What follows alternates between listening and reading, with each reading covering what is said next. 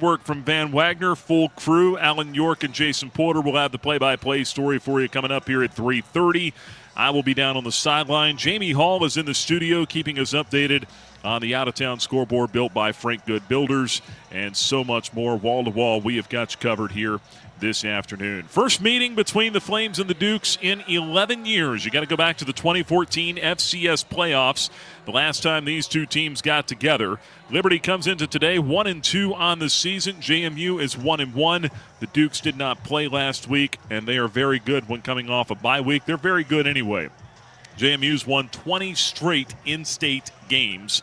Flames will try to snap that streak today and buck a little bit of recent history. Liberty 6-12 in the all-time series against JMU and 0-4 in this building. So the Flames are trying to beat the Dukes at Williams Stadium for the first time ever, trying to beat them in Lynchburg for the first time since 1989. But the last time these two teams got together, it's a warm fuzzy, if you will, for Flames fans. They all remember it. 2014 FCS playoffs.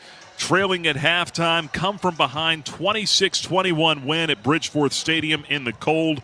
Liberty punching its ticket to the second round of the playoffs, and the Flames will try to make it 2 in a row coming up here today. But mention this is the Battle of the Blue Ridge. It is a official series now, rivalry. 10 meetings coming up here between these two teams over the next 15 years. All the way out through 2040. 10 scheduled matchups, including the one here today. They built a trophy for this thing. And if you're going to have an in-state feud, you've got to have a trophy with it, right? They talked this morning on game day about the Washington State game. You got the Oregon State game. They play for the Platypus Trophy. I think our trophy's a little cooler. They built that one here, and they've got it on campus. Thing weighs over 30 pounds. It's on display right now down at Flames Fan Fest at the indoor practice facility. If you're here, you can go check it out before we get going. But you got a trophy. That'll be presented to the winner. The winner hangs on to it, much like the Commonwealth Cup with Virginia Tech. You're going to have a rivalry. You got to have a trophy. We've checked that box. So, yeah, a whole lot of excitement around this game. The energy is palpable here in the building. When you look at the matchup, though, as I said, the Flames are 1-2, coming off a 23-13 loss at Bowling Green last week. It's a team, rivalry aside, in-state, whatever, this is a team that's looking to play better. And they have not done that. They have not put together a complete game and shown the best version of themselves. 4 turnovers last week, 2 more touchdowns called back against the Falcons for holding penalties. Only 6 penalties for 48 yards. Bowling Green had 13 for 106. But that's the thing with Liberty is the penalties are just coming at really bad times. Not just last week, but Jacksonville State as well. Something they've got to get cleaned up. Quarterback Ethan Vasco last week, 13 of 24, 194 yards passing with a touchdown, but 2 picks. 59% completion percentage on the season. 3 touchdowns, 3 interceptions in his last 2 games. Couple bright notes. We saw Evan Dickens, Flames running back, go for 96 more yards on the ground with a touchdown, although he had another touchdown that was called back. Could have been well over 100 yards if not for that. Wide receiver Dante Lee caught a touchdown for the 3rd straight week as well. Speaking of which, let's head into the Flames locker room. Let's catch up now with quarterback Ethan Vasco, talking about that connection that he has developed with Dante Lee and what's made him so effective. Yeah, I mean, he's explosive. I mean, he can move. He makes big plays. He catches the ball really well, and he works really hard. You can see the passion he has on the field, and I mean, it's awesome just seeing him. I mean, on the sideline and stuff, just going up to him, telling him that we're going to get the ball to him, and he makes plays every time I go to him. And despite the recent struggles here for the Flames, Vasco says he and the rest of the offense is keeping the belief going into this one. Yeah, just staying positive. I think, I mean, the offense knows that we can do it. The defense believes in us. We believe in the defense. And, I mean, we know that we're right there. I mean, we see it. I mean, we had two big touchdowns called back last week. And then, I mean, we're driving the ball. We're getting yards. We have guys who can make plays, and they're making the plays. We just have to play sound football and get rid of those penalties and those mistakes. JMU, on the other hand, 1-1 coming off the bye, as we said. They're under second-year head coach Bob Chesney. coming in from Holy Cross last year when they went 9-4, won the Boca Raton Bowl over Western Kentucky. 28-14 loss at Louisville back on Friday, September 9th. Dukes with a couple of turnovers in that game as well. They had a 14-6 lead in the third quarter. Really controlled the line of scrimmage through most of that game. Possessed the ball for 37 minutes, but turnovers and explosive plays from the Cardinals is really what did them in. Let's hear now from head coach Jamie Chadwell, scouting this JMU team that the Flames are going to see here this afternoon. They're a tough team, most talented team that we've played probably, in my time here. With the exception of the Fiesta Bowl, they've just in all phases. I think they got good skill. They're big up front. They're physical group. The quarterback, they play both. Their quarterbacks are both. They're different in what they do, but they're both talented guys. But I think defensively, between their front seven and in their secondary, they're aggressive and they cause a lot of havoc. Yeah, you look at that defense, ranked 7th in the country overall, giving up just about 206 yards per game, 10th in the country against the pass, and only giving up 88, 89 yards per game on the ground as well. He mentioned the two-quarterback system. We'll see them both today. We expect to. Alonzo Barnett coming off the knee injury from last year, ACL surgery less than a year ago. Matthew Sluka, the UNLV transfer, he's been primarily used in the run game, but he is capable of throwing it as well. Rushing offense for JMU that's put up 220 yards per game. That's ranked 25th in the country. So the Flames certainly have their work cut out for them. It's a hot one here today as well. Should be around 85 degrees at kickoff this afternoon at Williams Stadium. But no threat of rain. A few white puffy clouds floating up overhead here. Breeze blowing in from the south end zone at about 6 miles an hour. Should be, outside of being hot, should be pretty good conditions for the game here today. Plenty more coming up on the Bojangles Tailgate Show as we walk you up to kickoff at 3:30 this afternoon with Liberty and JMU. A little later on, we will hear from some more of the Flames, including a sit-down one-on-one interview with running back Evan Dickens. Dave Riggert, the play-by-play radio voice of the JMU Dukes, will join us a little bit later on to break down the opposition. And we've got pick'ems and a look at the out-of-town scores coming up later on as well. Stick around. When we come back, we'll continue on here with our pregame coverage. We'll hop in the Wayback Machine and bring you our Flames flashback. We're going to visit with former Flames All-American cornerback Mark Mathis. Talk about another matchup with JMU 39 years ago to the day. We'll revisit that after you hear this from Van Wagner on the Liberty Flames Sports Network. The Journey is sponsored in part by A.G. Jefferson Opticians of Lynchburg, locally owned and operated since 1940. A.G. Jefferson specializes in prescription eyeglasses, contacts, sunglasses, and children's eyewear. They also provide adjustments and repairs, accept most insurances, and welcome senior citizens and college students. Located at the intersection of Wards Road and Sheffield Drive in Lynchburg, A.G. Jefferson Opticians can be reached at 434-846-3937 or at agjeffersoneyeglasses.com. Bojangles is an underwriting partner of this Liberty Flames Sports Network broadcast on The Journey. Bojangles is a regional restaurant chain founded in 1977 with locations throughout the Lynchburg area, including Wards Road and Timberlake Road. Bojangles serves chicken, fixins, and biscuits made at each location. Thanks to Bojangles for their support of the Liberty Flames Sports Network from Van Wagner. Bojangles, it's bow time. Our coverage of Liberty Flames football will continue after this 1-minute timeout on the Liberty Flames Sports Network from Van Wagner. At Carilion Clinic, the success of their employees is based on a culture that welcomes them and nurtures their growth. As the largest nonprofit employer west of Richmond, Carillion's team members are always learning and forever curious. Carilion is more than a healthcare system. It's a team of unique individuals doing what matters most, caring for the community. Visit CarillionClinic.org/careers and search their opportunities. Come join 13,000 employees who are Carilion proud. Liberty Athletics would like to thank Carter Bank for their support of the Liberty Flames Sports Network from Van Wagner. Carter Bank offers customized banking strategies and services for individuals and families. Carter Bank branches are located throughout Virginia and North Carolina, including 6 in the Lynchburg area. Carter Bank can be reached at carterbank.com. Thank you, Carter Bank, for your underwriting support of the Liberty Flames Sports Network from Van Wagner.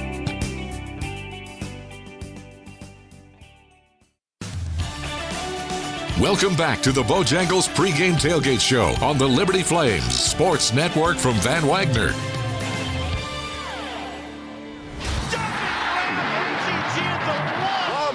corner. He's at the 10, 5, touchdown. It's time for this week's Flames Flashback. September 20th, 1986, Liberty versus JMU.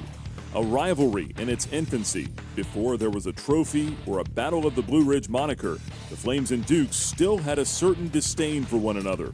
Flames All-American cornerback Mark Mathis was in his senior year, looking to end his career with back-to-back wins over JMU. JMU was always a rivalry of ours. It was a little bit of a special rivalry with me because I played against Gary Clark and Charles Haley. I knew those two really, really well. And then there was a childhood friend that was on that team, a guy named Rodney Stockett. He was on offense.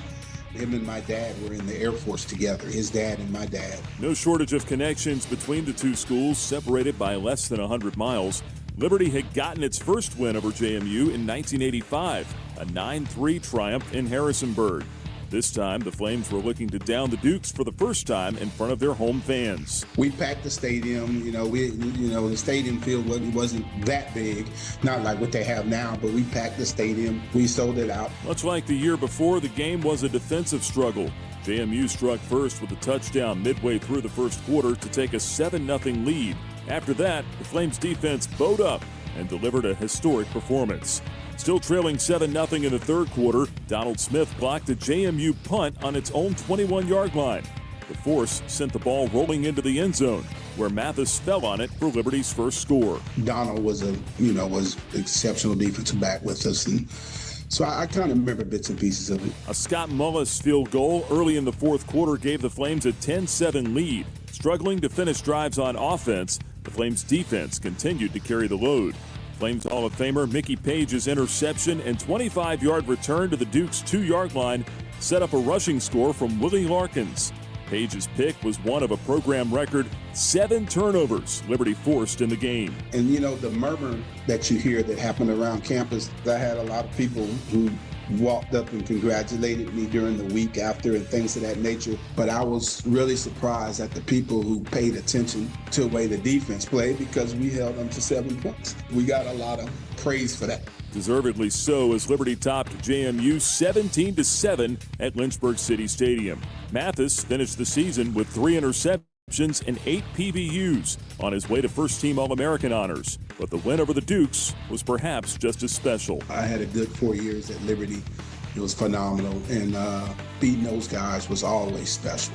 Like I said, always. That was this week's Flames Flashback. Stay tuned. We've got more of the Flames Football Tailgate Show next from Van Wagner on the Liberty Flames Sports Network. This broadcast of Liberty Flames Athletics is brought to you through underwriting support from Coca-Cola. Coca-Cola is proud to present today's post-game report on the radio.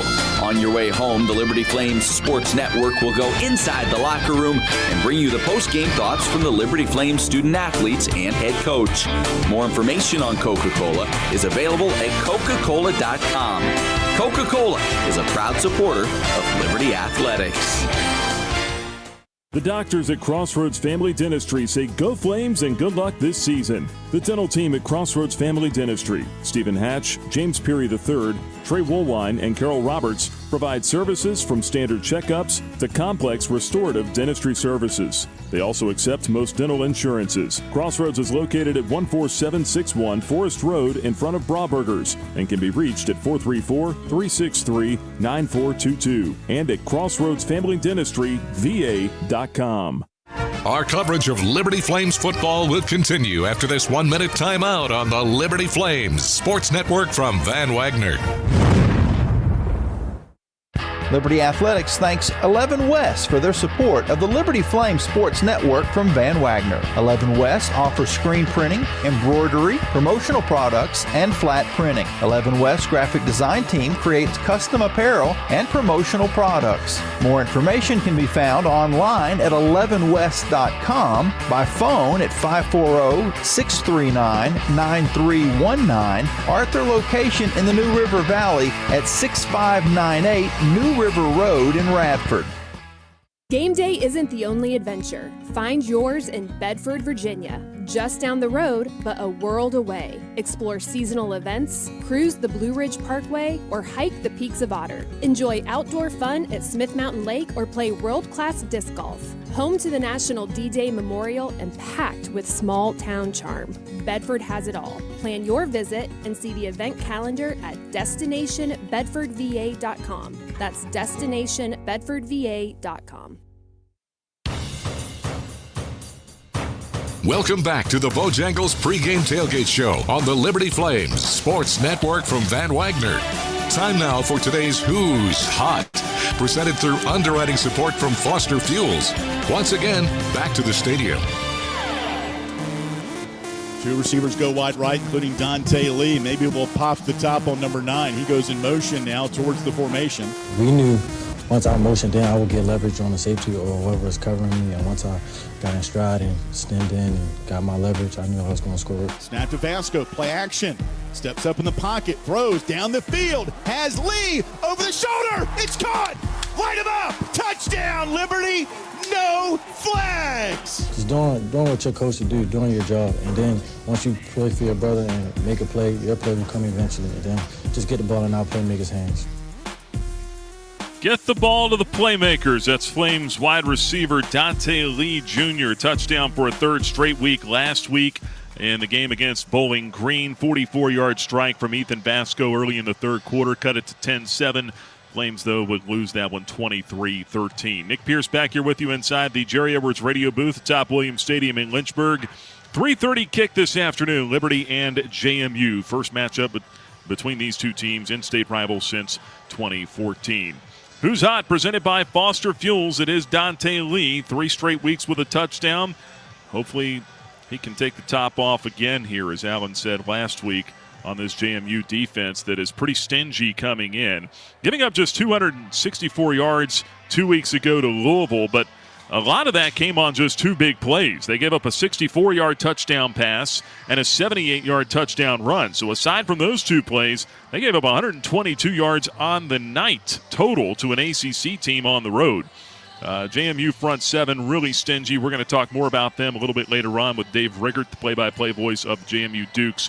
He'll join us coming up in our next segment to look at the opposition. But the Flames offense, while they're putting up a lot of yards, they're putting up about 424 yards a game, had over 500 yards at Jacksonville State a couple weeks ago in the loss. They're only averaging 21.7 points per game. That's tied for 99th in the country. You say, well, how does that add up? Well, again, you go back to talking about penalties, taking touchdowns off the board. 6 turnovers over the last 2 games. Not counting the 4th down stops that Coach Chadwell has said he basically equates those to turnovers. And sometimes it's not even about the turnover, it's about what you did before that, right? So the Flames had a touchdown callback last week on a penalty. 2 or 3 plays later, Ethan Vasco throws an interception. Well, all things equal, that interception probably shouldn't have happened in the first place. So it's just about cleaning things up. The Flames' offensive line has certainly got to get going at the point of attack, especially here today. They're going to be challenged in a big-time way. I would expect to see the same 5 up there this week that you saw last week. We'll get into the injury report here a little bit later on, but it's a team that's got to play a little bit cleaner, a little bit better than it has here over the last couple weeks. I mean, 21 points taken off the board by penalties. That's certainly not going to cut it. Defensively, though, it's a Flames unit that gave this team a chance last week. They've been setting the tone, played much better, held the Falcons to just 304 total yards. Liberty ended up outgaining them in the game, 346 to 304. When you talk about defense, you have to talk about this Flames secondary. And Damon Harmon, one-time 4-star recruit, played 2 years at Oklahoma, had not played in 2 seasons before this year. He's an incredible story, but he's been on both sides of it, as Harmon talked this week with the media, and he's got experience dealing with the adversity that the Flames are going through right now. My freshman year, we went 11-2, and then my sophomore year, we went 6-6 or 6-7. So, like, I've been on both sides of the stick, like the winning side and then losing side. But, like, the difference here is we haven't quit. Like, we're not going to quit. And I know that for a fact. Like, I got Ethan sitting beside me now. Like, I played him in high school. You know what I'm saying? I know what he's about. Like, he's a dog. He's not going to let the offense quit. I'm not going to let the defense quit. We're going to keep on going. We're going to fight till the end, till every game, say 0-0-0. And hopefully, like I said, we just get back in the winning column. And once we get there, we stay there.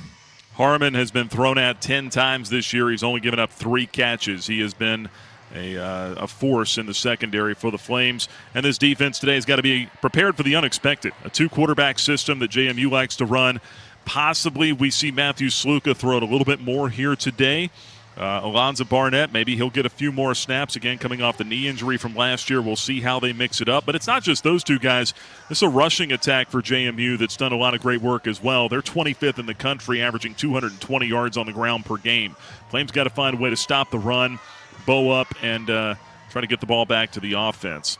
And hopefully get a few sacks today as well. Every sack Liberty has is a Food Lion sack to give back. For each sack, Food Lion Feeds will donate 1,000 meals to a local Lynchburg area food bank. Last week, Liberty with 1 sack. That's 4 sacks on the year, so 4,000 total meals donated. Cheer on the Sack to Give Back program with Food Lion Feeds all season long. Liberty and JMU, 3:30 kickoff this afternoon in Lynchburg. When we come back, we'll break down the opposition a little bit more with Dave Riggert, the play-by-play radio voice of the JMU Dukes. He will join us for our opponent preview after you hear this from Van Wagner on the Liberty Flame Sports Network. Turn up the heat. Foster Fuels is a proud partner of Liberty Athletics. Since 1921, Foster Fuels provides propane and gas services throughout Central Virginia and surrounding areas. From propane to fireplaces and tank installs to tankless water heaters. They also offer an app for requesting service, ordering fuel, and to pay your bill. Foster Fuels can be reached at fosterfuels.com. Frank Good Builders is a proud supporter of the Liberty Flames. Frank Good Builders and its partners design, build, and renovate custom homes in Lynchburg and the surrounding areas. From designing a plan to picking out fixtures, Frank Good Builders works with each client to create and renovate custom dream homes. Frank Good Builder, tradition, innovation, trust. Frank Good Builders can be reached at 434-238-3710 or visit frankgoodbuilders.com. Liberty Athletics thanks Frank Good Builders for their support of the Liberty Flame Sports Network from Van Wagner. Our coverage of Liberty Flames football will continue after this 1-minute timeout on the Liberty Flames Sports Network from Van Wagner. What's important isn't that Freedom First has been in business since 1956. What's important is how we've been doing business since 1956. Since day one, we have been accountable to our members, not stockholders. We make loans that cost less, offer savings plans that pay more, and give back to our community, and that hasn't changed. What has changed is our ability to serve you with more locations and more technology to simplify your financial life. Freedom First. It's a place where anyone in our region can bank for good. A huge thank you to Gentry Lock Attorneys for their support of Liberty Flames Athletics. Gentry Lock Attorneys practice a range of disciplines to help companies, institutions, organizations, and individuals with legal and business challenges. This includes trust and estates, medical malpractice, and business litigation. Gentry Lock Attorneys are located downtown Lynchburg at 801 Main Street and serve the Commonwealth with additional offices in Roanoke, Richmond, and Norfolk. Gentry Lock can be reached at gentrylock.com.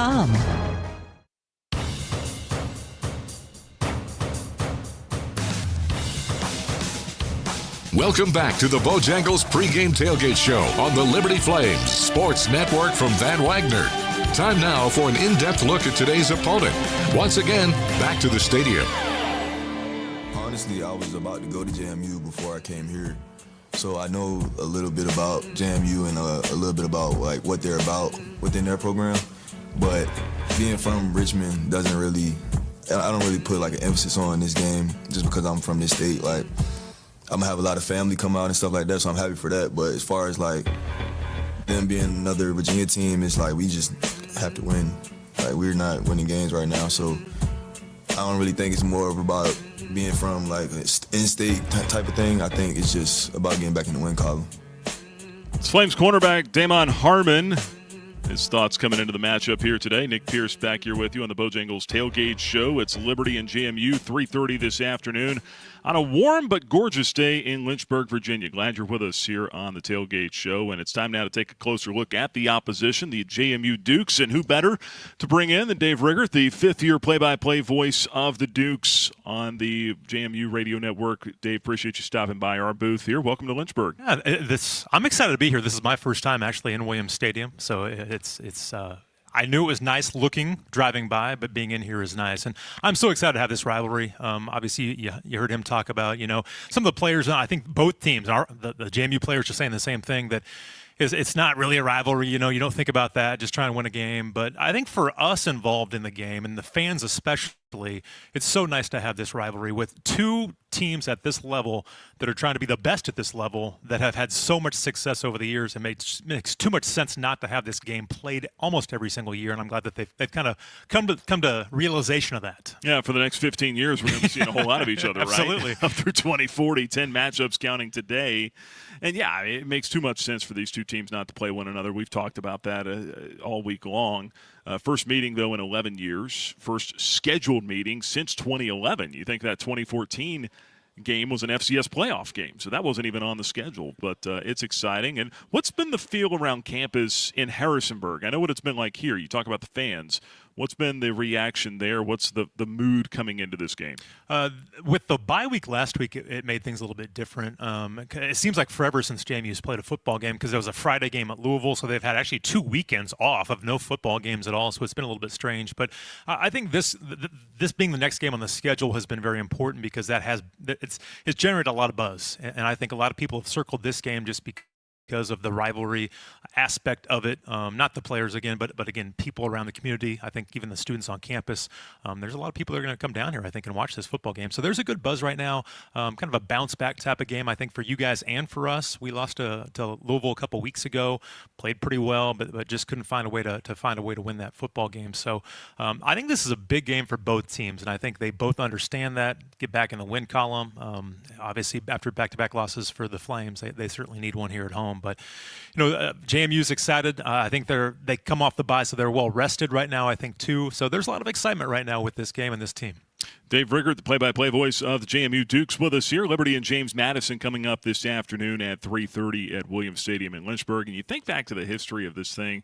This will be the 19th all-time meeting between the two teams. So many great players have been a part of this thing. And you and I haven't been around for the eternity of history, but we've studied it enough. I mean, you think about Charles Haley, you think about Gary Clark, those guys, longtime NFL players, Haley in the Hall of Fame back in the 80s, Liberty turning out NFL players in that stretch Absolutely. of time as well, Eric Green, Kelvin Edwards. More recent years, you think about players like Vad Lee, you think about Mike Brown, you think about all the guys that have played in this thing throughout the years. Who is the next crop? Who do you think we'll see here today that's going to start to establish themselves as one of the next great players in this rivalry? Oh, I think there's quite a few guys. The one thing with this JMU team is it's probably the deepest team that I've seen in my 5 years here. They rotate a lot of guys. I don't know that there's probably one standout guy that might be at the next level. I think they've got a couple of defensive linemen. Emmanuel Bush is the one that might stand out the most. He's a nose guard, and nose guards don't get a lot of recognition. They don't get a lot of stats. But you ask every player on that defense, and this defense has been really good so far this year. He's the reason why they are so good, because teams have a hard time blocking him. He'll take up 2-3 guys at times. So Emmanuel Bush, I think he's going to have a shot at the next level to be a guy. He's almost 350 pounds, but is very athletic. So I think he's the one guy on that defensive side. I think Jacob Thomas, safety for the Dukes, has had a tremendous start to his senior season. He was a walk-on. He was a high school quarterback player of the year in high school, but walked on to JMU, earned a scholarship, doing special teams early. But those are the two guys probably that at the next level, I think, are guys that can really jump up and have an opportunity. But this defense has been really, really good so far. Against Louisville 2 weeks ago, they gave up, in the 51 plays, besides the 2 big touchdowns in the second half, they gave up 112 yards. So that's pretty impressive. So we'll see what they can do today against this team. 7th in the country in total defense is JMU, giving up 206 a game. 10th in the country against the pass. Top 25 against the run. Do a lot of things well. On the offensive side, though, 2-quarterback system. Matthew Sluka, Alonzo Barnett. Makes sense that Barnett would not be used as much of a runner with him less than 12 months removed from an ACL surgery, right? But Sluka, a capable thrower. Do you think he'll put it in the air a little bit more here today? And the only reason I ask, Dean Kennedy this week after practice talking about eliminating some of those tendencies. He's capable. Do you think we can expect some more of that today? That's the one thing that they've said throughout this entire 2-quarterback system, and if they're going to continue it, again, the fans are clamoring for what's going to happen and what's – the Louisville game, I think, is something that was kind of an anomaly, because they knew that they weren't – with the defensive line that Louisville had, they weren't going to be able to just hand the ball off, run the ball. They couldn't protect very well. So it turned into a kind of a Matthew Sluka game with the +1 quarterback run. So that skewed everything in this whole 2-quarterback system where they're rotating guys. So I think we're going to see more of what we saw against Weber State in week 1, where Alonzo Barnett's probably the guy for the most part, and then there's going to be packages for Matthew Sluka. But you're right. They have talked about that on my pregame show here coming up. Coach Chesney talks about we have to be able to have Alonzo run, and we have to have Matthew Sluka pass. So I think they're both capable of doing that. Alonzo almost had 500 rushing yards, led the team in rushing touchdowns last year. Matthew Sluka, he only has 16 career interceptions. He's thrown for over 6,000 career yards and has about a 60% completion percentage over his entire career. So he's very capable. So I think we will see more balance when they get on the field because they were pretty predictable against Louisville, there's no doubt.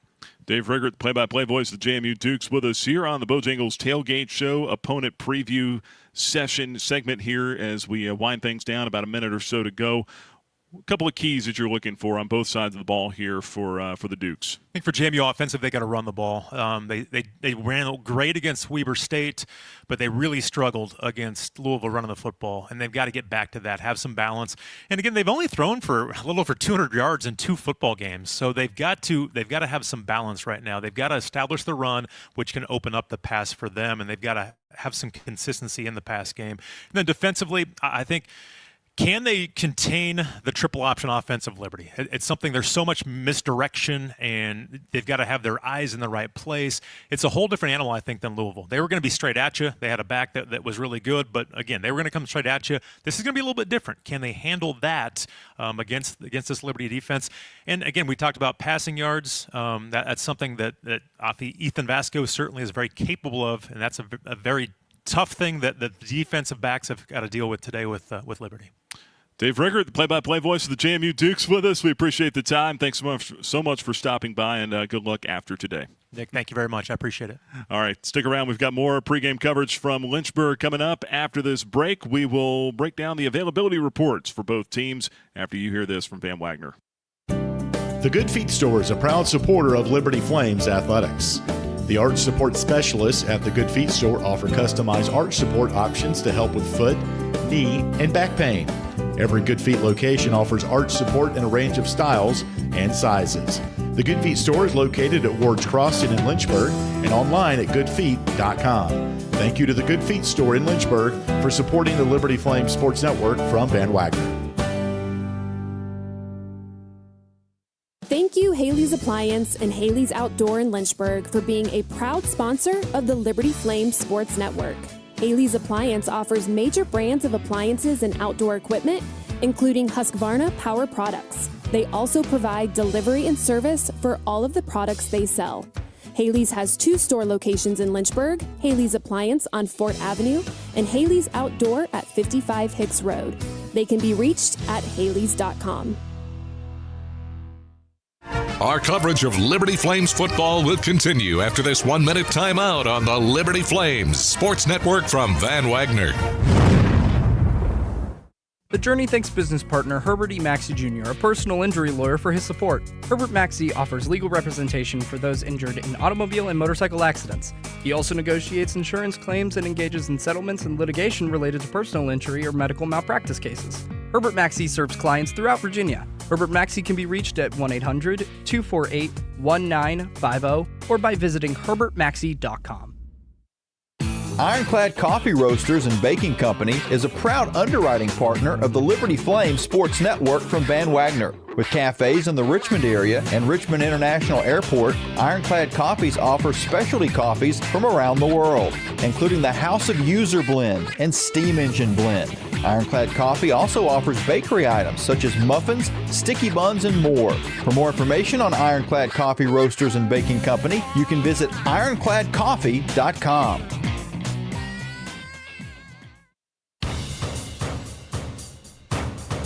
Welcome back to the Bojangles pregame tailgate show on the Liberty Flames Sports Network from Van Wagner.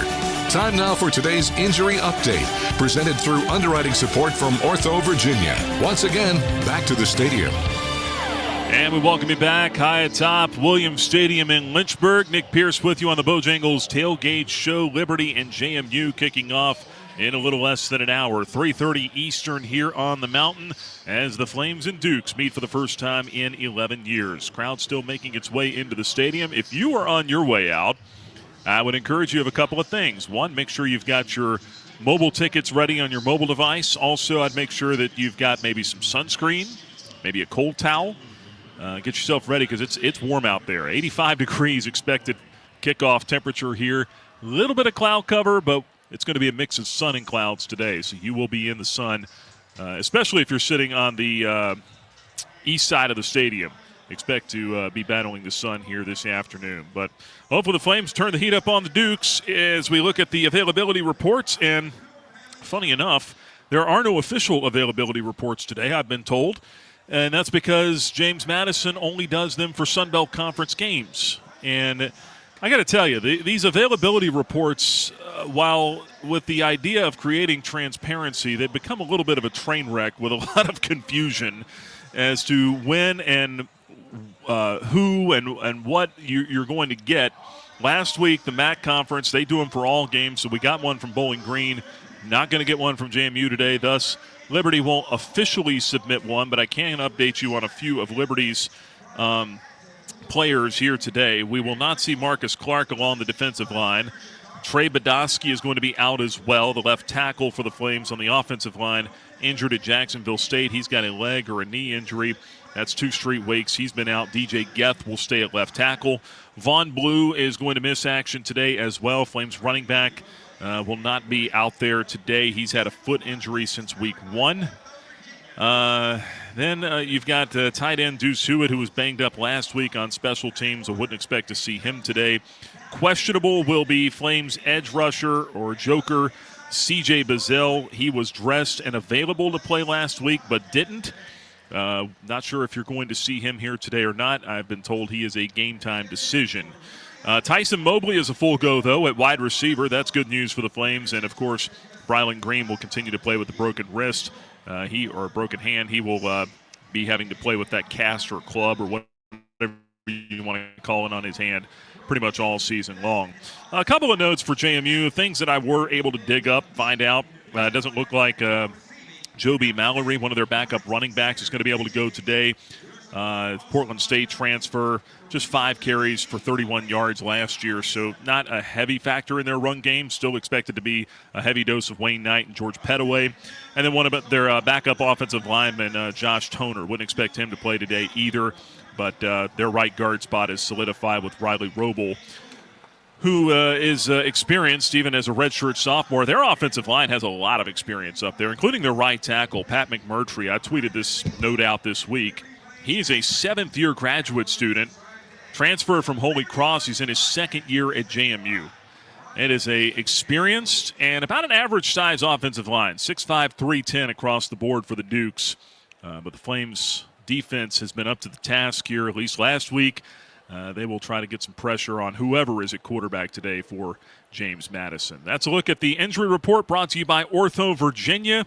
Flames and the Dukes will get together here in less than an hour, 3:30 Eastern kickoff inside Williams Stadium. Still to come on our Bojangles Tailgate Show, we'll catch up with Liberty running back Evan Dickens. He's the Flames' top rusher, been in the end zone 3 straight weeks. The Georgia Tech transfer will give us some time a little later on here before the top of the hour. But when we come back, we'll send it to the studio. Jamie Hall will be standing by with a check of the out-of-town scoreboard built by Frank Good Builders. And then we've got Pick'ems on the way after that. You're locked into pregame coverage of Flames football from Van Wagner on the Liberty Flames Sports Network. This broadcast of Liberty Flames Athletics is brought to you through underwriting support from Larry's Tire and Auto Repair. Larry's Tire and Auto Repair offers complete auto service, including tires, preventive maintenance, and more. Larry's Tire carries all major brands and is open from 8 a.m. to 5 p.m. Monday through Friday at any of their 4 locations, with 2 in Lynchburg, 1 in Forest, and 1 at Able Tire in Concord. More information on Larry's Tire is available at larrystireservice.com. Hey, you look like you could use a nap. No, not a nap, an app. The Liberty Flames mobile app. It's your lifeline to Flames athletics. Get the latest news and your favorite teams, upcoming schedules. You can buy and download tickets to the next games and listen to podcasts and hear our online Liberty Flames Sports Network audio broadcast. It's all on your new app, the Liberty Flames mobile app. And of course, it's free from the App Store or Google Play. Get it. At this time, the app will no longer make you a sandwich. Our coverage of Liberty Flames football will continue after this 1-minute timeout on the Liberty Flames Sports Network from Van Wagner. The countdown to kickoff is on. Whether you're a lifelong Flames fan or just jumping on the bandwagon, be early, be loud, and wear red. The Liberty Bookstore is an official destination for licensed Flames gear like Nike, Vineyard Vines, Peter Millar, and Cutter & Buck. The Liberty Bookstore also offers tailgating supplies and games including cornhole, tailgate tents, and handcrafted steel fire pits. The Liberty Bookstore is located across from Williams Stadium and online at libertyflames.com. Lynchburg Nissan has been a proud supporter of Liberty University and an underwriting partner with The Journey. Lynchburg Nissan is thankful for the community's support for over 27 years and is committed to supporting community organizations like the Salvation Army. They offer new and pre-owned cars, trucks, and SUVs. Information for Lynchburg Nissan is available at lynchburgnissan.com. Thank you again for supporting your local Nissan dealer, Lynchburg Nissan.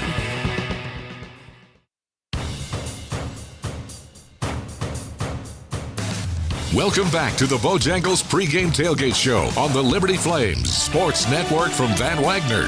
Time now for today's college football notebook and the Frank Good Builders out-of-town scoreboard. And welcome into the studio as we're getting set for Liberty and JMU. Let's take a look at a couple of games of significance. The top 20 matchup between Texas Tech and Utah is currently underway. Late in the third, and Texas Tech is on top 10-3. One other top 25 score, number 15 Tennessee is all over UAB, 42-7. Some in-state games one in-state game of significance. Virginia Tech trying to bounce back from their 0-3 start. They lead Wofford 38-6. A game that is significant as far as Flames fans are concerned. Last week's opponent, Bowling Green, they're playing at Louisville today. And in the fourth quarter, Louisville is on top 30-3. That Virginia Tech-Wofford game is in the fourth quarter.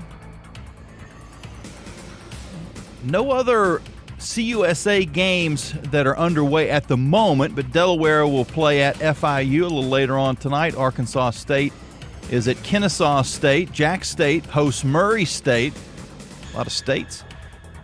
Marshall at Middle Tennessee. And UT Martin will go to Missouri State. Western Kentucky hosts Nevada. Louisiana Tech, which is one of the pick'em games, they'll play Southern Miss at home. Sam Houston goes to number 8 Texas, and UL Monroe will go to UTEP. Those all Conference USA games, and the aforementioned pick'ems are now ready to roll. We'll throw it back to Nick Pierce in the stadium. Yeah, and in the state of Virginia, there's a lot of states, 50 of them to be exact. Alongside Alan York and Jason Porter, I'm Nick Pierce. This is the Bojangles Tailgate Show. It is time for pick'ems. Can only go up from here, boys. Wow. I'll tell you what. And it's good to have you guys here because we're going to be I don't know about this, Nick. Going to be hearing a lot from you here in about 15 minutes. Why are you so unsure? I didn't study for this segment. That's all right. There's always a test, brother. There's always a test. That's all right. I didn't either. All right. Look at the standings. Pat Kelly, our friend of the show, podcaster, took over the lead last week. He's 13-8. Jason What did I Porter, tell you in the car going to the what stadium? Did you tell me? I said, I'm making a move this week, boys. We were heading down the you did. highway in Toledo, Ohio. Yeah. I made a move. You jumped up to 4th. All right, I'm hijacking this. 11-10. Sorry. I'm 12-9. JP's 12-9. So there's a lot of friction here. We're 3 wide, so to speak, almost. Rubbins race at Talladega. Let's go ahead and take a look at a few games here to keep an eye on this afternoon. 3:30 Eastern kick. Tulane 3-0 at number 11 Ole Miss 3-0. Rebels with 11.5-point favorite, despite the fact that Ole Miss quarterback Austin Simmons is unlikely to play in this game. He's got an ankle injury. Trinidad Chambliss likely to start for a second straight game. It's funny, guys. You remember the last time these two teams met back in 2023? You may remember Tulane didn't have its starting quarterback in that game, Michael Pratt. He had a knee injury. And Ole Miss ended up winning the game 37-20. That was Tulane's only loss of the regular season. They ended up losing the conference championship game, then obviously the bowl game. Liberty ended up getting in to the New Year's Six game ahead of Tulane, in part because of that conference championship loss. So we'll see if Tulane can return the favor here today, but still Ole Miss an 11.5-point favorite, JP. Yeah, I watched a little bit of film on this, believe it or not, fellas. Wow. I know. You're the only guy that did prep. Jake Ratzliff, Tulane's quarterback, is leading the team in rushing yards and passing yards. This guy is a beast. And if Ole Miss can't stop him, I think Tulane could get it. I'm gonna go for the upset dog here and pick Tulane. I'm not. I'm going hotty-toddy all the way at the Grove. Yeah. Ole Miss gets it done. Yeah, look, I mean, it's a big deal not to have your starting quarterback, but Alan, you remember in 2021 we were down at Ole Miss and the kind of athletes they have. There's a reason that line didn't move a whole lot. I'm going to go with Ole Miss. I think they get to 4-0 today at home. 3:30 Eastern kick on ESPN. Old friend alert, number 22 Auburn, 3-0, taking on number 11 Oklahoma, also 3-0. 3:30 Eastern kick out at Oklahoma. And head coach Hugh Freeze trying to get that Auburn Tiger team to 4-0, but they got a big test today, 6.5-point underdogs to the Sooners, JP. Yeah, again, quarterback play here. John Mateer is so good for the Sooners. They looked so solid against Michigan, as did their defense. I'm going Boomer Sooner. And as much as maybe because he coached here, we kind of follow them from afar, Auburn probably needs a big win here early in the season. And it's a big game. SEC had their live show there this morning. But I'm going Boomer Sooner at home to hold field advantage there. Well, here's one good point Nick Saban made this morning on game day, if you guys had a chance to see this or not. Hugh Freeze has his running quarterback now in Jackson Arnold, the Oklahoma who used to transfer. coach at Oklahoma. They played at Oklahoma. Yeah, he played at Oklahoma. He's going home here today. He's going to get booed out of the building. But Jackson Arnold has great command of the offense with the RPOs, 70% passer through the first 3 games, 4 touchdowns, no picks, hadn't turned it over, averaging almost 6 yards a carry, 4 rushing touchdowns. Oklahoma defense 9th in the country in scoring, giving up just 19 a game. I'm going to take the upset. I'm going to take Auburn. I think they get it done on the road, and Hugh Freeze gets them to 4-0. That could be a huge springboard for them. It really could. I mean, if you get quarter turn into the season, where are teams going? You find out week 3, week 4, and we're going to find a lot about both the games we're watching here today, these teams, and obviously these pick'em games. Couple conference games to keep an eye on. 6 Eastern start tonight down at South Beach. Delaware 2-1, FIU 2-1. Again, 6 Eastern kickoff in Miami. FIU 4.5-point favorite after its win over FAU last week. Delaware also had a wild one last week. They get by UConn in overtime, 44-41. JP, who do you like here? Yeah, I feel like this could be almost a draw, so I'm just going to go with the with FIU at home just because of the home field advantage in this one, but it'll be an interesting game to keep an eye on for us today. I picked the Blue Hens going on the road. Long trip for them down to Miami, and I think a lot of folks are watching Delaware, Missouri State to kind of see what they do in their first season in Conference USA, and I'm springing the Blue Hens for a big one on the road here. I'm going to take FIU by a field goal, and then they're going to play Pit Bowl to celebrate. Hey. Southern Miss 2-1 at Louisiana Tech 2-1. 7:30 Eastern kick tonight on ESPN+. Bulldogs a 3-point favorite. They're trying to go to 3-0 at home, and this is a game that used to be played quite a bit. First time meeting as non-conference opponents since 2011. La Tech, though, really did a number on New Mexico State last week, JP. Who do you like in this one? Yeah, and they're off to a pretty good start, averaging about 330 yards a game. They held LSU to 23 points. I'm going La Tech over Southern Miss in this one. Yeah, you throw the game at LSU away for La Tech. They're 2-1. They're at home, but I was impressed with Southern Miss last week in their win over Appalachian State in Hattiesburg. They go on the road now to take on the Bulldogs. Southern Miss to the top. That's kind of their rally cry. I'm going to go La Tech. I'll go to the conference side of things. Blake Baker making his first start last week at quarterback. Really had that dual threat ability on display. I think he's going to give Southern Miss some problems tonight. I'll go La Tech at home and a little bit of a closer game than what they had last week. That's our Pick'em segment. The experts have spoken. Don't hold it against us later tonight.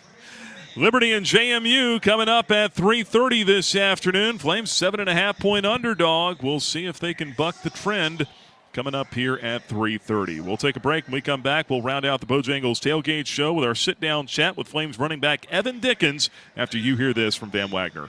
Hey, you look like you could use a nap.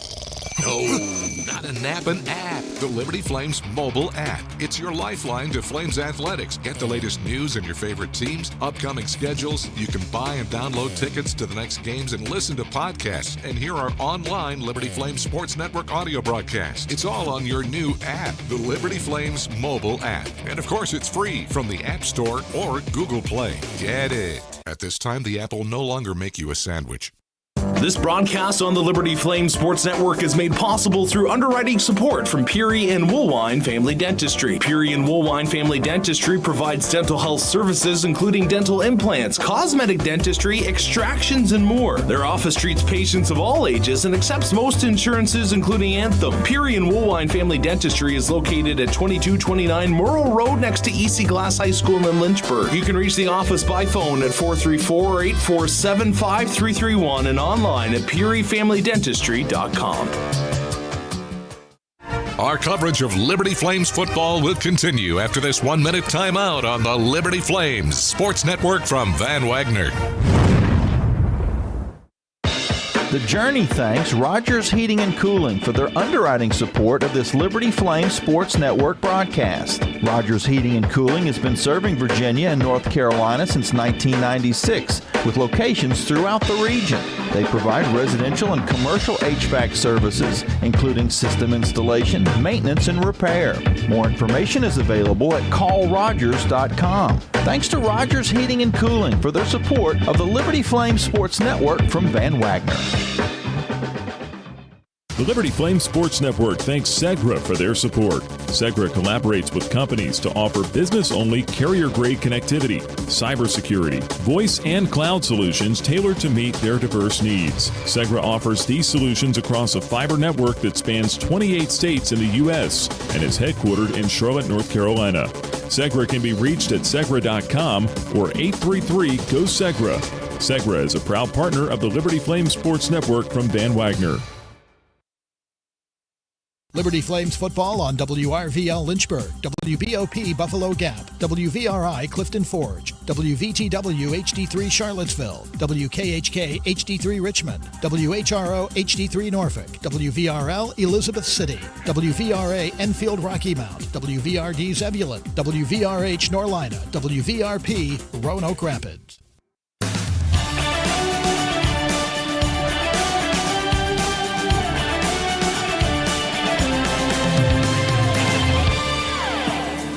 Basco hands off to Dickens, up the middle, inside the 10 to the 5. He's in the end zone. Light him up. Touchdown, Liberty.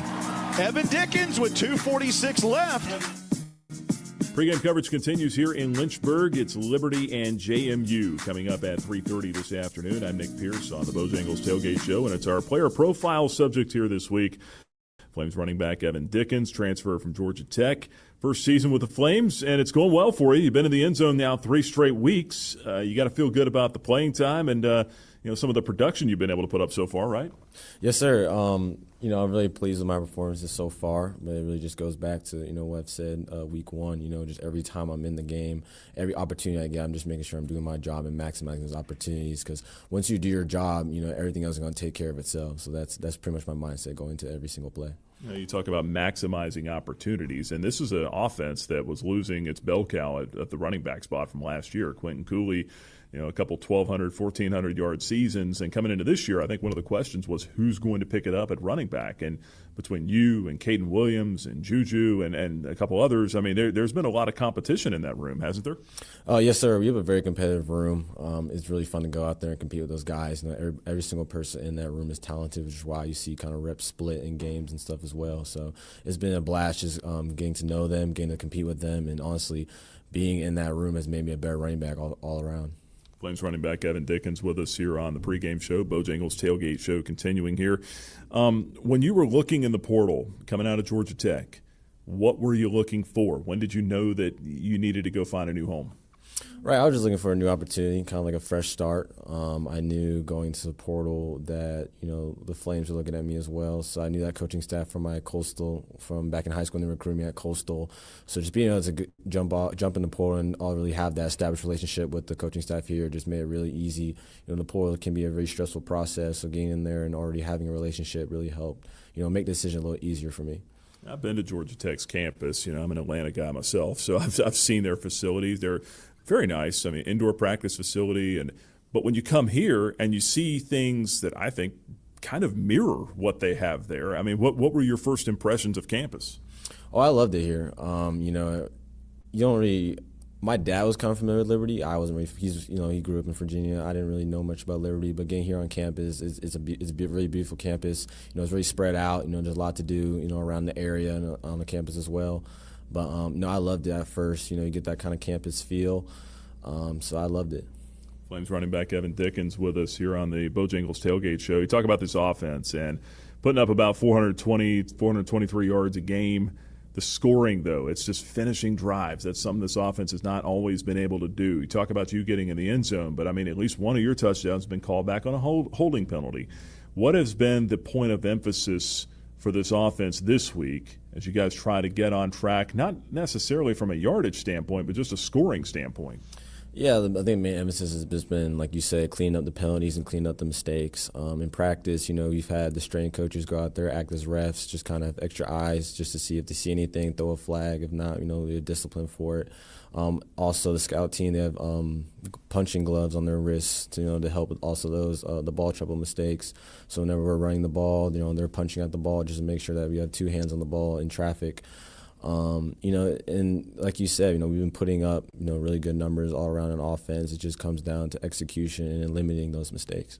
How much has red zone work been emphasized here this week, with being able to finish drive? Because, look, offense changes when you get inside the red zone, right? I mean, the passing windows get a little bit tighter.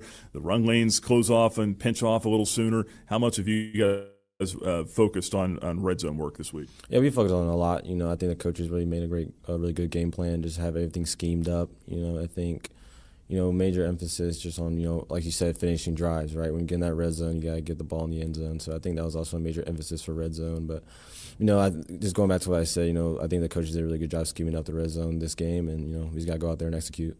Flames running back Evan Dickens with us. Last couple of thoughts. You look at the matchup here with JMU. I think you've been around campus long enough to know what this means to the fan bases. And in-state, you're from the Atlanta area, clean old-fashioned, hey, Georgia Tech. There's always something extra with those in-state battles. Now, you haven't been around Virginia as much, but I think you've probably got a pretty good awareness of what's going into this one, right? Yeah, I know it's not easy to – it's not hard to figure out how big of a game this is. The school's right down the road, two fan bases that have been going at it for a while now. They call it the Battle of the Blue Ridge. But, I think Coach Chadwell did a good job of kind of not having us get too involved in that and too kind of like get our head too mixed up in that. We just our emphasis this week has just been win your battle. Don't make the moment bigger than it is. As long as you, like I said, as long as you do your job and execute, the outcome's going to take care of itself. And lastly, this defense you're facing, a physical one. Where do they stack up as far as defenses you faced so far, and what's it going to take to go out there and put some points on the board? Yes, sir. This is going to be one of the more talented defenses I've go against in my career. They bring a lot of pressure. They like to kind of mess up your points in the pressure game, and what we're going to have to do is just make sure we're all squared away on pass protection. Like I said, they bring a lot of pressure, so I think if we pick all those up, we're going to give our quarterback, a really good chance to get the ball out of his hand and get the ball to our playmakers, and let them do what they do best. Evan, appreciate the time. Good luck out there today. Yes, sir. Thank you. Flames running back Evan Dickens with us. Stick around. We've got more pregame coverage from Lynchburg when we come back. It's Liberty and JMU at 3:30 on the Liberty Flames Sports Network from Van Wagner.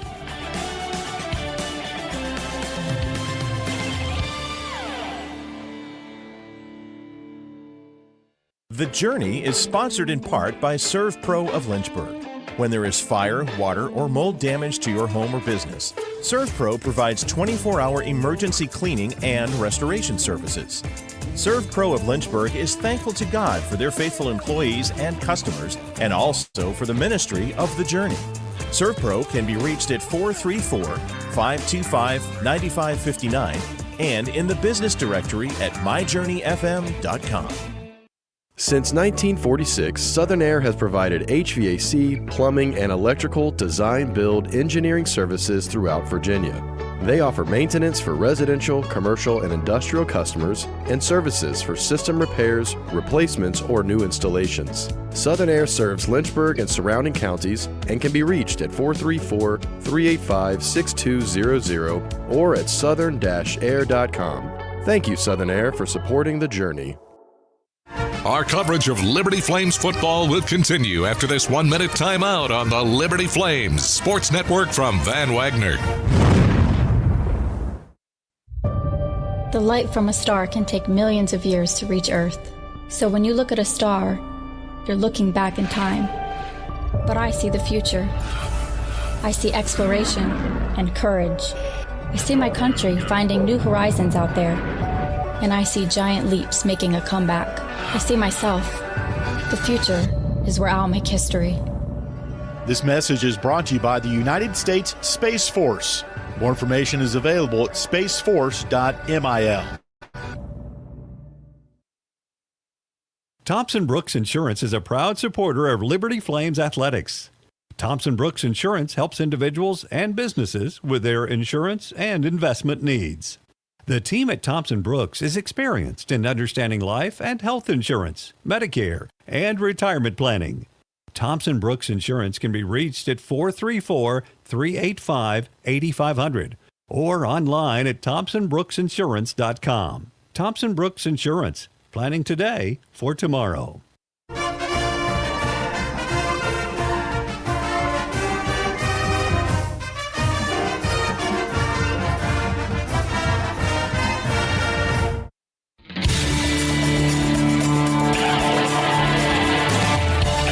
Radio coverage of Liberty Flames football continues on the Liberty Flames Sports Network from Van Wagner. Your behind-the-scenes access to Liberty Flames football comes your way on the Haley's Appliance Countdown to Kickoff show. Coming up, we'll get the inside scoop on today's game from color analyst Jason Porter, and head coach Jamie Chadwell will give us his pregame thoughts before the Flames take the field. The Countdown to Kickoff show is presented through underwriting support from Haley's Appliance, a full-service appliance dealer that specializes in appliance sales and service. The Countdown to Kickoff show is also sponsored by Freedom First Credit Union. Start banking for good with Freedom First today. Gentry Lock Attorneys. The Good Feet Store. Accident injury lawyer Herbert Maxey. Ironclad Coffee Roasters, the finest hand-picked specialty coffees from around the world, craft roasted in Richmond, Virginia. Larry's Tire and Auto Repair. Larry's Tire provides preventative maintenance, repair, and service at multiple locations and at larrystireservice.com. The Liberty Bookstore, the official online store of Liberty Athletics. And by Lynchburg Nissan. Snap to Belkamp, goes near side, diving attempt, picked off by the Flames. Amarian Williams, his second pick of the day, will seal it for the Flames. The Liberty Flames are 30 minutes out from kickoff, and it's time to continue our pregame radio coverage. Alongside Jason Porter, here's the voice of the Flames, Alan York. Today from Williams Stadium on the campus of Liberty University in Lynchburg, Virginia, this is Liberty Flames football. Coming up, a key non-conference in-state battle as we renew the Battle of the Blue Ridge, Liberty and James Madison. With Jason Porter, I'm Alan York. JP, good to see you here today. What a beautiful day here on the mountain. Two teams that haven't seen each other in 11 years. They're going to be just like roommates until 2040 when this 10-game series is concluded. But it's great to have JMU back for a number of reasons. Two great football teams, two fan bases that love jawing back and forth with each other. We should be in for a good one here this afternoon. So excited to have the Dukes back in the house, AY. I think for those of us that have a little bit of history here with Liberty, it's great to renew this rivalry and to get after it here on the gridiron. But so such an awesome opportunity here to be able to do this today, and then as you said, have this rivalry continue through 2040. How about that? Man. Yeah, 10 matchups over the next 16 seasons. Liberty will go to Harrisonburg next year on September 5th, and then it'll be kind of a hiatus until 2031. Then they'll ramp things back up. Before we kind of dive in here, Jason, I want to take this time to send our thoughts and prayers out to the Bonheim family. Liberty mourning the loss of Bob Bonheim, Liberty's first ever head wrestling coach and assistant football coach. Passed away peacefully on Thursday at the age of 95. Bob was the head wrestling coach for 12 seasons, 1974 through 1986. Assistant football coach for 4 seasons, 1973 to 1976. And Bob, just like his wife, a member of the Liberty Hall of Fame inaugural class for Bob back in 2009. So our well wishes to the Bonheim family, and we'll dedicate our broadcast to them. And I know they're looking down with us here for the ball game here today. All right, JMU 1-1 didn't play last week. They suffered a loss at Louisville a couple of Fridays ago, 28-14, and they beat FCS Weber State 45-10 in their first game. Liberty 1-2, and I heard another football coach today talk about their team and how they've not, and it's a Power 4 team, how they have not fulfilled the expectations maybe the predictors had set for them. And he said it like we've two-putted or something. We've bogeyed on 2 of our 3 holes, and they parred on 1. I've never heard a football season described like that. You could say that for Liberty with 3 touchdowns called back the last 2 weeks. Liberty has bogeyed, maybe double bogeyed on 2 of their 3 games so far. Yeah, and I think that's one of the things that as they're looking back, we don't even know that, don't feel like it's been a talent issue. It's been an execution issue. There's been some mental errors. Some of those kind of things have really come at very inopportune times. Not that there's ever opportune times for those kind of setbacks, but it's really changed the course and the trajectory of the last 2 ball games for the Flames. And I don't think there's any sugarcoating with anything, AY. I think the players and the coaching staff have been very open and very vocal about, hey, these are where the mistakes have been. And Jamie Chadwell said it yesterday at the Flames lunch, and it's only a matter of about 3 to 5 plays that can determine the outcome of a ball game. Certainly has been the case for this team this year. The 2 losses by a combined 20 points, 3 touchdowns called back, 3 missed field goals. So Liberty certainly could be 3-0. And JMU says the same thing. They were beaten by Louisville 28-14, and that was a game where they had a fumble in the end zone. Louisville recovered for a touchdown. So that score a little bit closer than maybe what the final score indicated. At the end of the day, I made it a comment a minute ago off air. Okay, X's and O's, you got to execute. It has nothing to do with Liberty and how they match up with JMU. If Liberty can execute primarily on offense, they'll be okay in this game here today. No question. I think it's the elimination of the mental mistakes kind of that we alluded to a moment ago, and certainly winning the turnover battle. Those are a couple of my keys today for sure going into this, but also a rivalry's a rivalry. It's why we play the game. That's right. Getting set for the 19th matchup between Liberty and James Madison. We'll take a break of our Haley's Countdown to Kickoff. We'll get JP's keys to the game. They'll be brought to you by Lynchburg Nissan. That's coming up next on the Liberty Flames Sports Network from Van Wagner. The Journey is sponsored in part by A.G. Jefferson Opticians of Lynchburg, locally owned and operated since 1940. A.G. Jefferson specializes in prescription eyeglasses, contacts, sunglasses, and children's eyewear. They also provide adjustments and repairs, accept most insurances, and welcome senior citizens and college students. Located at the intersection of Wards Road and Sheffield Drive in Lynchburg, A.G. Jefferson Opticians can be reached at 434-846-3937 or at agjeffersoneyeglasses.com. Bojangles is an underwriting partner of this Liberty Flame Sports Network broadcast on The Journey. Bojangles is a regional restaurant chain founded in 1977 with locations throughout the Lynchburg area, including Wards Road and Timberlake Road. Bojangles serves chicken, fixins, and biscuits made at each location. Thanks to Bojangles for their support of the Liberty Flame Sports Network from Van Wagner. Bojangles, it's bow time. Our coverage of Liberty Flames football will continue after this 1-minute timeout on the Liberty Flames Sports Network from Van Wagner. At Carilion Clinic, the success of their employees is based on a culture that welcomes them and nurtures their growth. As the largest nonprofit employer west of Richmond, Carillion's team members are always learning and forever curious. Carilion is more than a healthcare system. It's a team of unique individuals doing what matters most, caring for the community. Visit CarillionClinic.org/careers and search their opportunities. Come join 13,000 employees who are Carilion proud.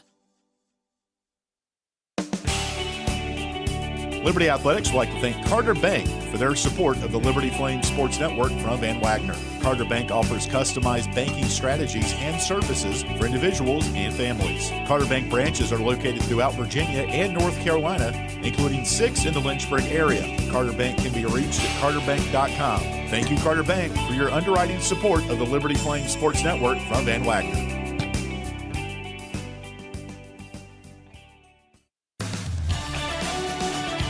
Welcome back to the Haley's Appliance Countdown to Kickoff Show on the Liberty Flames Sports Network from Van Wagner. Back inside the Jerry Edwards Radio Suite here high atop Williams Stadium. I'm Alan York as we count down to kickoff. Brought to you by Haley's. Liberty hosting JMU. Liberty 2-1 on the, or check that 1-2. Pardon me. A couple of setbacks on the road at Jacksonville State and at Bowling Green.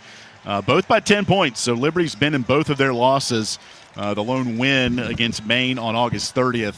JMU's 1-1. They didn't play last week after a loss at Louisville back on September 5th, and their opener against Weber State on August the 30th. 19th meeting between Liberty and JMU. The Dukes have the overall lead 12-6. Liberty won the last matchup, though, back in 2014. We all remember the FCS first-round win for Liberty, 26-21. Liberty went on a decisive 17-play, 85-yard drive in the fourth quarter, covered 11 minutes and 1 second. And Nikki Fuala-Ao plunged in for the go-ahead touchdown. You're shaking your head, Jason. You were there. What a ball game. What a memory for all of us. First ever FCS playoff win for Liberty. I remember every minute of it. What an environment, and just awesome. The tailgating, the Flames Nation showed up in that stadium that night, and, man, it was just a great time of celebration. Now, speaking for JMU, they're 4-2 in games played in Lynchburg. They've won 4 in a row traveling to play Liberty here in the Hill City. Last time these teams matched up in Lynchburg was in this stadium, 2011. Cameron Stark, a 40-yard field goal at the horn to win it for James Madison. So both teams kind of some history on their side the last couple of times they matched up, regardless if it was home or away for both of these teams. All right, let's look at just some things to keep your eye on, Jason. JMU, Alonzo Barnett III, redshirt junior quarterback, Whitsett, North Carolina. Now, do you tell me, you got a medical background and broadcasting background as well. Alonzo Barnett in the regular season finale against Marshall last November tore an ACL. And he was medically cleared in camp to go full speed. He's their starter. He does flip time with Matthew Sluka, transfer from UNLV. But to come back November to now, athletes are just, they're wonderful creations from God. But to come back from November in an ACL, how difficult, or hey, if you put the work in, you can get it done. Yeah, I mean, credit to him and that athletic training staff and the doctors at JMU to be able to get him back. But that's what you're always monitoring. You're kind of monitoring that athlete's mental progress, but certainly their physical healing as well. But to be able to do it at this level, to be an athlete at this level, and to be able to compete again and make a difference for your team, you do have to tip the cap at him for his rehab. All Sun Belt honorable mention last year, 2,500 yards passing, 26 touchdowns. He's now joined by Matthew Sluka, transfer from UNLV. Sluka played for Bob Chesney at Holy Cross. That's where these two teams, Sluka and Chesney, both got to know each other really well. And here's the deal. Sluka's the runner. Barnett's more of the thrower, although Barnett can run it as well. 108 snaps for Barnett, 58 passes. For Sluka, 44 snaps, 24 for runs. So when he's in there, he's going to be running the football more than likely. And they love to run the football just like Liberty does. But, again, I don't think this is matchups on our edge rushers versus their offensive tackles. It's just about tackling. Liberty didn't tackle well at Jacksonville State. They did a little bit better against Bowling Green last week, but still lost the game, thanks in large part to touchdowns called back. So how does Liberty execute better in this game here today? Yeah, I think one of the things that we're going to keep an eye on, one of the keys that I'm watching is really just Liberty's ability to block well across the line, certainly. JMU's got 13 tackle for losses coming into this game, 3 sacks as well. So there's going to be pressure on Vasco this afternoon to perform. And, yeah, there's X's and O's with this, AY, but, again, when you've got a rivalry like this, just line them up and let them play and let's go. Because, I mean, we're looking at stats up one side and down the other, but I think a lot of this is just going to be some pure football execution today. And sometimes those emotions can get the better of you. JMU, 12 penalties in the loss at Louisville. Liberty, one of the fewest penalized teams in the country. So watch the emotions of this game and see which team can control their emotions. And it always comes down to running the football. Liberty's offensive line needs to improve, according to head coach Jamie Chadwell.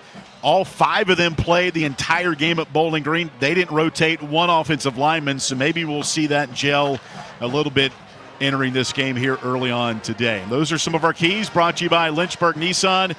We'll take a timeout. You'll hear the pregame thoughts of head coach Jamie Chadwell. It's Liberty JMU Battle of the Blue Ridge today on Liberty Mountain. You're listening to Liberty Football from Van Wagner. This broadcast of Liberty Flames Athletics is brought to you through underwriting support from Coca-Cola. Coca-Cola is proud to present today's post-game report on the radio. On your way home, the Liberty Flames Sports Network will go inside the locker room and bring you the post-game thoughts from the Liberty Flames student-athletes and head coach. More information on Coca-Cola is available at Coca-Cola.com. Coca-Cola is a proud supporter of Liberty Athletics. The doctors at Crossroads Family Dentistry say go Flames and good luck this season. The dental team at Crossroads Family Dentistry, Stephen Hatch, James Peary III, Trey Woolwine, and Carol Roberts provide services from standard checkups to complex restorative dentistry services. They also accept most dental insurances. Crossroads is located at 14761 Forest Road in front of Brawburgers and can be reached at 434-363-9422 and at crossroadsfamilydentistryva.com. Our coverage of Liberty Flames football will continue after this 1-minute timeout on the Liberty Flames Sports Network from Van Wagner. Liberty Athletics thanks 11 West for their support of the Liberty Flame Sports Network from Van Wagner. 11 West offers screen printing, embroidery, promotional products, and flat printing. 11 West graphic design team creates custom apparel and promotional products. More information can be found online at 11west.com, by phone at 540-639-9319, or at their location in the New River Valley at 6598 New River Road in Radford. Hi, this is Alan York, asking you to join the team as a member of the Flames Club. As a Flames Club member, you can make a difference by directly contributing to the success of Liberty Athletics. The Flames Club's mission is to raise the financial support needed to provide our coaches and student athletes with the resources to compete for championships. Membership levels vary and begin at just $75. Some gifts may even be tax deductible. When you join the Flames Club, you're truly investing in champions and championships. Join today at libertyflamesclub.org.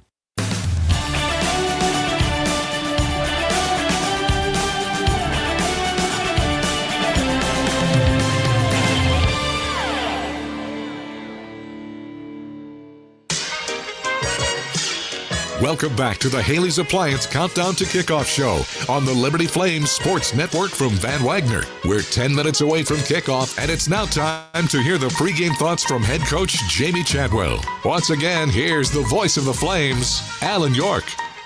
All right, Coach, here we are, battle for the Blue Ridge, Liberty, JMU. Quick take on the game last week at Bowling Green. There's always things to clean up. What are a few of those things for your team entering here today? I think we got to take care of the ball, and we just can't beat ourselves with penalties. You know, I mean, if you don't turn the ball over and you take those penalties away, we come out with a win last week easily. And so that's the key today. We just can't beat ourselves, and if we don't do that, then I like our chances today. Getting this team back in the meeting room after the Bowling Green game, again, 3 touchdowns called back the last couple of weeks. It's execution. It's not the talent is there, but knowing it's execution, not does the pill easier to swallow. Sometimes it's more frustrating when you know it's not the talent, but is it easy things you think to clean up? Yeah, I think they're very fixable to clean up because at the end of the day, it's just about doing your job and being accountable to doing it the right way, not being lazy, not moving your feet. When you get in trouble with penalties and some of those things, you're just not moving your feet, doing the things your coach do. They're all fixable as you watch those things. It's not an effort thing. It's not a scheme thing. It's just being more detailed in what you do. And our word for the week was conscientious. When you're conscientious, you do your job well and thorough. And that's what we've challenged. It's not about doing your job. It's about doing it well, being thorough at it. And so that's just been our challenge for our players is to do it better. And we're capable of that. And I expect us to do it here today. All right, before we talk about JMU, just the series and rekindling the battle for the Blue Ridge. There's a trophy being created. This matchup will go until 2040. Non-conference battle. I just think it's good for the fan bases in both football teams. Yeah, I think it's great. I mean, if you're a fan of college football, there's rivalry games all across this country. When we were FCS, we had some rivalry games, right? And now, as we move to Conference A, you're developing those, but you don't have a lot of traditional ones. This one's a traditional one where schools are 95 miles apart, have a history of playing, and so to be able to get that going back, I think it's great for one. It's great for your alumni. It's great for your teams because they can have a rivalry that they can play against. There's a trophy to celebrate. And that's what makes college football special. So we're excited about being a part of it, and we're excited about leaving our legacy. And as we're starting our rivalry back with JMU. All right, final thought here, joined by head coach Jamie Chadwell. Liberty hosting James Madison here today. All right, for their schemes, one key offense, one key defense, and we'll let you go kick it off. I think on our defense, we've got to do a great job offensively of making the quarterback beat us in the pocket, and then the one that runs the ball make him beat us throw it. All right, that's the key right there. We just got to swarm the ball, and if they're going to beat us, make them beat them doing things that they're not great at. On the other side of the ball, they're a physical group. We have to be able to match their physicality, and we got to be able to protect the quarterback. We're going to have to throw the ball some to win it, and we got to be able to protect the quarterback. We can't let them get free runs back there. All right, Coach. Appreciate the time. Have fun here today. Flames, okay? Flames. That's head coach Jamie Chadwell. Liberty hosting JMU here today. We've got the kickoff coming up inside Williams Stadium. It's Battle for the Blue Ridge. Liberty, James Madison. It's all next on the Liberty Flames Sports Network from Van Wagner. Turn up the heat. Foster Fuels is a proud partner of Liberty. Foster Fuels is a proud partner of Liberty Athletics. Since 1921, Foster Fuels has provided propane along with a range of products including fireplaces, grills, tankless water heaters, and more. Foster is headquartered in Brooknell and located at 5 showroom locations across Central Virginia and at fosterfuels.com. Frank Good Builders is a proud supporter of the Liberty Flames. Frank Good Builders and its partners design, build, and renovate custom homes in Lynchburg and the surrounding areas. From designing a plan to picking out fixtures, Frank Good Builders works with each client to create and renovate custom dream homes. Frank Good Builder, tradition, innovation, trust. Frank Good Builders can be reached at 434-238-3710 or visit frankgoodbuilders.com. Liberty Athletics thanks Frank Good Builders for their support of the Liberty Flame Sports Network from Van Wagner. Our coverage of Liberty Flames football will continue after this 1-minute timeout on the Liberty Flames Sports Network from Van Wagner. What's important isn't that Freedom First has been in business since 1956. What's important is how we've been doing business since 1956. Since day one, we have been accountable to our members, not stockholders. We make loans that cost less, offer savings plans that pay more, and give back to our community, and that hasn't changed. What has changed is our ability to serve you with more locations and more technology to simplify your financial life. Freedom First. It's a place where anyone in our region can bank for good. A huge thank you to Gentry Lock Attorneys for their support of Liberty Flames Athletics. Gentry Lock Attorneys practice a range of disciplines to help companies, institutions, organizations, and individuals with legal and business challenges.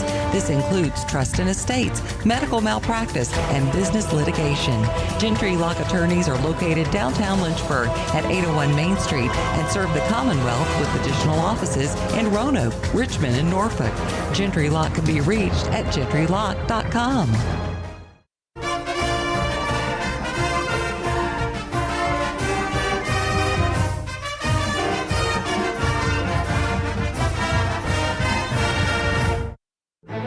This is Liberty Flames football. I'm not only a believer, but I'm a follower of Jesus Christ. When you get an opportunity to impact people at the most prestigious institution of higher learning from a Christian background as Liberty University, you don't pass that up. I believe God's ordained this opportunity for me, and I'm blessed to be the football coach here. It's our plan to have our athletic program comparable to USC, to Notre Dame, to Alabama, to anybody in time. Strike the stone.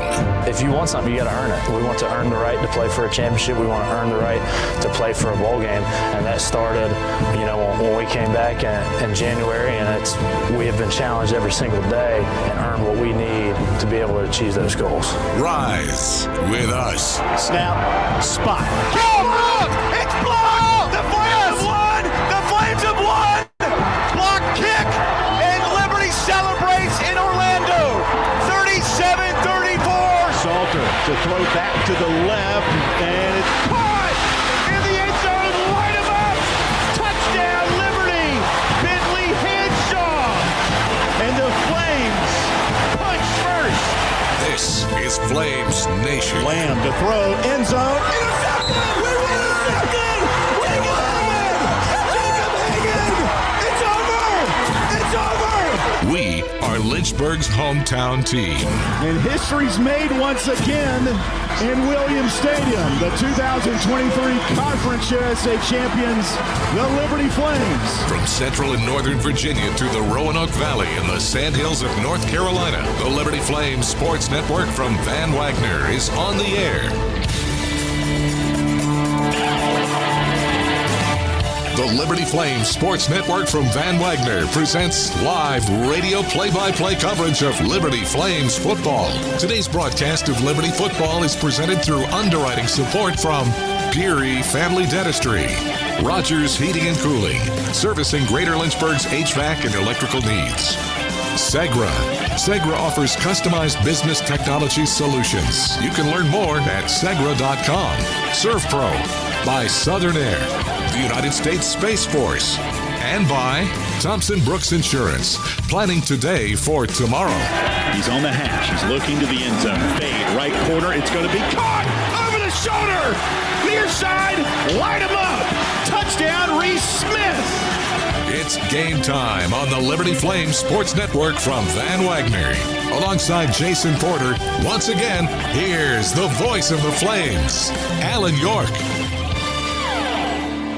From a sold-out Williams Stadium in Lynchburg, Virginia, on the campus of Liberty University, this is Liberty Flames football.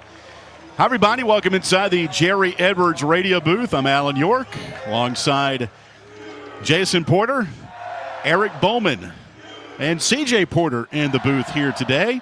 Jamie Hall inside our network studios, and Nick Pierce on the Carter Bank sideline. What a scene today, fellas. Jason, sold out Williams Stadium, JMU, Liberty. The Dukes band is here. Should be a fun one. The Liberty band is stretched out from end zone to end zone. Let's kick this one off, huh? Yeah, absolutely. This is the environment that you want for college football, without a doubt, with two rivals going at it, and nice contingency of purple here throughout the stadium. So let's play. We're going to head downstairs. Nick Pierce on the Flames sideline now. Nick, you're going to walk out with the captains. Give us your take on what you're seeing around you.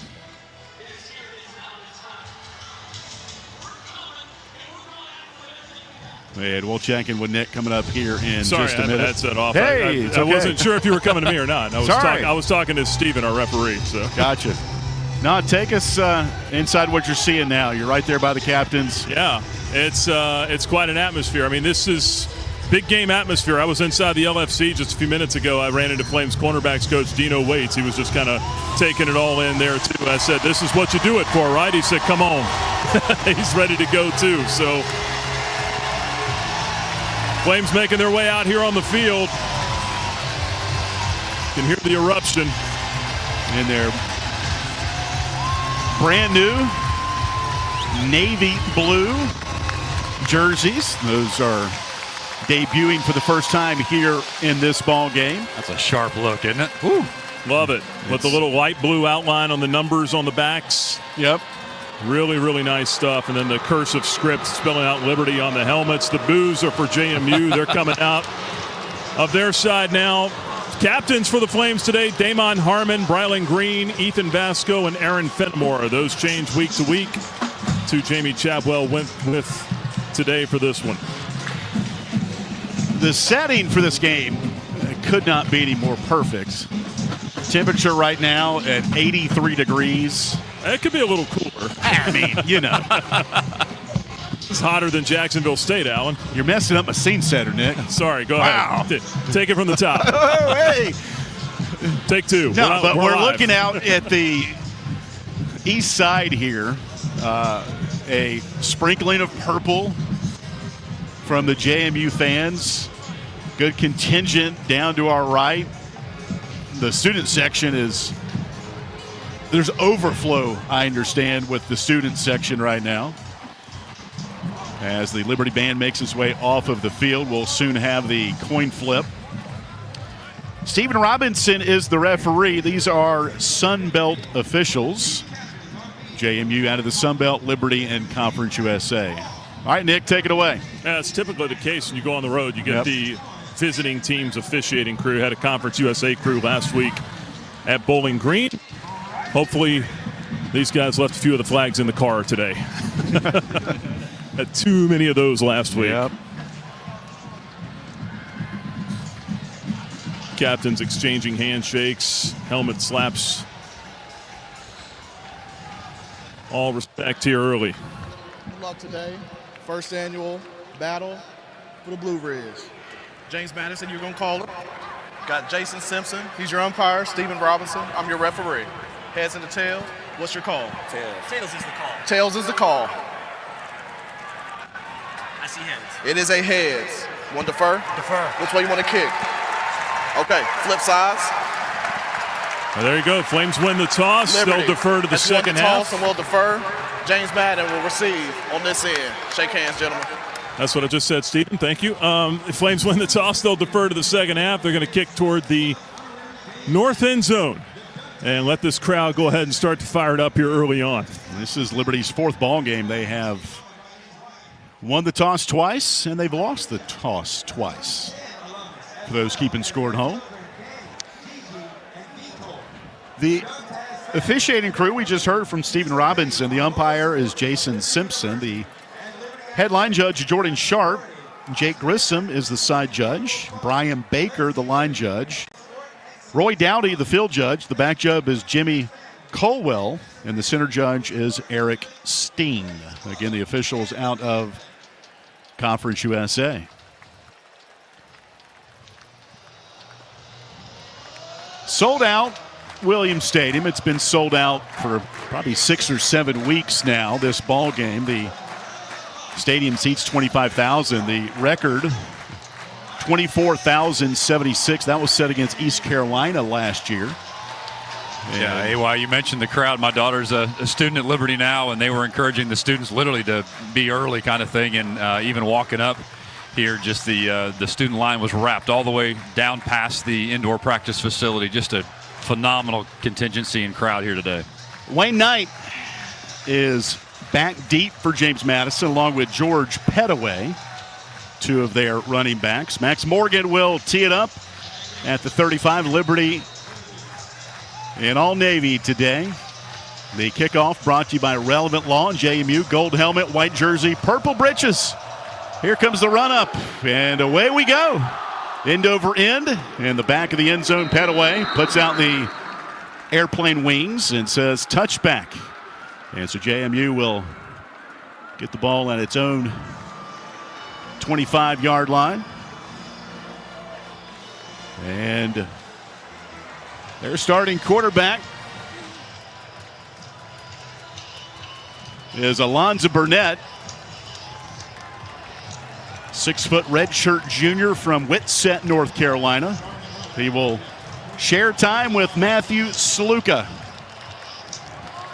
And JMU will come out 3 wide to the right. Ball's on the left hash mark at the 25. Wayne Knight, the tailback, to the left of Barnett. First down, handoff up the middle. This will be Wayne Knight. He'll surge ahead for about 4, maybe 5. Stop made. Brent Williams there on the defensive end. Also help from Mike Jarvis, defensive tackle. It's JMU offense averaging 30 points per game and 361 yards of offense. 7th in the Sun Belt. Second down, they'll call it 6. Snap to Barnett, throws out wide right, wide open. Nick DeGennaro, 60-year wide receiver transfer from Richmond. He'll pick up 10 on an easy pitch and catch on the far side of the field. Tackle made by Amarian Williams, Liberty cornerback who dressed out last week, did not play at Bowling Green. First down for JMU up to the 40. Yeah, so a lot of cushion on that. 2 plays and 15 yards gained for the Dukes. Zach Greenberg over the football. There's center. Snaps it back to Barnett. Stretch handoff left side. And a good tackle coming from the backside is Darrell Farrar, Liberty's leading tackler. Transfer from Appalachian State. On the near hash around the 44-yard line. That handoff to Wayne Knight again. Yeah, Darrell Farrar's really made a quick impact here on this Flames defensive unit. Petaway now the tailback to the left of Barnett. Second down and 6 to go. Already JMU 3 plays run. They're getting some good yardage. Averaging about 5 yards per play so far. A low snap dug out by Barnett. Throws it left sideline. Wide open receiver, and it's incomplete. Coverage on the play by Farrar as he came down from his linebacker spot in coverage. That ball intended on the near side for Petaway. And it'll bring up 3rd down and 6, and this is when you want the stadium to stand up and get loud. Absolutely, and Corey Jones was sort of second to the defensive position there and almost wound up being able to scoop that ball for an interception. 2 receivers wide right. That's the open field for Barnett. The tailback to his left is Wayne Knight. 3rd and 5 for the JMU 44. Snap to Barnett. Late blitz on the way. It's picked up. Throw over the middle. Pass caught. And a first down. Tackle in Liberty territory. Catch made by Landon Ellis. Their leading receiver with 75 receiving yards coming in on the year. Tackle made by Brenton Williams over the middle. Another first down for JMU. Good throw for Alonzo Barnett. That time to Landon Ellis. Yeah, Barnett got rid of that ball right in time because that pocket was collapsing. Good job by the defensive line for the Flames, just not quite soon enough. This JMU is a run-heavy team, only averaging about 141 passing yards per game. First down, handoff up the middle, Petaway. Gains 2, tackled over the middle. Flames said the ball popped out. And they're going to call it a fumble. Was down. Okay. Second down. So no fumble. It was a Corey Jones coming out of the pile, jumping up and down like a popcorn kernel, and it's going to be all for naught. But a good stop over the middle. That's the shortest gain for James Madison so far in this drive to open up the game. No score. 12:08 to play in the first quarter. Ball's marked at the Liberty 45 as the Dukes move right to left. And now a timeout called for by Liberty, it looks like. They may be reviewing this, Alan. Maybe. So the way it looked from a timeout standpoint, the Flames were jumping up and down on that, so we'll have to wait and see. And again, no play has taken place since then. Ruling of the runner being down is under further video review. So that was a handoff up the middle. And on the handoff to the stats say it was Ayo Adeyi, sixth-year senior from Mansfield, Texas. And it was Adeyi on that carry. They called him down on the field. Liberty came away with the football. Looked like there was a progress point here where progress may have stopped. And, again, the ball definitely came loose from what we're seeing on the screen, and it was facing the Flames sideline, and the coaching staff was going crazy about it. So it's good they're taking a look at it. And remember, last week an ACC official, Gary Patterson, quit after the Syracuse-UConn game after a play that was not reviewed. A subsequent play happened, and you can't go back and review two plays before, but they did. And he quit after that. Here's the call. After video review, the ruling on the field is upheld. Second down. All right. Liberty will not be charged with the timeout. And again, now the verbiage is upheld, not confirmed or stands. They got rid of that verbiage this year, so we'll never know what they were really thinking there. So Stephen Robinson, the referee out of the Sun Belt, with that call. Second down and 8 for JMU. They've got it at the Liberty 45. No score, 11:59 to play. Clock is stopped in the first quarter. Dukes had a touchback on the kickoff. Drive started at their own 25. Barnett in the shotgun. Two receivers left, one right. Gets the snap. Stretch handoff, near side, and room to run. On the near side, tackled out of bounds inside the 30 is Wayne Knight, redshirt junior from Smyrna, Delaware. Pushed out of bounds by Brylan Green. He got a great block by his tight end on the near side that set him free. And here come the Dukes at the Liberty 28-yard line, taking to the opening kickoff deep into Liberty territory. First down and 10, balls on the left hash. Tight into the right, two receivers left, one right for Barnett. Number 14 in the white jersey. Snap to him, play action in the pocket. Throws middle, crossing pattern caught on the near side numbers. Tackle made by Brylan Green. Catch made by Logan Kyle, redshirt senior from Cypress, Texas. Tight end makes his fourth catch of the year. This JMU offense here is just kind of being able to do about whatever they want right now. Nice patience from Barnett to find his targets and pick them out. Landon Ellis and Jalen Sanchez go wide right. Sanchez on the slot on the hash.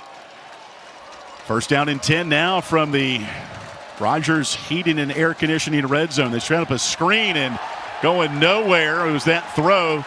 Britton Williams was all in the face that time of Alonzo Barnett.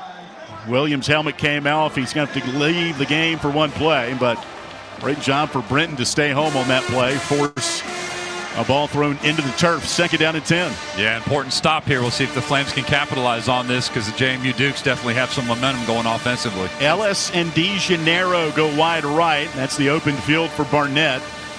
The tailback to his right is Wayne Knight. They've got a tight end left and a wing left. One of the wings, Logan Kyle, now shifts to the fullback position to the left of Barnett. Second down and 10 from the Liberty 17. Snap to Barnett. Keeper in the backfield, hit down back at the 22-yard line. The first guy there, CJ Bazell. He's back.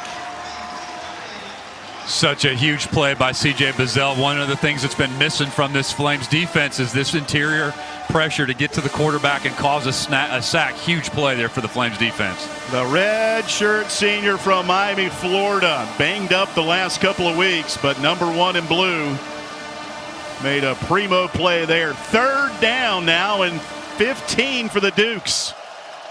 Back at the Liberty 22. 5 receivers in the set for Barnett. Flames have 5 on the defensive line. They're all coming. Barnett throws, ball tipped in, incomplete, or was it a fumble?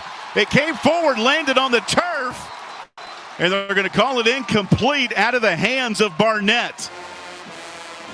So the defense stands tall there. But, Alan, it's the little thing here. Even if that was an incomplete pass, you watch how the Flames defenders all ran to that ball and fell on top of it. Yep, just in case. Yep. So now field goal opportunity of 39 yards for JMU.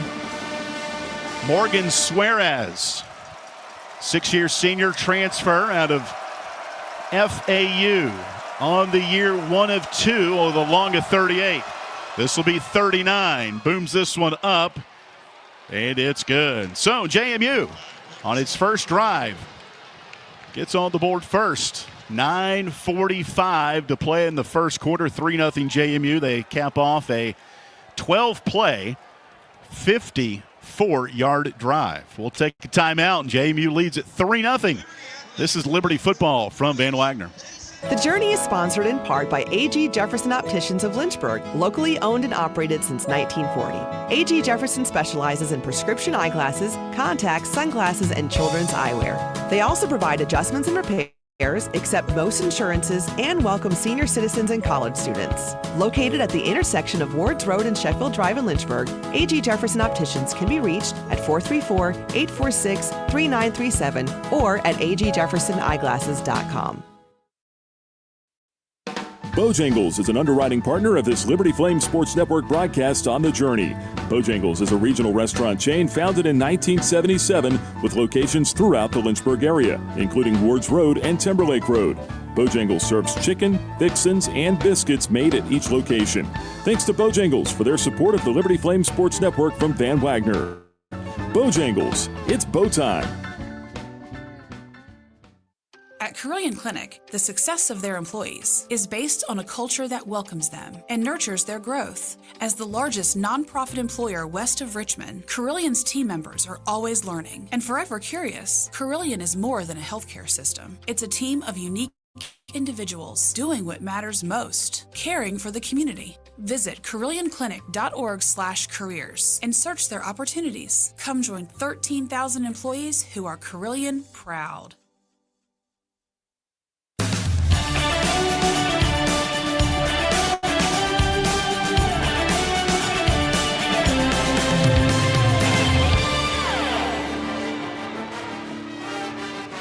Nothing. James Madison with 9:42 left to play in the first quarter. Our broadcast of Liberty Football is presented in part by our good friends at Herbert Maxey, offering legal representation for those injured in automobile and motorcycle accidents. More information is available at herbertmaxey.com.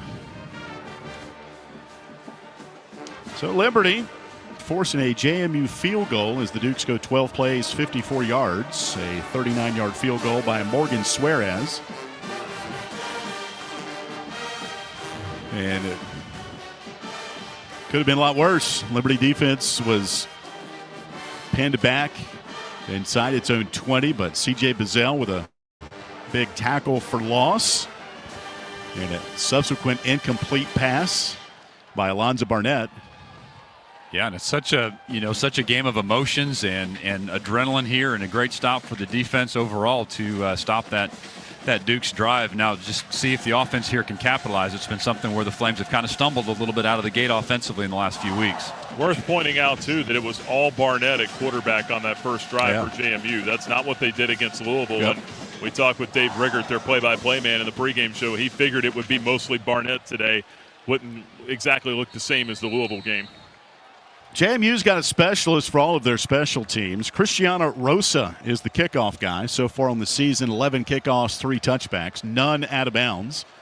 Juju Gray, Corey Jones, deep to our left. Here comes the boot with the right foot by Rosa. Helicopter spin that'll go right on top of the F of Flames to our left for a touchback. So 2 touchbacks for both of these teams special teams-wise. And here comes the Flames offense, guys. We've been around this team all season long, and the athletes are there. The execution has not been. Liberty with 6 turnovers in their last 2 ball games. Also 8 sacks against Ethan Vasco. We'll see what this offensive line can do today against really good JMU defense. They come in 7th in the country, giving up just over 200 yards per game. 1st and 10 for the 25. End around Evan Dickens. He falls down following the block of Juju Gray. The turf got him, and it'll be a loss on the play. Yeah, it looked like that right foot for Dickens kind of slipped out from underneath him as he was trying to make his cut back along the edge. It was kind of a jet sweep to Dickens, who is 3rd in Conference USA in rushing, 244 yards on the ground. So Liberty behind the sticks here at 2nd down and 12 from the Liberty 23. Vasco gets the snap, blitz on the way, picked up by Dickens. Vasco runs up the middle, 25-30, 35-40, dives ahead. 1st down for Ethan Vasco as he picks up 17 on the quarterback keeper. And here come the Flames up to the Liberty 42-yard line. Fantastic recognition by number 15 there. The defense gave him that open lane up the middle, and nice, aggressive, strong running by Vasco. Ethan Vasco nearing 1,000 yards on the ground in his career. Little breathing room now for Liberty. The Flames 42 moving left to right. Vasco shotgun, 1 receiver left, 2 right. Here's a snap to Vasco, designed run, takes it up the middle. He'll pick up 4. On the far hash up to the 46-yard line where Trent Hendrick, Richmond's senior #1 tackler on this team. He's a linebacker, makes his 14th stop. It'll be 2nd down and 6 after a gain of 4 for Ethan Vasco, who last week was 13 for 24, just 194 yards passing, a season low for the Flames right-hander. 2nd down 6 at the 46, handoff to Dickens. Finds a little crease, moves the pile forward up to the 50. It'll be 3rd down and 2 on the far left hash. 3-0 JMU, 7:51 to play, 1st quarter. JMU with a 4-man front, spearheaded by Emmanuel Bush, 6'1", 350 pounds. Another handoff to Dickens. He'll pick up 1, stumbled ahead as he got the football behind the offensive left. Looked like a JMU Duke on the ground, maybe reached up and got Dickens and tripped him up. It'll be short, 4th down and 1 at the JMU 49. Liberty's going to go for it on the year. Liberty just 2 of 7 on 4th down. This is at the JMU 49. It's 4th and a foot. Vasco under center. Aaron Fenimore will snap it back. There is the snap and a push forward ahead. Juju Gray stood right behind Ethan Vasco, put his 2 mitts on him, and did like a bench press. Yep, little sled drill right there. And a 1st down for Liberty. Now at the JMU 47, 3-0 JMU. 6:50 left to play in the 1st quarter. The Battle of the Blue Ridge. Liberty and James Madison. Ball's on the left hash, open field to the right of Vasco. 2 receivers each way. Dickens, the tailback, behind him. Snap to Vasco. Wants to throw. Now wants to run. Left side, 45-40, 35-30. Bangs into a Duke. Inside the 30-yard line goes Ethan Vasco. A gain of 16 for the Flames quarterback, and the Flames are on the move here. There is some fire and intensity out of 15 right now. Vasco is running with incredible purpose here as he's leading this Flames offense in this drive. And he's not hesitating. Not at all. There's been some things that have cost him in the first 3 games. The hesitation. He's making split decisions and being committed to that. 1st and 10 for the JMU 30. 3-0 Duke. 6 minutes left in the 1st quarter. 2 receivers right, wing right as well. That's Austin Henderson. Snap to Vasco. Option play. Vasco, a keeper. Little pirouette move.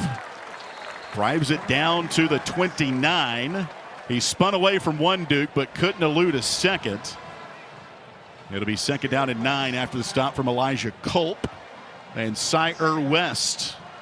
And you know that Vasco's scrambling ability, averaging 42 yards a game coming in here to the ballgame today, has got to be on the Duke scouting report, but they've not been able to contain him so far. It's been a heavy dose on the ground of Ethan Vasco on this drive. It's 2nd down and 9 from the JMU 29.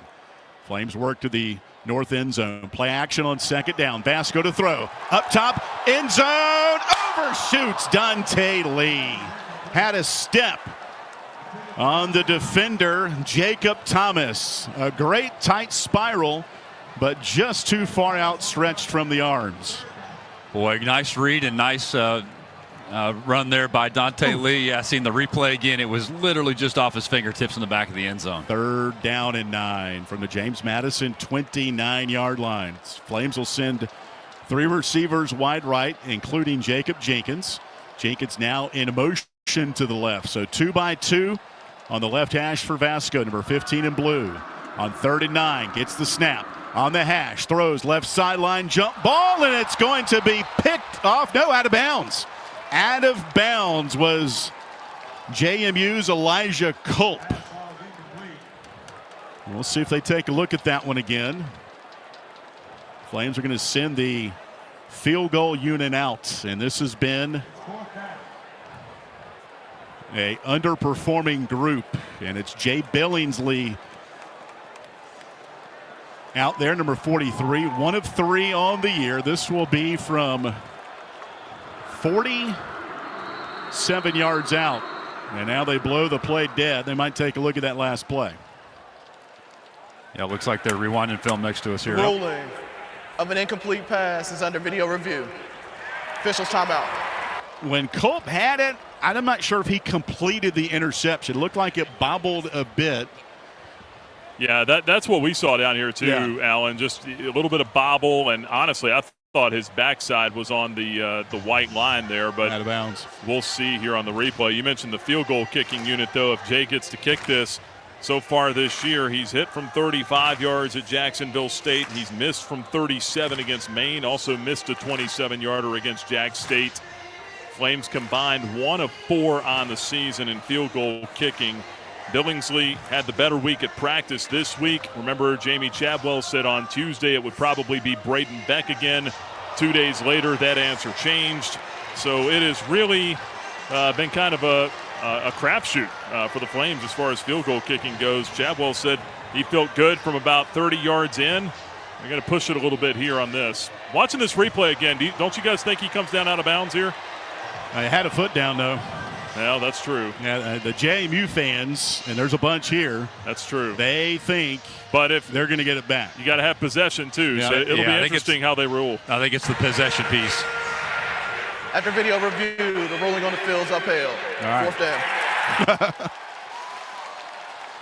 So Liberty will get a chance here at the field goal. The career long for Billingsley when he was at Gardner-Webb, 54 yards against Eastern Illinois. That was last year. This one will be from 47 yards out on the left hash. In his career, 12 of 19 from 40 to 49. Max Morgan will hold it. He's the punter. And Ryan Manis will snap it back from 47 yards out to tie it with 5 minutes left in the first. Good snap, good hold. Kick on the way by Billingsley, and he boomed it. He got it. Jay Billingsley ties us up with 4:55 left in the first. As little as that is, fellas, that was monumental for the mental state of Jay Billingsley and, frankly, this whole team to get that field goal. You got momentum on for the special teams, for the kicking squad. You got momentum for the defense and momentum for the offense. That's exactly what you want to start the ball game. So 2 field goals in this game. 1 of 39 for JMU, 1 for 47 for the Flames. Both teams with double-digit drives to begin the game. We're tied at 3 as we step aside. 4:55 left in the first. This is Liberty football from Van Wagner. Liberty Athletics would like to thank Carter Bank for their support of the Liberty Flames Sports Network from Van Wagner. Carter Bank offers customized banking strategies and services for individuals and families. Carter Bank branches are located throughout Virginia and North Carolina, including 6 in the Lynchburg area. Carter Bank can be reached at carterbank.com. Thank you, Carter Bank, for your underwriting support of the Liberty Flames Sports Network from Van Wagner.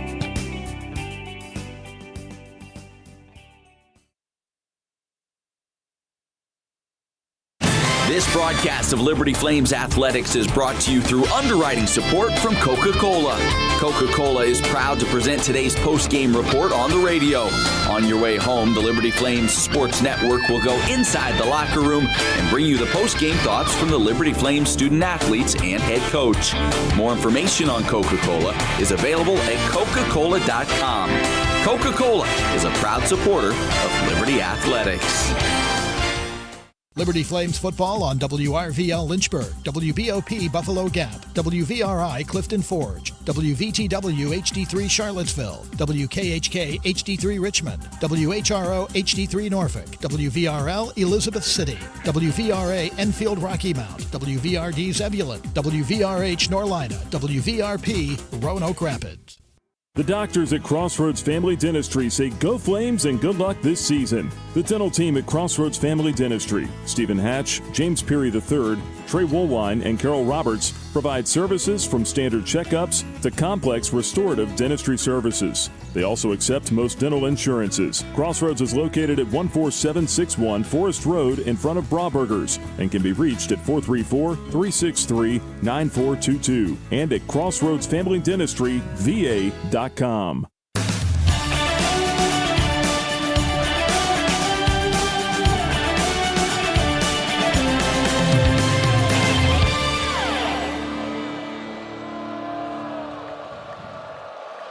Three ball game, 4:55 left. Liberty JMU in the first quarter, and the kickoff for Liberty will be tumbling right on top of the L of Liberty. And the turf to our right, touchback for JMU.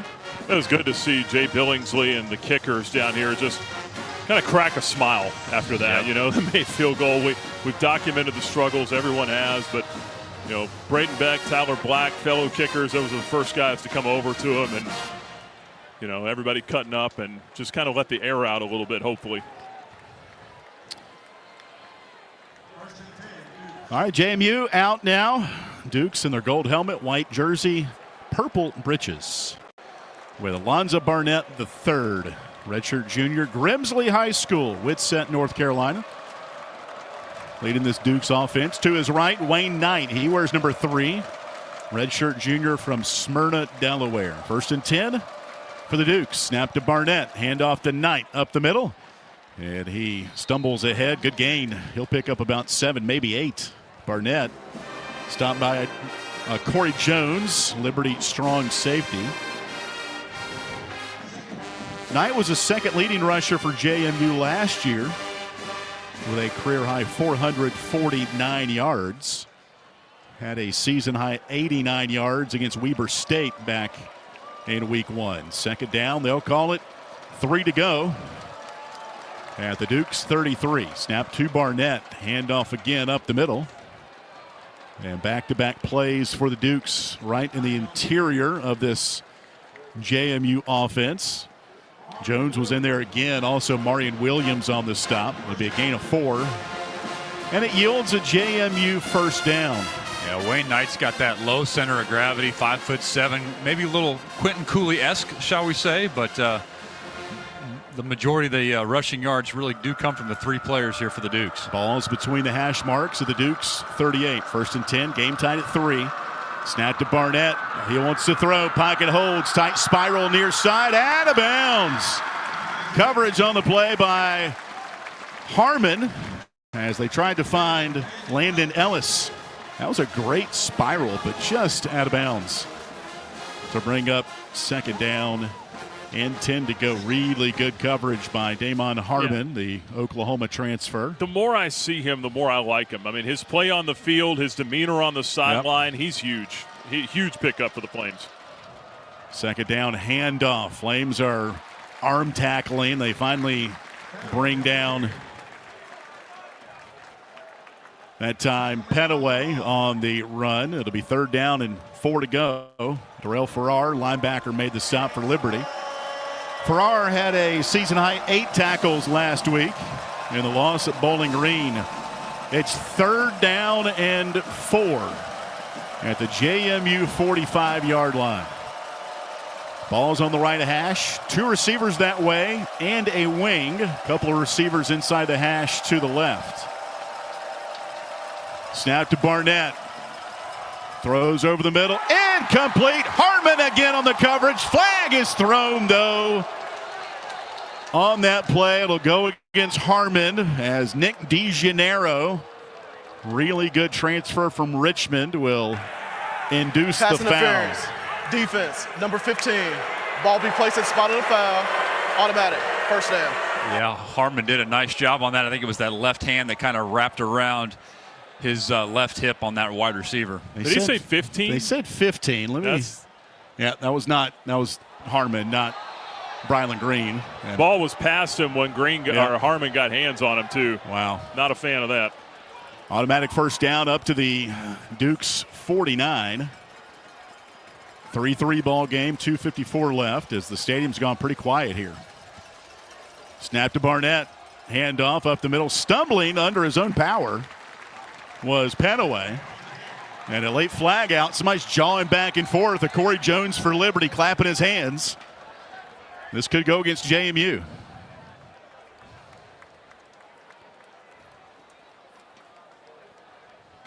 Result of the play is a run for second down. After the play, personal foul, unnecessary roughness. Offense, number 8.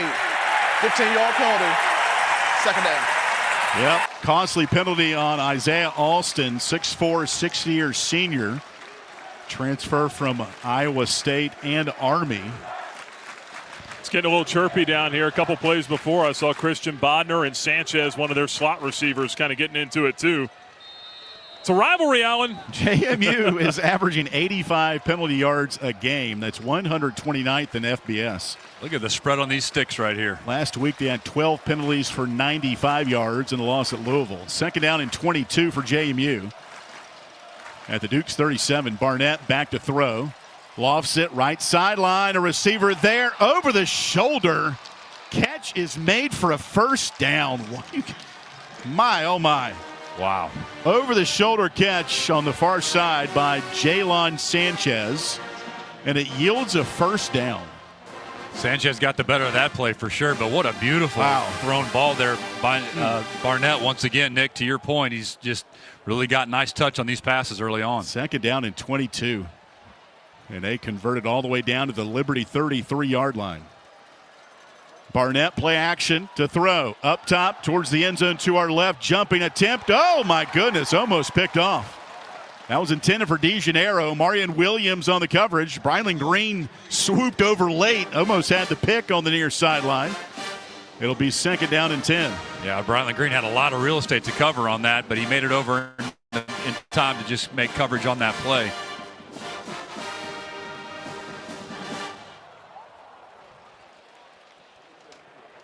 Second down and 10 to go on the 33 of the Flames. Game tied at 3, 1:47 left in the first quarter. Ball's on the right hash. 4-man rush for Liberty. Barnett in the shotgun. There's the snap and the handoff up the middle to Knight. He'll be stopped on the far right hash after a gain of 4 by Ethan Crisp. Liberty redshirt sophomore linebacker who we had on the radio show back on Thursday night. It's third down and 6 to go from the 29 of the Flames. Dukes heading to the south end zone to our left. There's the snap to Barnett. Flag is out. Throw to the end zone. It's incomplete.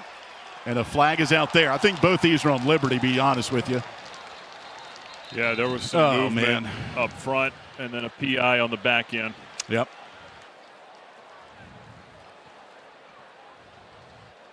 So again, execution and discipline when it comes to this drive right now. It was second and 22 for JMU.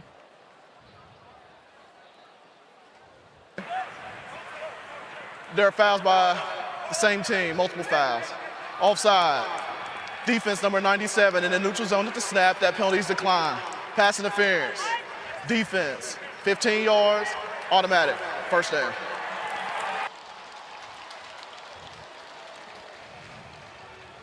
Yeah, the cheers in the crowd we're hearing obviously from the JMU Duke fans on this, but some of these self-inflicted wounds that we've been talking about are starting to mount up here on this drive. Ball's now marked at the 14 of the Flames. Dukes heading to the south end zone where the Liberty Marching Band is on the risers. Barnett in the shotgun. End around a handoff near side. Looking for some blocks was Sanchez. He'll be toppled down on the numbers near side by Joseph Carter, Liberty linebacker from Jacksonville, Florida. 55 seconds left in the first quarter. Game tied at 3. This is the third drive of the half. Both teams with field goals on double-digit drives. Their first time touching the football. JMU comes out at the 10. Second down and 6. Snap to Barnett. They hand off up the middle, looking for room at the 5, and stretching ahead down to the 4 is George Pettaway, redshirt junior from Suffolk, transferred out of North Carolina. Tackle made by Corey Jones. It's third down and 1 from the Liberty 4.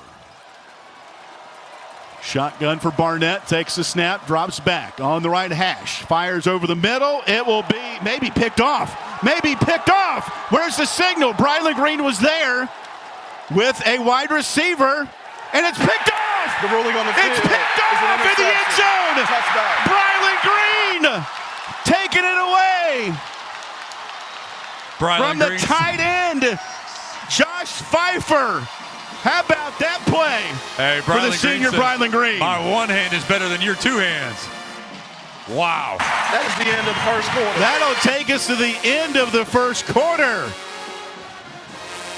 In Liberty, Brylan Green snatching it away from the tight end Josh Pfeiffer for the interception to change the momentum in this first half.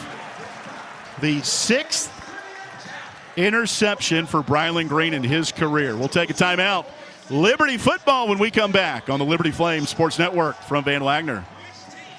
Liberty Athletics thanks 11 West for their support of the Liberty Flame Sports Network from Van Wagner. 11 West offers screen printing, embroidery, promotional products, and flat printing. 11 West graphic design team creates custom apparel and promotional products. More information can be found online at 11west.com, by phone at 540-639-9319, or at their location in the New River Valley at 6598 New River Road in Radford.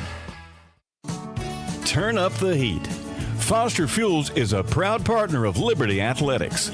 Since 1921, Foster Fuels provides propane and gas services throughout Central Virginia and surrounding areas. From propane to fireplaces and tank installs to tankless water heaters. They also offer an app for requesting service, ordering fuel, and to pay your bill. Foster Fuels can be reached at fosterfuels.com. Game day isn't the only adventure. Find yours in Bedford, Virginia. Just down the road, but a world away. Explore seasonal events, cruise the Blue Ridge Parkway, or hike the peaks of Otter. Enjoy outdoor fun at Smith Mountain Lake or play world-class disc golf. Home to the National D-Day Memorial and packed with small town charm. Bedford has it all. Plan your visit and see the event calendar at destinationbedfordva.com. That's destinationbedfordva.com.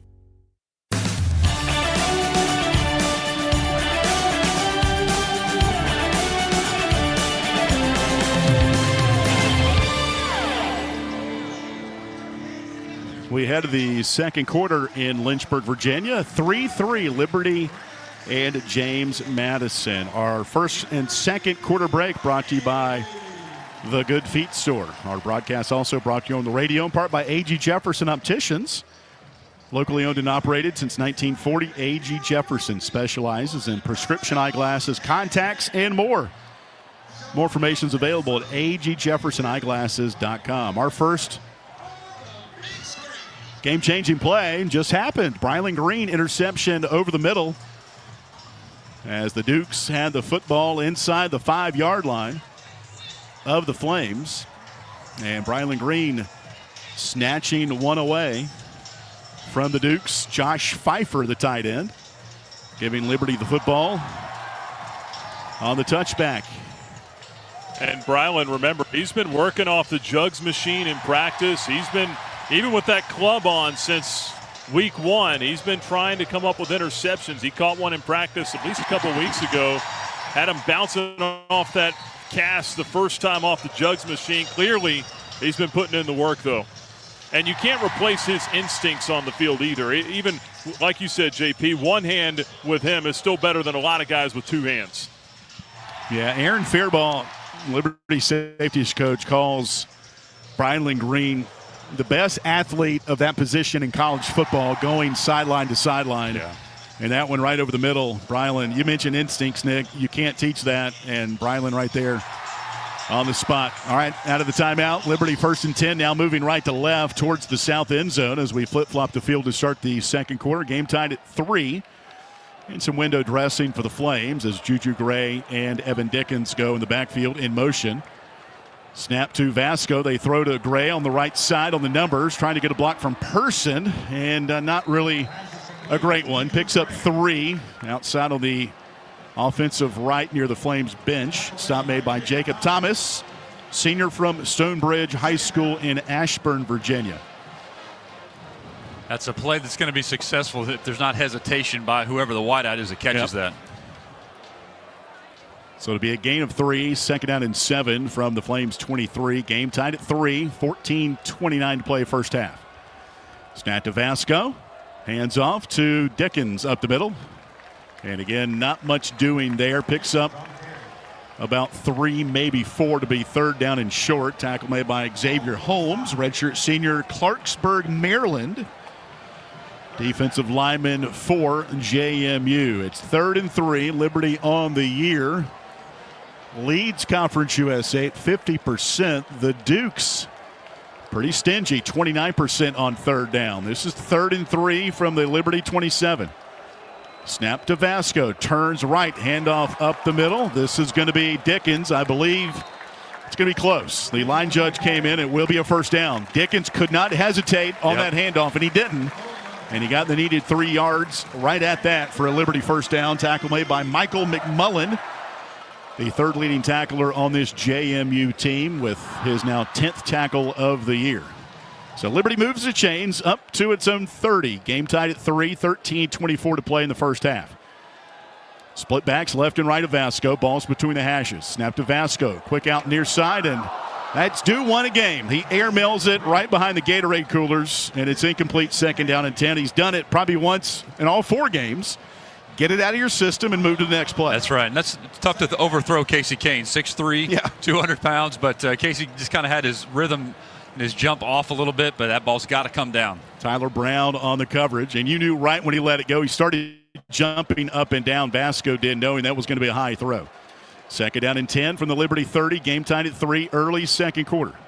Snap to Vasco, turns right this time. Hands off to Dickens. Good chunky yardage on that defensive right on the hash mark. He'll be stopped at the 35-yard line. One of the first guys there, Emmanuel Bush, goes by Manny.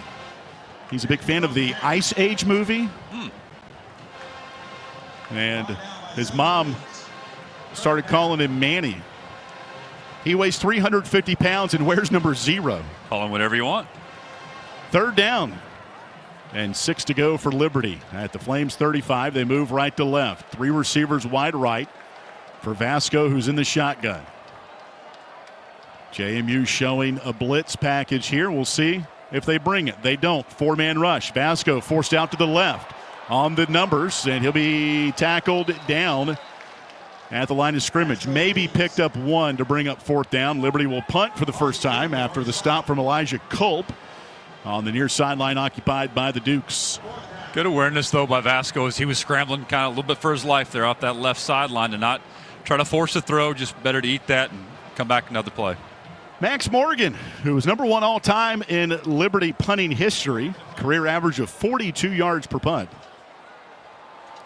Wayne Knight deep to receive the punt from Max Morgan. There's the snap, puts the ball in the air, wobbly spiral, and Knight, fair catch called forth to 25, will take us to a timeout here in Lynchburg. 11:51 to play in the half. Game tied at 3. Liberty JMU, the Battle of the Blue Ridge. This is Liberty football from Van Wagner.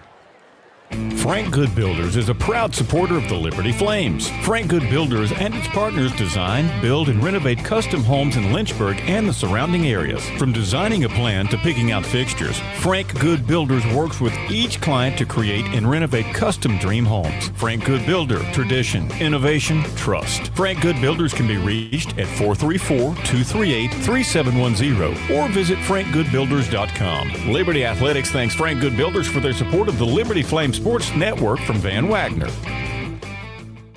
What's important isn't that Freedom First has been in business since 1956. What's important is how we've been doing business since 1956. Since day one, we have been accountable to our members, not stockholders. We make loans that cost less, offer savings plans that pay more, and give back to our community, and that hasn't changed. What has changed is our ability to serve you with more locations and more technology to simplify your financial life. Freedom First. It's a place where anyone in our region can bank for good.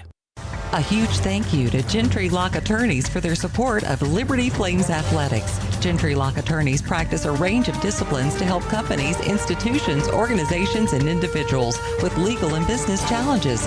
This includes trust and estates, medical malpractice, and business litigation. Gentry Lock Attorneys are located downtown Lynchburg at 801 Main Street and serve the Commonwealth with additional offices in Roanoke, Richmond, and Norfolk.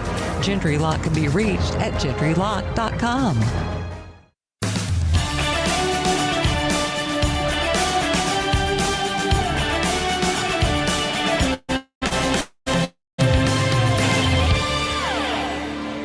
11:51 to play first half. Liberty and James Madison tied at 3 today in Lynchburg. Our broadcast of Flames football brought to you in part by Southern Air. Since 1946, Southern Air has provided HVAC, plumbing, and electrical design, build, engineering services. More information is available at southern-air.com.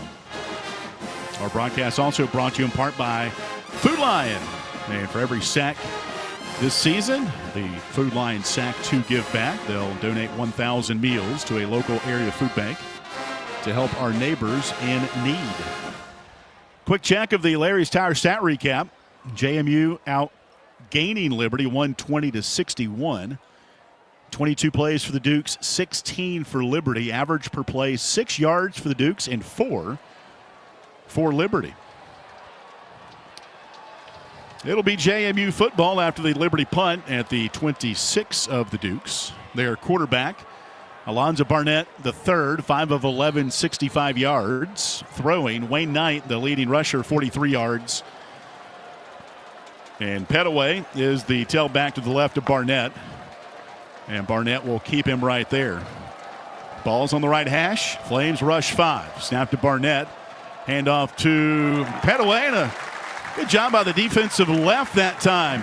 And Bryce Dixon, the senior from Charlotte, North Carolina, on the stop. Minimal gain will be second down, and they'll call it 9 at the JMU 27. Yeah, real nice push there by the defensive line. Bryce Dixon specifically, as you mentioned, AY, but D-line doing a nice job keeping the holes tight for the run lanes. Ball's on the right hash. 2 receivers go left for the white-cladded Dukes. 1 to the right for Alonzo Barnett III. Redshirt junior quarterback coming off an ACL tear at the end of the regular season last year. Snap to Barnett. Handoff to Petaway, trying to get to the edge and cannot elude Brylan Green. Number 15 shoves him out of bounds after a gain of a couple, and that's just speed on speed. And Brylan Green, who already had the big pick, comes up with the big play there on second down. Absolutely, right where he just picked up where he left off here did Brylan Green, but great closing speed. Petaway, he just wove the white flag on that play. He just anchored down and said, nope, I'm not getting around number 15. 3rd down and 7. Balls at the JMU 29. They have converted on his 2nd and 22 already today on a go route down the sideline. 2 receivers right, 2 left. Ball's on the left hash. Game tied at 3. Snap back to Barnett. A lot of time. Lofts it up. And it's going to be incomplete. Brylan Green there again. The coverage on Nick DeGennaro. And it'll be 4th down. Great coverage by the Flames down the field that time. by Brylan Green once again. I think their left tackle might have got away with a hold on the two, JP. Yeah, and Pettaway's talking to an athletic trainer over here on the sideline, too. We'll see if it's anything much to do about nothing. Patrick Ray's the punter. He has some neon pink shoes on he'll punt with. Transfer from Louisiana Tech out of Melbourne, Australia. He'll punt it from his 15. Reese Smith back to receive the punt. Smith will fair catch it on the numbers at the 26, and we'll take a timeout. 3-3 ball game, 10:08 to play. And a flag is out before we take our timeout. Flames are pointing to JMU. And we'll await the call here. 2 penalties on Liberty and 1 for the Duke so far. There is no foul for holding. First down. So it'll be Liberty ball at the 26 when we come back. 3-3 game, 10:08 to play, first half. This is Liberty football from Van Wagner. The Good Feet Store is a proud supporter of Liberty Flames athletics. The arch support specialists at the Good Feet Store offer customized arch support options to help with foot, knee, and back pain. Every Good Feet location offers arch support in a range of styles and sizes. The Good Feet Store is located at Ward's Crossing in Lynchburg and online at goodfeet.com. Thank you to the Good Feet Store in Lynchburg for supporting the Liberty Flames Sports Network from Van Wagner.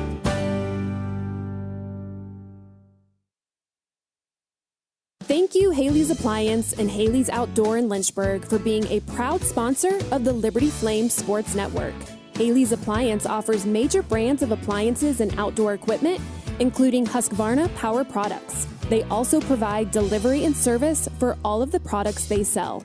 Haley's has 2 store locations in Lynchburg, Haley's Appliance on Fort Avenue, and Haley's Outdoor at 55 Hicks Road. They can be reached at haleys.com. The Journey thanks business partner Herbert E. Maxey Jr., a personal injury lawyer, for his support. Herbert Maxey offers legal representation for those injured in automobile and motorcycle accidents. He also negotiates insurance claims and engages in settlements and litigation related to personal injury or medical malpractice cases. Herbert Maxey serves clients throughout Virginia. Herbert Maxey can be reached at 1-800-248-1950 or by visiting herbertmaxey.com.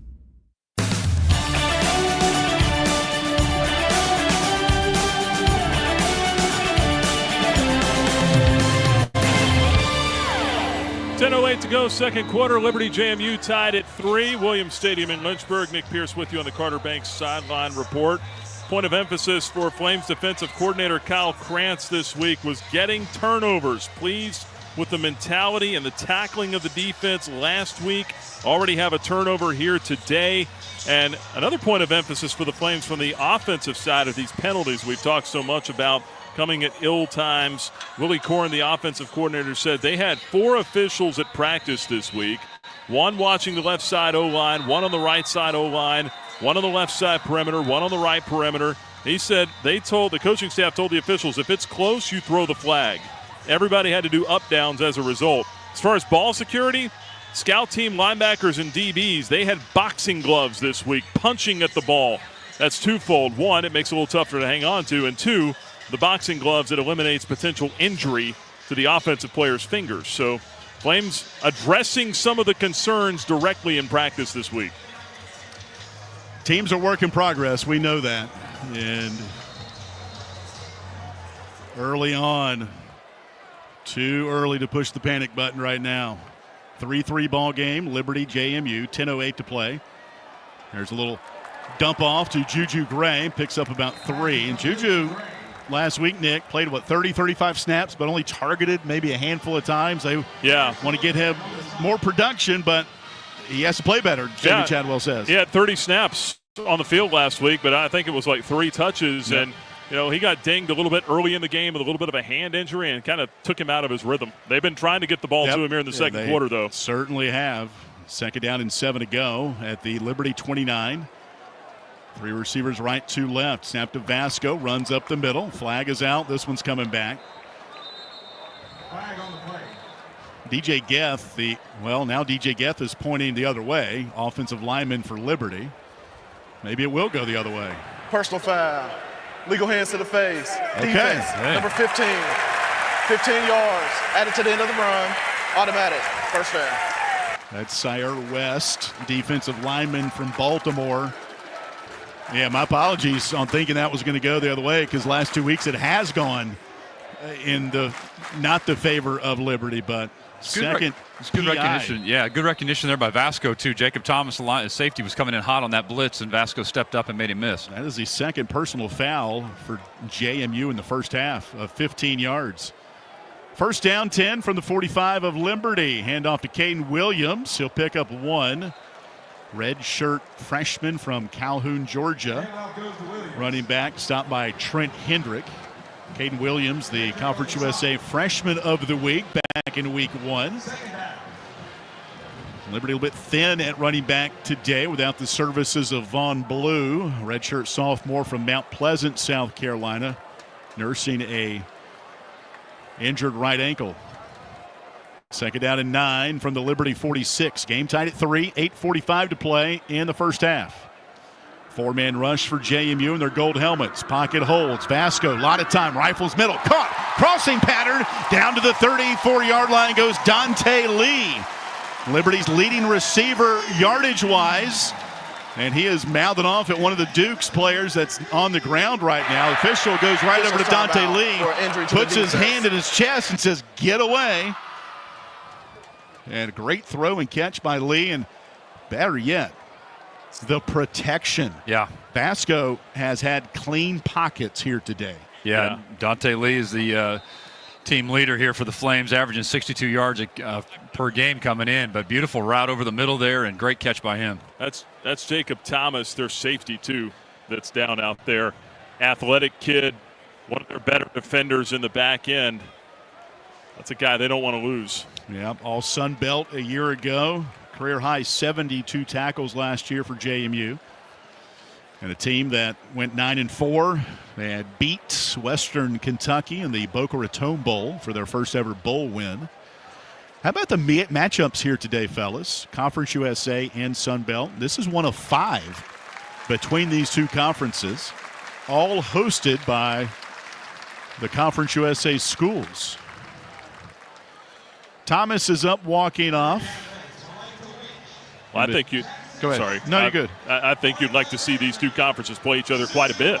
The extension of the schedule with Liberty and JMU, but just across the board, especially when you look at what the Power Fours are doing and what they may continue to do here over the next few years. The SEC going to the 9-game schedule, ACC likely to follow.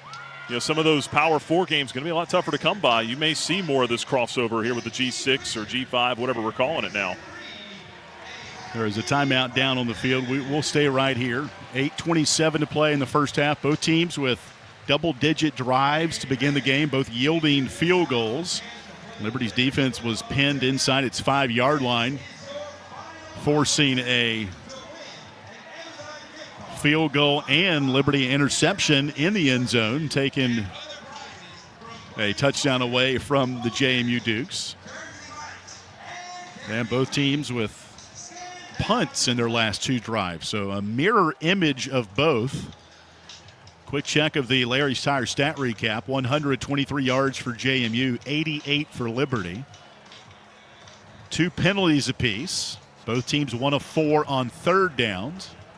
Time of possession heavily favors JMU, 11:56 to 7:56. No surprise there. The Dukes come in 10th in the country in time of possession, nearly 35 minutes per game.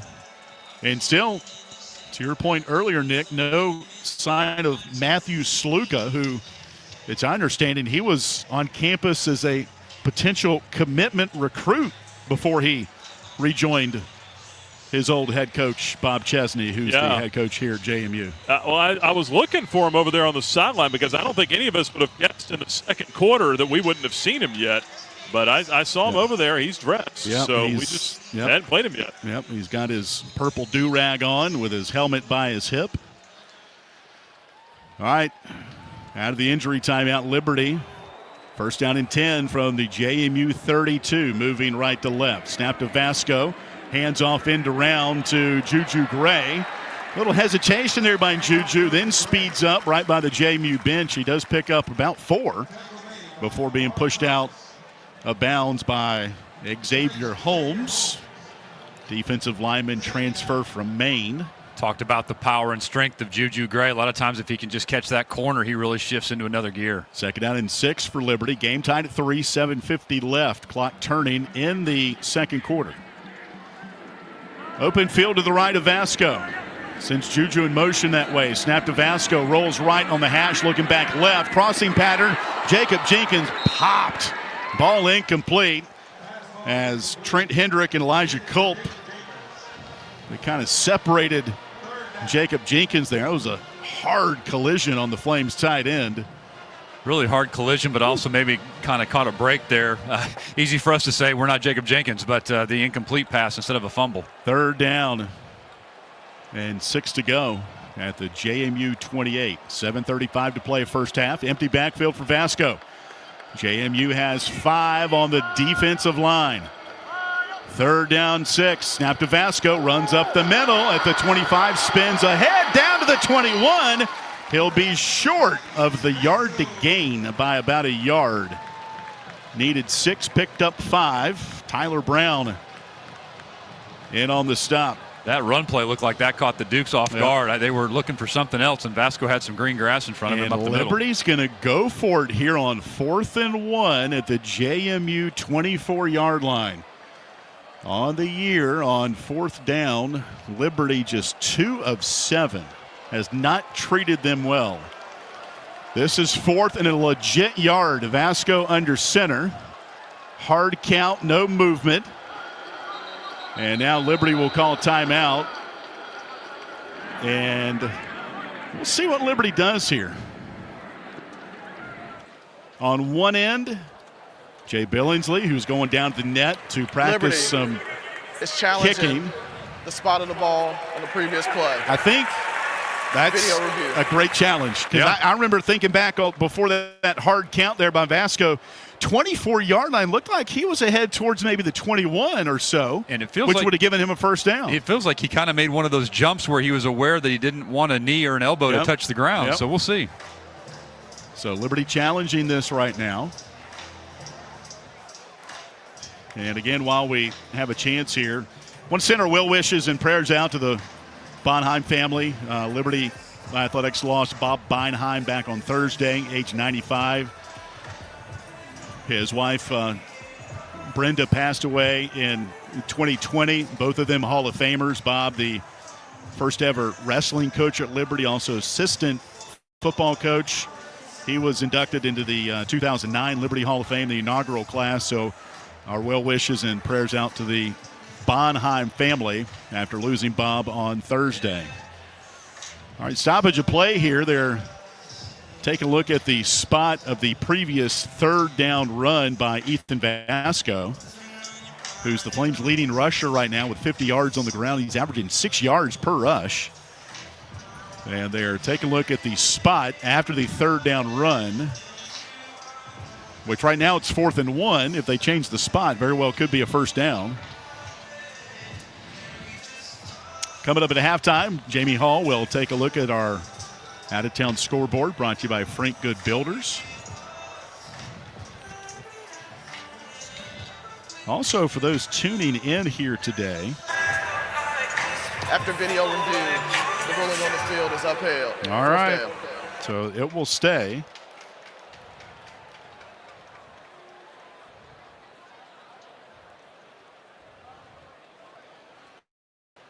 Going to mention Liberty volleyball pushing their winning streak to 7 last night with wins over McNeese and Houston.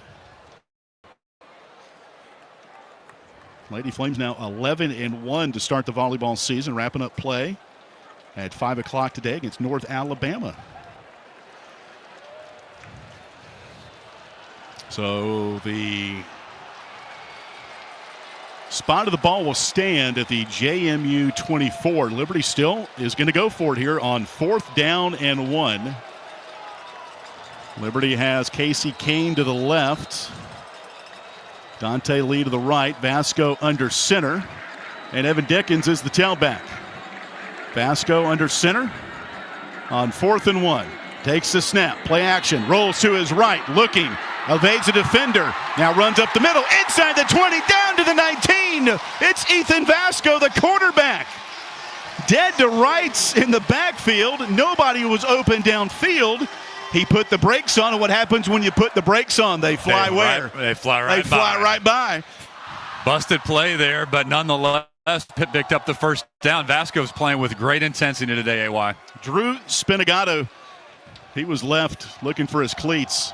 1st and 10 now from the 20 of the Dukes. After that 4th down conversion, snap to Vasco, handoff to Dickens, bouncing outside to the 15, to the 10, to the 5, hit hard down at the 2-yard line by Jacob Thomas.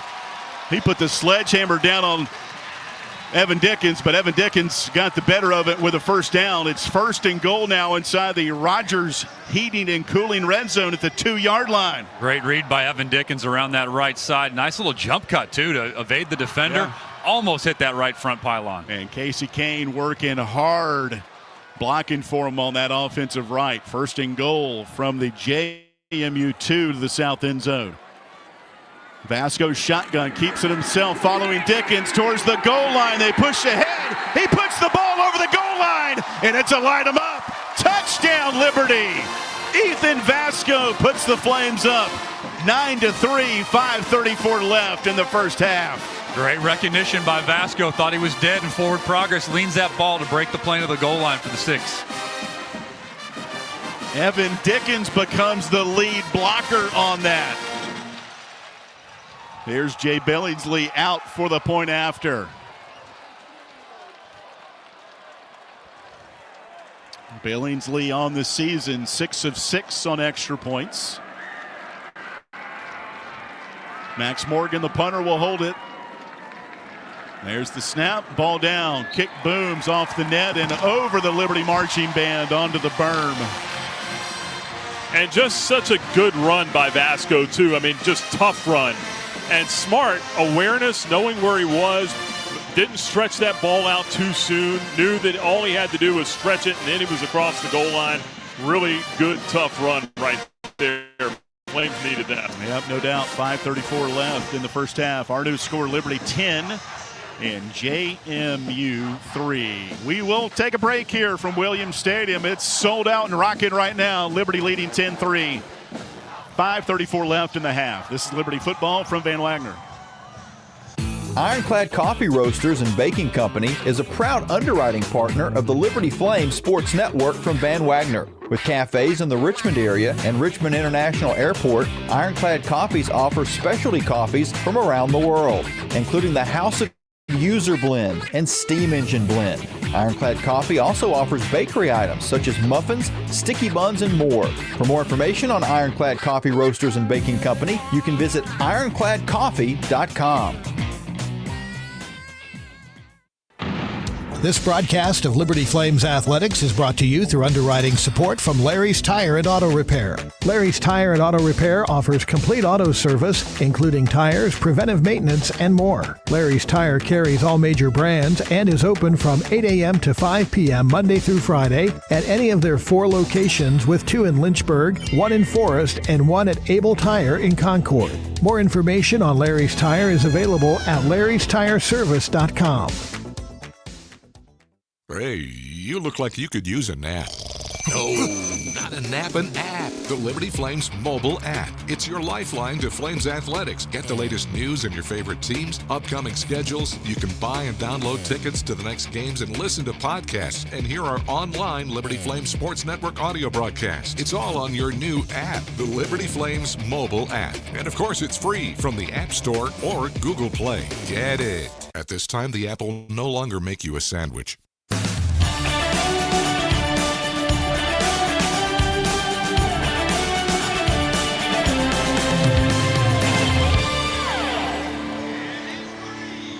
(10-3) Liberty, 5:34 left to play in the first half. Ethan Vasco caps off a 10-play, 74-yard drive with a 2-yard touchdown plunge.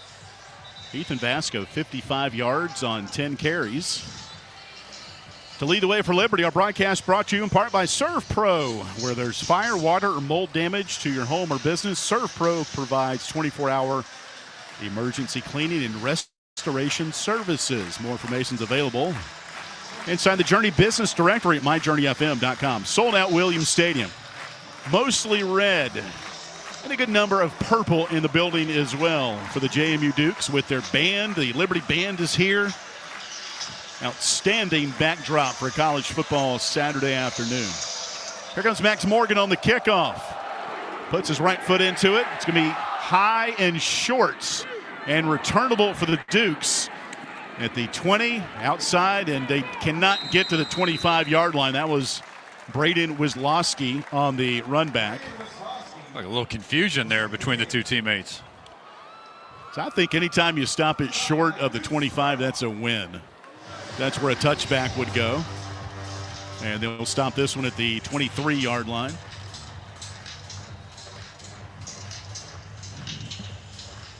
So the Dukes, who are outgaining Liberty now by only 3, will have its third drive, or check that one, fourth drive. They punted on their last one. They have one turnover. And Liberty leads the game for the first time. Left hash mark, the Dukes will scrimmage. 2 receivers wide right, 1 left. Snap to Barnett, handoff right up the gut. Tackle made by Joe Carter, Liberty linebacker. Be a gain of 7 that time for the tailback Wayne Knight, whose brother Ymir was a wide receiver at JMU. Third leading rusher coming into the game here today. Second down, and looks like it'll be movement on JMU. False start. Offense, number 52. 5-yard penalty. Second down. Seems like there's some decent crowd noise down there, too. Nick could tell us better, but maybe they're having a tough time hearing the calls. It's loud down here. Pat Kelly and I are down here. We were talking about that, how loud it can get in this place. So the penalty you make it second down and 8 back at the JMU 25. Third penalty for the Dukes in this game.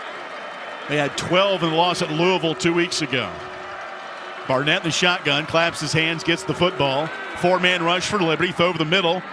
That ball is caught, and tackle made by Darrell Farrar. It'll be a pickup around 5 to bring up third down and short. Catch made over the middle by Lakota Dupree, one of the tight ends. Transfer from Charlotte, makes his second catch of the season. Handoff to Barnett up the middle, busts free at the 40, up near the 45, around the corner to midfield, and dances out of bounds inside Liberty territory. It's been a 25-yard gain on 3rd and 2 for Alonzo Barnett, countering what Ethan Vasco has done already today on the ground. And that was a good lead block by Wayne Knight, the tailback. Yeah, some of those plays on third down where the Flames are just not able to make a stop can really be backbreakers here a little bit. We'll see if they respond. It's into Liberty territory at the Flames' 40-yard line. That was a gain of 28 for Alonzo Barnett. Remember, at the end of last year in November, tore an ACL against Marshall. Remarkable return for number 14. Handoff on first down. Brenton Williams being held, but oh my goodness. The right tackle, Pat McMurtry, who stands 6'5", 305. He's a 7th-year guy. He was holding Williams on that. No flag. It'll be a gain of 5. Bring up second down and 5. Joe Carter ends up on the tackle. Barnett in the shotgun has Wayne Knight, number 3, to his right hip. They split out 2 wideouts to the left, 2 to the right. The right side is the short side for Barnett, who will shift now Knight to his left hip. 5-man rush for Liberty. Throw left side. Ball will be caught by Sanchez. He makes the catch, picks up about 6 and a JMU first down. Tackle made by Christian Bodner. Plays the star position, redshirt sophomore from Brandon, Florida. Guys, I got eyes down here on George Pettaway. He does not have his helmet with him whatsoever. Stand there at about the 50-yard line, and I'm not sure what his day's looking like here. First down 10 for JMU at the Liberty 30. 10-3 Liberty, 2:27 left in the first half. Number 14, Alonzo Barnett gets the snap, backs up to throw. Quick throw near side on the Conference USA logo. Ranging out of bounds is number 0, Jalen Sanchez. Transfer from Villanova. Darrell Farrar jumps on his back and tackles him out of bounds. Another first down for JMU as they march now inside the Rogers Heating and Cooling red zone. And a timeout has been called. We've reached a 2-minute timeout. With a 2-minute timeout. 10-3 Liberty will take a timeout and come back for the finish of the first half after this from Van Wagner. The countdown to kickoff is on. Whether you're a lifelong Flames fan or just jumping on the bandwagon, be early, be loud, and wear red. The Liberty Bookstore is an official destination for licensed Flames gear like Nike, Vineyard Vines, Peter Millar, and Cutter & Buck. The Liberty Bookstore also offers tailgating supplies and games including cornhole, tailgate tents, and handcrafted steel fire pits. The Liberty Bookstore is located across from Williams Stadium and online at libertyflames.com. Lynchburg Nissan has been a proud supporter of Liberty University and an underwriting partner with The Journey. Lynchburg Nissan is thankful for the community's support for over 27 years and is committed to supporting community organizations like the Salvation Army. They offer new and pre-owned cars, trucks, and SUVs. Information for Lynchburg Nissan is available at lynchburgnissan.com. Thank you again for supporting your local Nissan dealer, Lynchburg Nissan.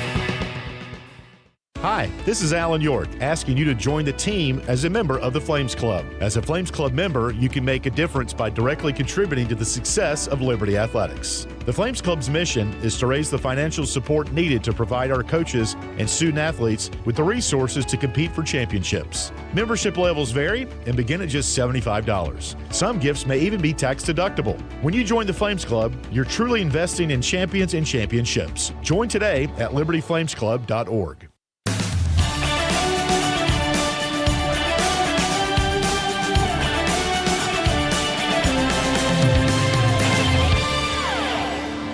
Two-minute warning here in Lynchburg. 10-3 Liberty and James Madison. The renewal of the Battle of the Blue Ridge. Liberty will play in Harrisonburg September of next season, September 5th to be exact. And then a hiatus of the series. It'll pick back up in 2031 to 34, then again in 2037 through 40. Teams had previously signed contracts for 6 games, but the start of the football rivalry also came with the addition of those extra dates. The game on September 15th, 2040 in Lynchburg is the furthest signed contract of any game currently in college football. Wow. That took some digging right there. That's some math, too. 2040, man. These teams have left these fans with some white knuckles the last, well, literally 3 matchups. They've all been decided by a touchdown or less. Liberty FCS playoff win in 2014. The indelible picture that I know I've got saved on my laptop is the DJ Abner Superman dive with the ball in his mitts for the touchdown. Liberty going on a game-winning 17-play, 11-minute drive in the fourth quarter that almost ended in disaster when Josh Woodrum had a fumble inside the 10-yard line, was able to pick it up and get some yardage out of it miraculously and help Liberty go ahead on the Nikki Fuala'au touchdown plunge for the fullback. Out of the timeout, first down and 10 for the Dukes at the Liberty 19. Handoff to Knight. He's hard to bring down. Wiggles his way down to the 11-yard line. As Darrell Farrar was slung down, Liberty linebacker after that play. 1:47 to play in the half, 10-3 Liberty. Dexter Ricks had the tackle of Knight. Ball's inside the right hash. Dukes heading to the north end zone, which is right where the Liberty Football Center is. Second down and 3 from the Liberty 12. Snap to Barnett. Hands off again. This is going to be Knight. He runs it inside the 10 down to the 6. First and goal. Farrar there to make the stop for Liberty. And a flag is out, though. Offense. Yes, sir. Number 76. Push him back. 10-yard penalty. Wow. Second down. Well, Jamie Backbreaker. Chadwell wanted it on the play before that. He asked the official, how is it not holding when they sling Farrar to the ground? Yep, that's got it that time. 4th penalty for JMU. And again, they come in 85 penalty yards per game. That's 14th in the Sun Belt and 129th in FBS.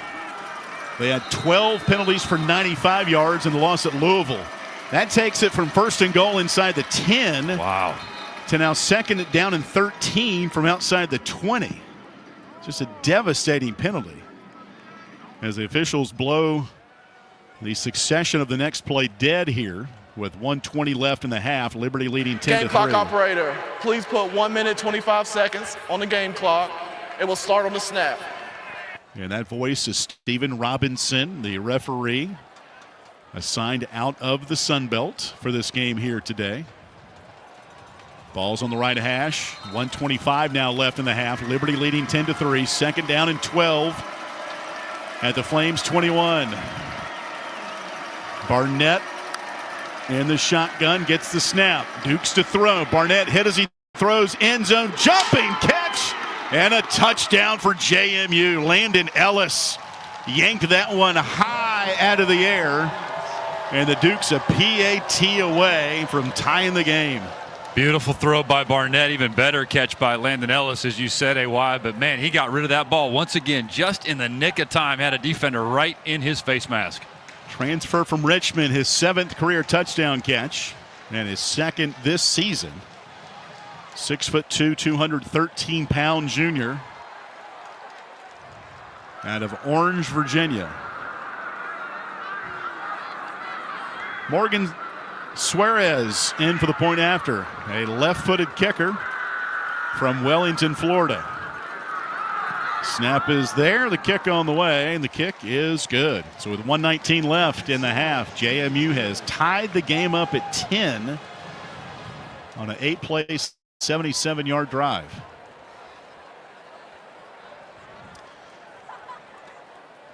And Landon Ellis. A couple of plays I just think back to here. Liberty had it pinned back, 2nd down and 22. They converted on that. This one, 2nd down and behind the sticks.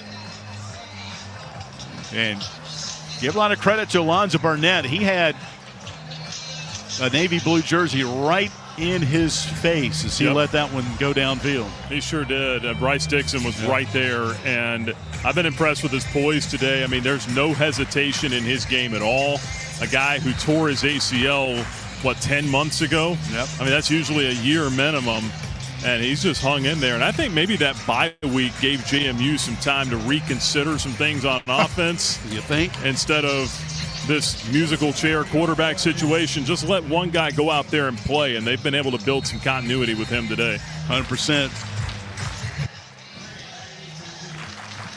Fan bases, I don't care which one it is, sometimes the fans don't give the coaches enough credit for what they know what to do.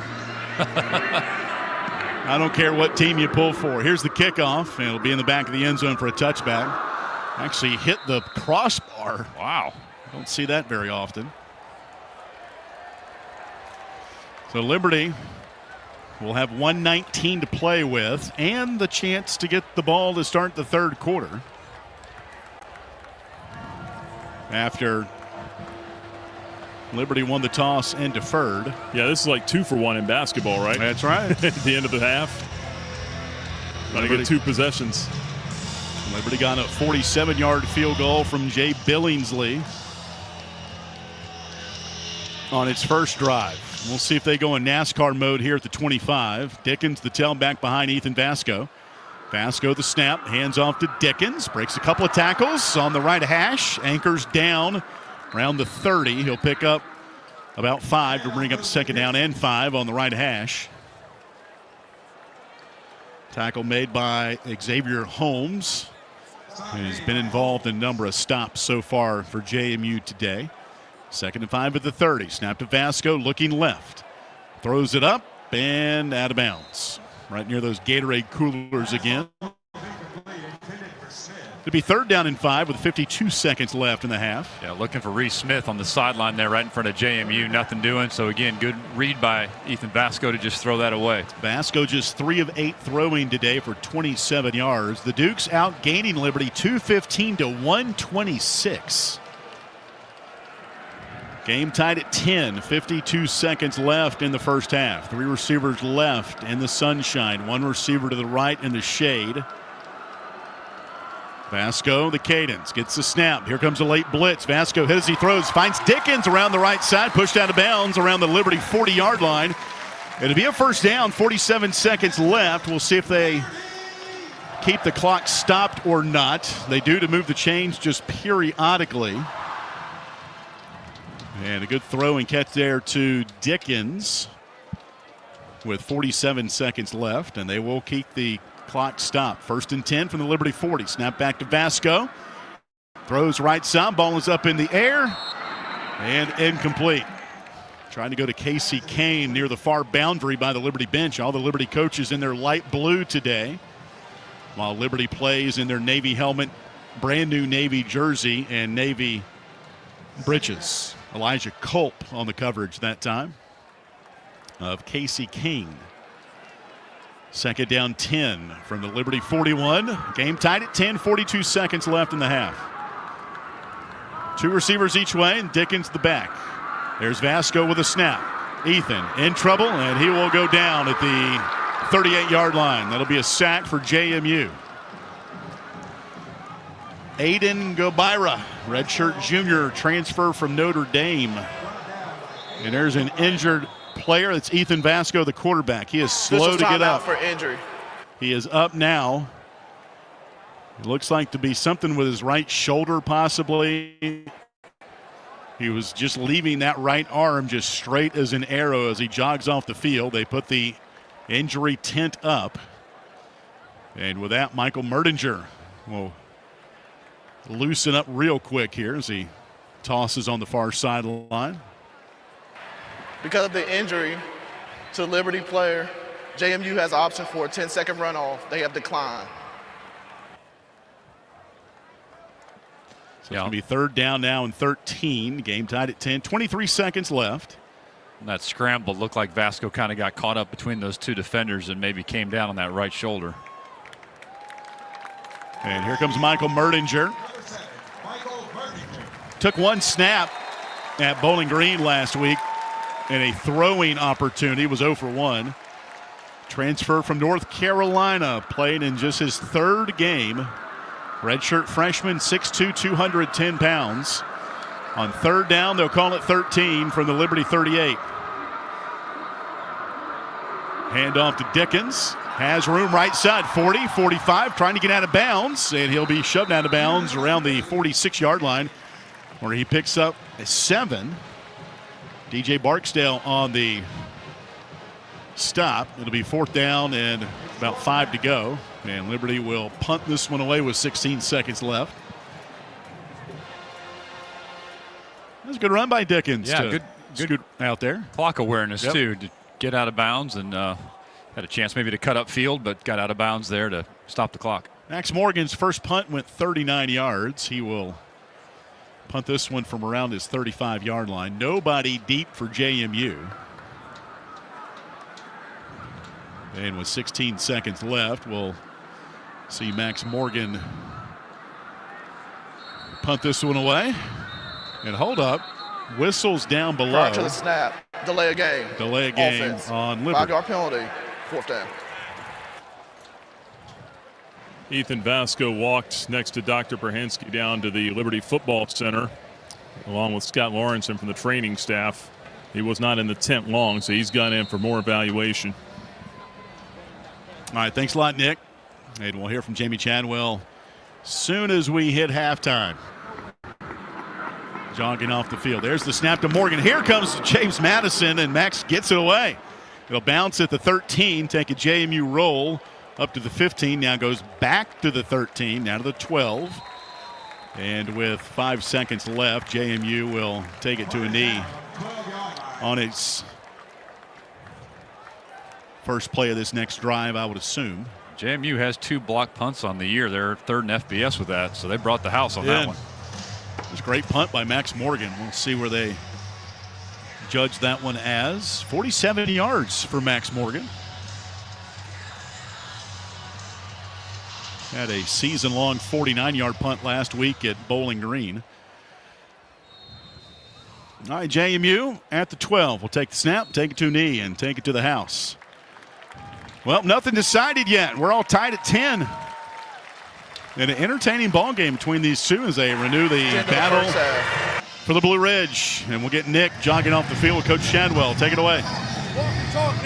Coach, I know Ethan Vasco goes off right there at the end. What do you know about him up to this point? I don't know right now, so we need him back, obviously. He's been playing through some injuries. It looked like the same injury there. We need to get him back. He's been playing well for us. 10-10 ball game. Is this kind of what you expected it could be? Yeah, I thought we're a capable team. I know the last couple weeks hadn't been what we're capable of, but if we take care of the ball and do things, we can be a good football team. We played well. I wish our defense would establish momentum. They were up 10-3, and we let them score there in that last drive. We can't do that. But I think our guys are playing hard. We're playing smart. And we got to go hopefully get Ethan back here, regroup, and then come out and have a great second half. Thanks, Coach. Thank you. All right, that's Jamie Chadwell, Nick Pierce, 10-10 ball game as we come to halftime here. Our halftime coverage brought to you by Segra. Jamie Hall anchors our coverage just down the street at our Liberty Flame Sports Network studio. 10-10 ball game, Liberty JMU, the Battle of the Blue Ridge at halftime from Van Wagner. The Good Feet Store is a proud supporter of Liberty Flames athletics. The arch support specialists at the Good Feet Store offer customized arch support options to help with foot, knee, and back pain. Every Good Feet location offers arch support in a range of styles and sizes. The Good Feet Store is located at Ward's Crossing in Lynchburg and online at goodfeet.com. Thank you to the Good Feet Store in Lynchburg for supporting the Liberty Flame Sports Network from Van Wagner.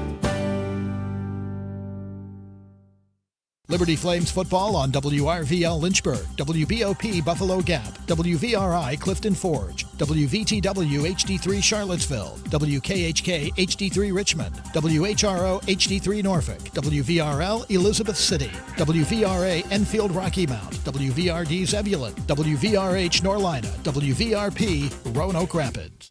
Thank you, Haley's Appliance and Haley's Outdoor in Lynchburg, for being a proud sponsor of the Liberty Flame Sports Network. Haley's Appliance offers major brands of appliances and outdoor equipment, including Husqvarna Power Products. They also provide delivery and service for all of the products they sell. Haley's has 2 store locations in Lynchburg, Haley's Appliance on Fort Avenue and Haley's Outdoor at 55 Hicks Road. They can be reached at haleys.com. Our coverage of Liberty Flames football will continue after this 1-minute timeout on the Liberty Flames Sports Network from Van Wagner.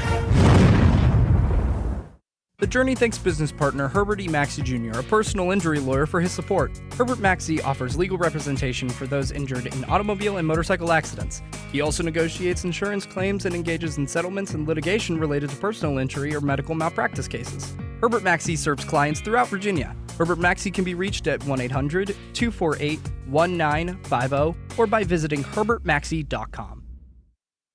Ironclad Coffee Roasters and Baking Company is a proud underwriting partner of the Liberty Flame Sports Network from Van Wagner. With cafes in the Richmond area and Richmond International Airport, Ironclad Coffees offers specialty coffees from around the world, including the House of User Blend and Steam Engine Blend. Ironclad Coffee also offers bakery items such as muffins, sticky buns, and more.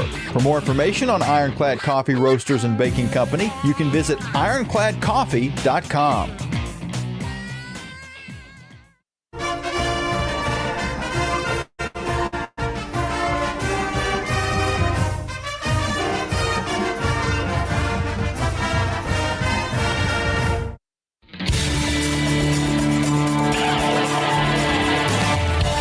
Halftime on the Liberty Flames Sports Network from Van Wagner. And time now for the Segra Halftime Report. Coming up, a complete recap of the first half. And Larry's Tire and Auto Repair presents the first half statistics. But first, a check of the Frank Good Builders out-of-town scoreboard. And welcome into the studios. Liberty and JMU squared up at 10 at halftime. as we take a look at some other scores going on around the country. A top 25 matchup that went final earlier. Number 17, Texas Tech, went on the road, and they beat Utah, which is the number 16th ranked team in the country, 34-10. And this is how it sounded, as this was the touchdown that put the game to bed. On 3rd down and 3. And Hammond is going to throw, going to go to the end zone, and it's Virgil. Oh. Touchdown, Red Raiders. Reggie Virgil. Brian Jensen, Learfield, Texas Tech on the call. In the battle for the Platypus Trophy, Oregon, the number 6th ranked team in the country, is hosting Oregon State, and the Ducks are up 28-7 in the third quarter. Number 22, Auburn, is at number 11, Oklahoma, in the second quarter. The Sooners are up 10-3, and they were able to pick up the first big play of this football game in the air.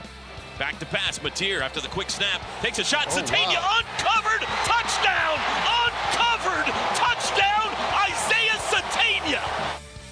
Again, Oklahoma 10-3 over Auburn in the second. Some other top 25 scores from around the country. Florida State, they're in a delay right now. There's been some weather. Clemson also had a delay earlier today. Some weather moving through the southeastern part of the country. Florida State's up 35-7 against Kent State. That game delayed in the second. Ole Miss is beating Tulane 23-3 at halftime. Got a dandy going on out in Nebraska. Number 21, Michigan. And the Huskers are tied at 17 at the intermission. Another game that's in delay. Notre Dame, the number 24th ranked team in the country, up 28-13 against Purdue. Number 18, Georgia Tech 7, Temple nothing in the first. That Purdue-Notre Dame game was right around halftime when it went into the delay. Later tonight, South Carolina and Missouri. Miami hosts Florida. Illinois and Indiana, another top 25 matchup. Georgia State at Vanderbilt. Southeast Louisiana at LSU. Texas hosts CUSA opponent or fellow CUSA member Sam Houston. Michigan State and USC with the late start, 11 o'clock Eastern kickoff in the nightcap. Number 25 ranked Trojans in that game.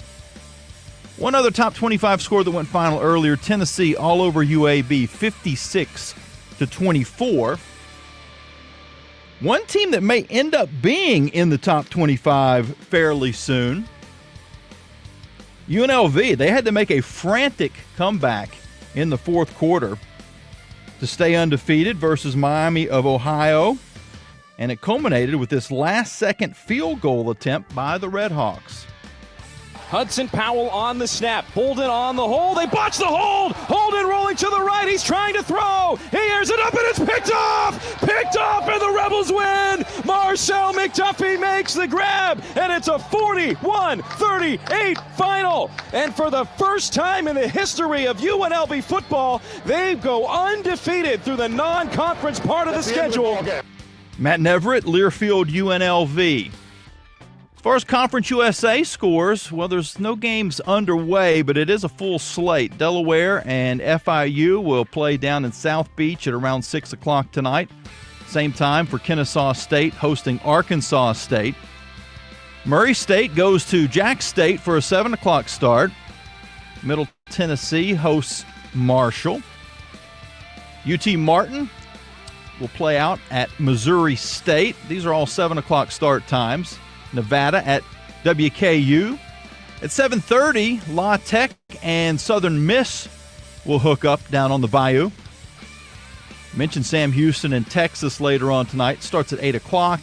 And UTEP hosting UL Monroe, a 9 o'clock start time. All or those last 4 games at least on ESPN Plus. You can watch them there. At halftime, Liberty and JMU are locked up at 10. We'll be back with the stats from the first half of the game with Alan York back at the stadium right after this timeout here on the Liberty Flames Sports Network from Van Wagner. This broadcast of Liberty Flames Athletics is brought to you through underwriting support from Larry's Tire and Auto Repair. Larry's Tire and Auto Repair offers complete auto service, including tires, preventive maintenance, and more. Larry's Tire carries all major brands and is open from 8 a.m. to 5 p.m. Monday through Friday at any of their 4 locations, with 2 in Lynchburg, 1 in Forest, and 1 at Able Tire in Concord. More information on Larry's Tire is available at larrystireservice.com.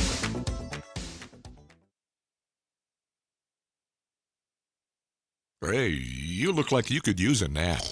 No, not a nap, an app. The Liberty Flames mobile app. It's your lifeline to Flames athletics. Get the latest news and your favorite teams, upcoming schedules. You can buy and download tickets to the next games and listen to podcasts and hear our online Liberty Flames Sports Network audio broadcast. It's all on your new app, the Liberty Flames mobile app. And of course, it's free from the App Store or Google Play. Get it. At this time, the app will no longer make you a sandwich. Our coverage of Liberty Flames football will continue after this 1-minute timeout on the Liberty Flames Sports Network from Van Wagner. The countdown to kickoff is on. Whether you're a lifelong Flames fan or just jumping on the bandwagon, be early, be loud, and wear red. The Liberty Bookstore is an official destination for licensed Flames gear like Nike, Vineyard Vines, Peter Millar, and Cutter & Buck. The Liberty Bookstore also offers tailgating supplies and games including cornhole, tailgate tents, and handcrafted steel fire pits. The Liberty Bookstore is located across from Williams Stadium and online at libertyflames.com. Lynchburg Nissan has been a proud supporter of Liberty University and an underwriting partner with The Journey. Lynchburg Nissan is thankful for the community's support for over 27 years and is committed to supporting community organizations like the Salvation Army. They offer new and pre-owned cars, trucks, and SUVs. Information for Lynchburg Nissan is available at lynchburgnissan.com. Thank you again for supporting your local Nissan dealer, Lynchburg Nissan.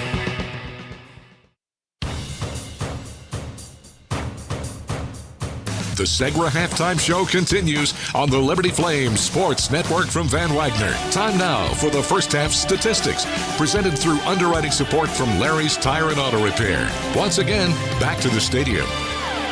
Halftime here in Lynchburg. Liberty and James Madison all tied at 10. Our halftime coverage presented by Segra, the Liberty Marching Band led by Dr. Larry Sipe, is on the field right now. Little Top Gun kind of aviation theme to the halftime show this year. Really, really cool to hear. All right, time to check the first half stats brought to you by Larry's Tire and Auto Repair. JMU, 213 yards of offense, 141 for Liberty. The splits for Liberty, 104 rushing, 37 passing. For JMU, 103 rushing, and 110 through the air. 4 penalties for JMU for 45 yards, 3 penalties for Liberty for 24. First downs 12-9 in favor of JMU. Third down conversions 2 of 5 for JMU, 2 of 7 for Liberty. Total plays 34 for the Dukes and 32 for the Flames. 1 turnover and Liberty interception of Alonzo Barnett III in the end zone. That was Brylan Green in the first half. Time of possession 16-16 for JMU, 13-44 for the Flames. Individually, Ethan Vasco, 4 of 10 throwing for Liberty, 37 yards on the ground. Ethan Vasco is the leading rusher. 11 rushes for 52 yards and 1 touchdown. Again, Ethan Vasco left the game late in the second quarter with an injury. We do not know his prospects for the second half, but Coach Chadwell told Nick Pierce going off the field that they're going to evaluate him, and they hope to get him back, but did not promise that, but they're going to take a look at him. Leading receiver today, 2 catches for Juju Gray. The yardage receiving leader, Dante Lee, with 21 yards receiving. For James Madison, Alonzo Barnett III, their quarterback, 9 of 16 for 110 yards, 1 touchdown, 1 interception. The leading rusher, Wayne Knight, 9 carries for 62 yards. And their leading receiver is number 0, Jalen Sanchez, 4 catches for 51 yards. Defensively, Darrell Farrar has got 6 tackles for Liberty. And let's see, behind him, Brylan Green, 4 tackles, 1 interception, 1 tackle for loss for C.J. Bazell. And leading tackler for JMU is, with 5 tackles, Trent Hendrick. And both teams do have a field goal for Liberty, a field goal of 47 yards in the first quarter and 39 yards field goal for JMU. Our halftime stats brought to you by Larry's Tire and Auto Repair. 10-10 ball game, and we'll have the third quarter coming up here on the Liberty Flames Sports Network from Van Wagner. Hey, you look like you could use a nap. No, not a nap, an app. The Liberty Flames mobile app. It's your lifeline to Flames athletics. Get the latest news and your favorite teams, upcoming schedules. You can buy and download tickets to the next games and listen to podcasts and hear our online Liberty Flames Sports Network audio broadcast. It's all on your new app, the Liberty Flames mobile app. And of course, it's free from the App Store or Google Play. Get it. At this time, the app will no longer make you a sandwich. This broadcast on the Liberty Flames Sports Network is made possible through underwriting support from Peary and Woolwine Family Dentistry. Peary and Woolwine Family Dentistry provides dental health services including dental implants, cosmetic dentistry, extractions, and more. Their office treats patients of all ages and accepts most insurances including Anthem. Peary and Woolwine Family Dentistry is located at 2229 Merle Road next to EC Glass High School in Lynchburg. You can reach the office by phone at 434-847-5331 and online at PearyFamilyDentistry.com. Our coverage of Liberty Flames football will continue after this 1-minute timeout on the Liberty Flames Sports Network from Van Wagner. The Journey thanks Rogers Heating and Cooling for their underwriting support of this Liberty Flames Sports Network broadcast. Rogers Heating and Cooling has been serving Virginia and North Carolina since 1996, with locations throughout the region. They provide residential and commercial HVAC services, including system installation, maintenance, and repair. More information is available at callrogers.com. Thanks to Rogers Heating and Cooling for their support of the Liberty Flames Sports Network from Van Wagner. The Liberty Flames Sports Network thanks Segra for their support. Segra collaborates with companies to offer business-only carrier-grade connectivity, cybersecurity, voice, and cloud solutions tailored to meet their diverse needs. Segra offers these solutions across a fiber network that spans 28 states in the U.S. and is headquartered in Charlotte, North Carolina. Segra can be reached at segra.com or 833-GO-SEGRA. Segra is a proud partner of the Liberty Flames Sports Network from Van Wagner.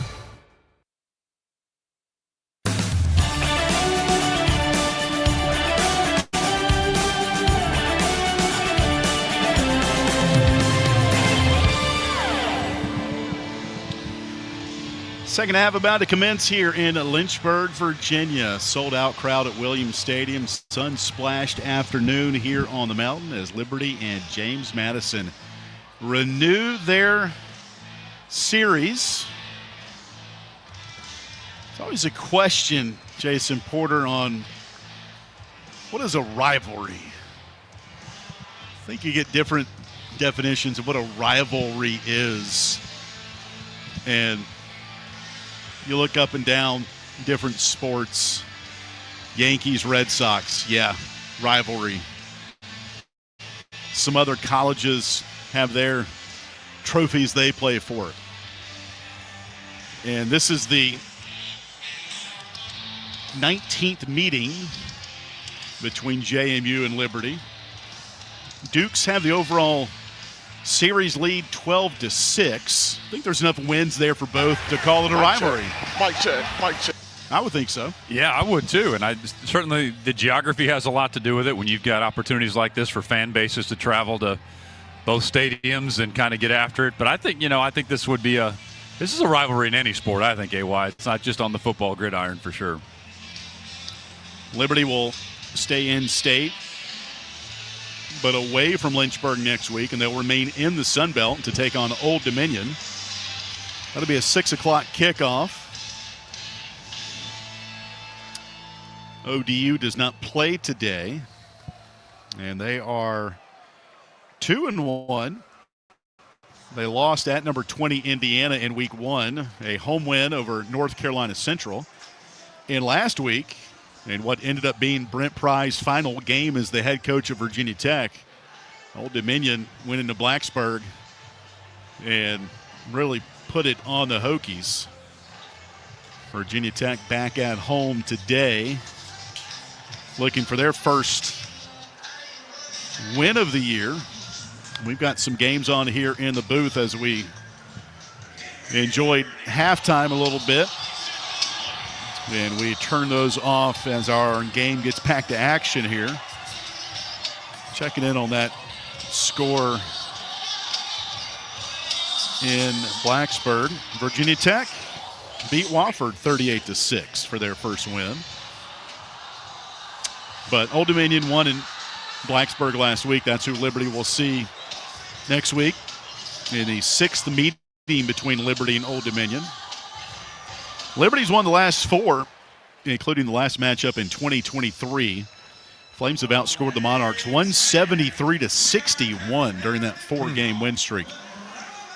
All right, we do have some breaking news. Ethan Vasco, Liberty quarterback, will not return today. He has an upper body injury, we are being told. So that'll elevate Michael Merdinger to his first meaningful reps as a Liberty quarterback since the Fenway Bowl last year when he played for North Carolina. Tar Heels played UConn at Fenway Park. Michael Merdinger was 9 of 12 in that ball game for 86 yards passing. And behind him, Ethan Houck or Jaden Bradford will become the backup to Merdinger. Liberty's already lost one quarterback, Ryan Berger. He had to medically retire after the main game in week 1. Here's the kickoff as we start the second half here in Lynchburg. Sold out Williams Stadium. There's the boot. End over end. Juju Gray will let it bounce behind him. And Liberty will have it first down and 10 at the 25-yard line. Great opportunity here, though, if you're Merdinger to come in and playing in this rivalry game that we've been talking about, and an awesome chance for him to be able to get some reps and take the Flames to victory, hopefully. Well, it can't all be on him either. Everybody else has got to elevate their game just a little bit around him. Flames have got to find some action with the run game. And look, I mean, Merdinger, maybe not the runner that Vasco is, but he's got a big arm. Empty backfield for Merdinger, and now he'll shift Dickens to his right, Juju Gray behind him. First and 10 from the 25, moving right to left. First down, handoff to Dickens. He'll surge ahead up the hash mark to the 30, picks up 5, following the block of Juju Gray. So good play on first down is Terry Lockett Jr. Transfer from Syracuse in his second season with the Dukes. Makes the tackle from his defensive line spot. Second down and 5. Michael Merdinger wears number 7, stands 6'2", 210 pounds, out of Fort Lauderdale, Florida, where his dad is starting up a flying car company. Handoff to Dickens. He is undercut at the line of scrimmage. Gannon Weathersby, who had a career-high 7 tackles and loss at Louisville 2 weeks ago, makes the stop. Third down 5, no gain that time for Dickens. 10-10 game, 14-10 to play in the third quarter. Sun beginning to make its way towards Carter Tower across the way. 3/4 of the field in the shade right now. Merdinger in the shotgun, number 7 in blue. 3rd and 5, back to throw. In the pocket, wants to run now. On the Conference USA logo, surges ahead up to the 36. He'll have the first down. Stands up, extends his right arm and says, "Let's play on, boys." Michael Merdinger with the run. What do I know, right? No, great. Yep. Yeah, great read by 7, though, to be able to pick up that first down. But, you worry about maybe some of these hits that Merdinger hasn't had to take during practice. So at live contact's a little different ballgame. First down 10 now for Liberty. That'll kind of get the nerves away from Merdinger as he fills in for Ethan Vasco. First down, option play. Handoff to Dickens. He's popped down after a gain of 2 between the hashes at the 38. Watching Michael Merdinger as Gannon Weathersby makes the stop and Sire West, watching him in practice back in August, he's just got kind of an it factor. Just the team, when he's getting the reps, they did some good things, and you might think he'll be out of position for a throw, then he'll complete it downfield. Just unorthodox a little bit with some of the plays he makes downfield. Play action, second down. Merdinger escapes out of the pocket to the 40, 45, another first down for Michael Merdinger. Pushed head first out of bounds by Trent Hendrick, one of the linebackers. And it's become the Michael Merdinger drive, just like Ethan Vasco did in one of the first drives we saw earlier in the first quarter on the ground. Absolutely. We got to credit this offensive line. Even though the pocket is broken down a couple of times here, they've resisted maybe some of those holding potential calls. Look at Michael Merdinger. Even shifted the ball to his left arm to protect it, going out of bounds on the left sideline. Those are things that running backs are taught to do. 1st and 10 for the Flames at the Liberty 49. Game tied at 10, 3 minutes gone, third quarter. Snap to Merdinger. Hand off to Dickens up the middle. Chopped down. Oh, man. A game-saving tackle by Elijah Culp as he knocked down Evan Dickens at the JMU 44. The Flames are on the move here. These last two plays defensively, JMU has brought their edge blitzers, and it's really opened up the middle running lane. 2nd down and 3 to go. Game tied at 10, 11:38 to play in the third. 2 receivers wide to the right, 1 left for Michael Merdinger, who's in the shotgun. Snap to Merdinger, and stoppage and a flag out. False start on Liberty. False start. Offense, number 56. 5-yard penalty, 2nd down. That was Christian Williams, offensive tackle. Last week, Liberty did not rotate their offensive linemen at all. Yeah, and that's something to keep an eye on here this week because Jamie Chadwell said that it showed up by the inconsistency late in that game. Some guys got tired that maybe they're good for 45 snaps but not 70. So we'll have to keep an eye on that here this week. False start backs them up 5, and if we're counting, this is play 39 coming up. 2nd down and 8 for the JMU 49. Snap to Merdinger. Keeps it himself up the middle. Look at Michael go. Bulldozes his way down to the 37-yard line. A gain of 13 for Michael Merdinger. That was Houck. Alan, they you're right. Quarterbacks. That's they right. got us. That's Ethan Houck. They certainly have. They fooled us up in the booth. Ethan Houck, pardon me. True freshman on his first play as a college quarterback. Runs it up the middle, pardon us. Now, he is a true dual-threat quarterback. True freshman. He can beat you with his arms and his legs. High school total yardage for Ethan Houck nearing 8,000. 114 Game clock operator, touchdowns. please put 10 minutes, 52 seconds on the game clock, 40 seconds on the play clock, and we'll start on the ready for play. Houck out of Brunswick, Maryland, Brunswick High School, had 114 total touchdowns, 71 passing, 43 rushing. And welcome to college football, Ethan Houck. First down run for Ethan will be 1st and 10 from the 37 of the Dukes. Houck the snap. Handoff to Dickens up the middle. And the ball popped out. JMU says it's got it. And let's see. No signal yet from the officials. Ruling on the field is a loose ball recovered by the defense. First down, James Madison. Well, that audio call from our referee tells you all you need to know. Stephen Robinson. And a turnover to James Madison. Fans want him to take another look at it, but it's not going to be reviewed. It'll be at the 33-yard line of JMU. I don't know, Alan. I'm watching the replay. His arm appeared to hit the turf before the ball popped out. I thought the ground might have forced that, and the coaching staff's pointing at the video board too.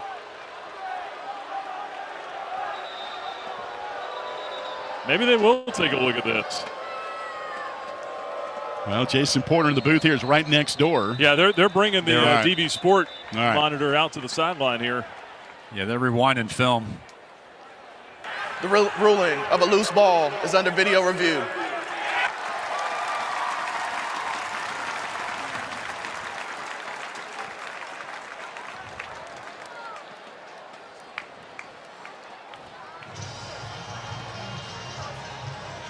Yeah, their ability to go frame by frame here is something, and they're looking at every angle here as they're coming up with all these different I think you're camera right. views. That elbow did come down for the ball popped out. So, first look we saw, it should come back.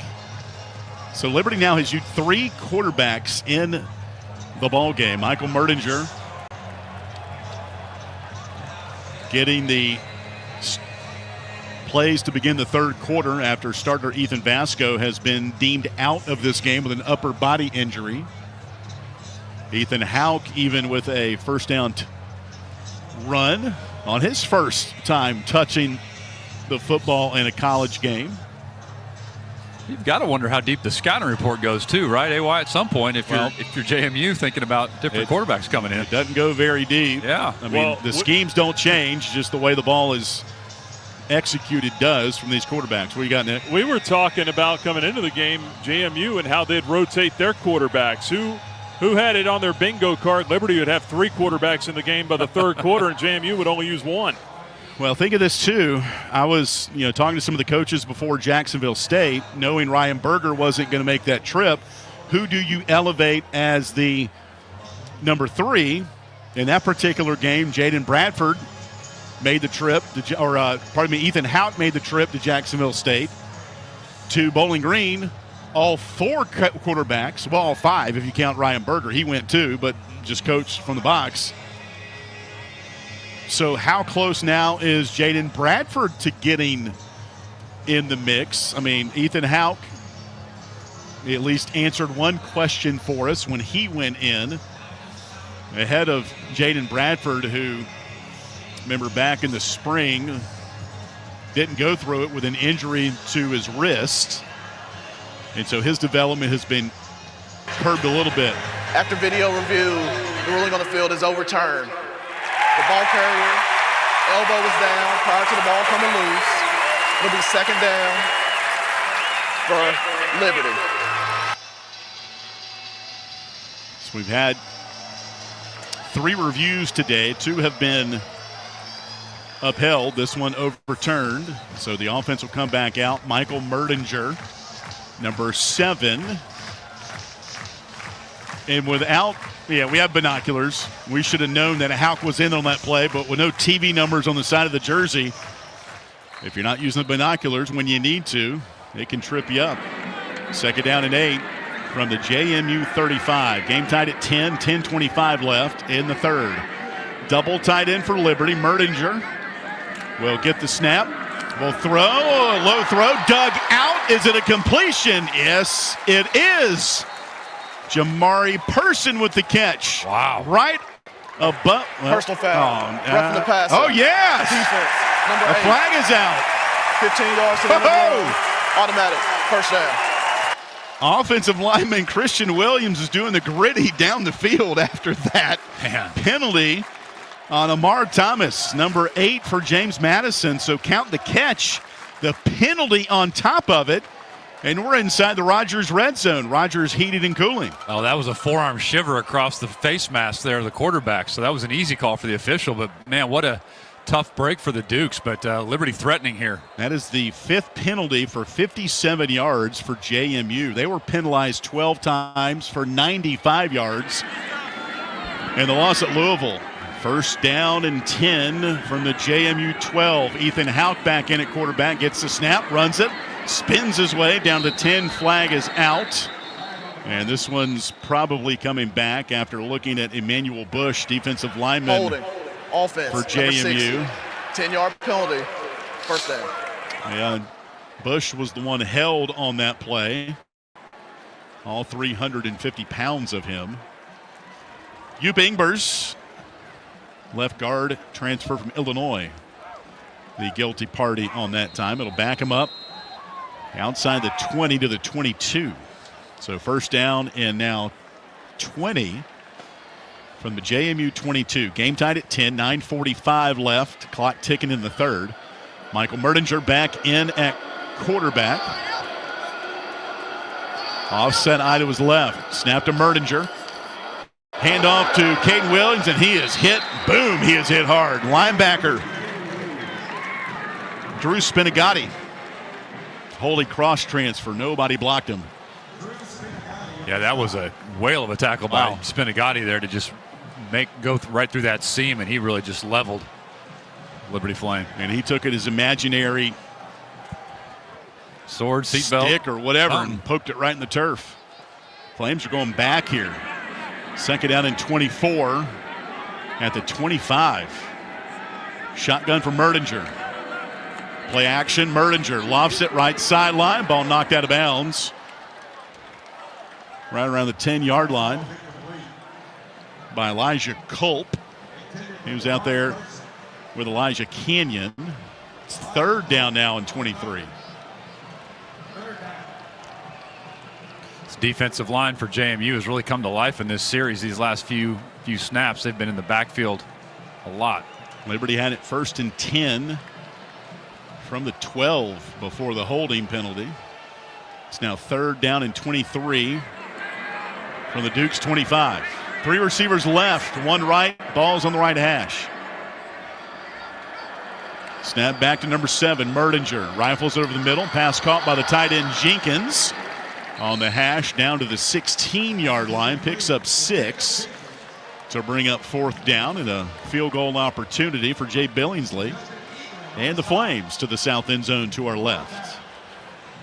Justin Eaglin had the tackle of Jacob Jenkins, 6th-year tight end from Hoover, Alabama. 35-yard field goal for Jay Billingsley. Made one from 47 earlier. This is on the left hash. There's the snap. Spot. Kick on the way. It's up. And it's good. Jay Billingsley. 2 field goals in the ball game here today. And that puts the Flames up 13-10 with 8:06 left in the third quarter. Flames retake the lead. We'll step aside as you hear this from Van Wagner.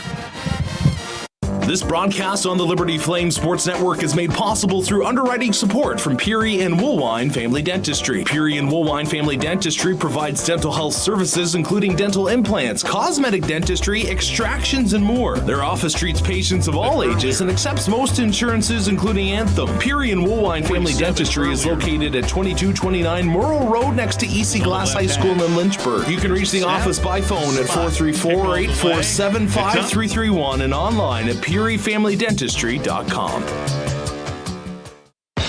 The Journey thanks Rogers Heating and Cooling for their underwriting support of this Liberty Flame Sports Network broadcast. Rogers Heating and Cooling has been serving Virginia and North Carolina since 1996 with locations throughout the region. They provide residential and commercial HVAC services, including system installation, maintenance, and repair. More information is available at callrogers.com. Thanks to Rogers Heating and Cooling for their support of the Liberty Flame Sports Network from Van Wagner. The Liberty Flame Sports Network thanks Segra for their support. Segra collaborates with companies to offer business-only carrier-grade connectivity, cybersecurity, voice, and cloud solutions tailored to meet their diverse needs. Segra offers these solutions across a fiber network that spans 28 states in the U.S. and is headquartered in Charlotte, North Carolina. Segra can be reached at segra.com or 833-GO-SEGRA. Segra is a proud partner of the Liberty Flame Sports Network from Van Wagner.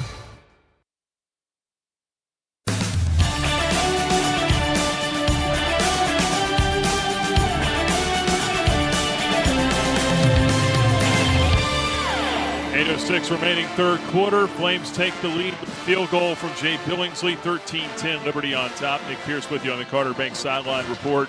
Ethan Vasco out of the game with a right arm injury. I'm down here on the sideline. He's down here as well. He is with the quarterbacks. He's got his right arm in a sling.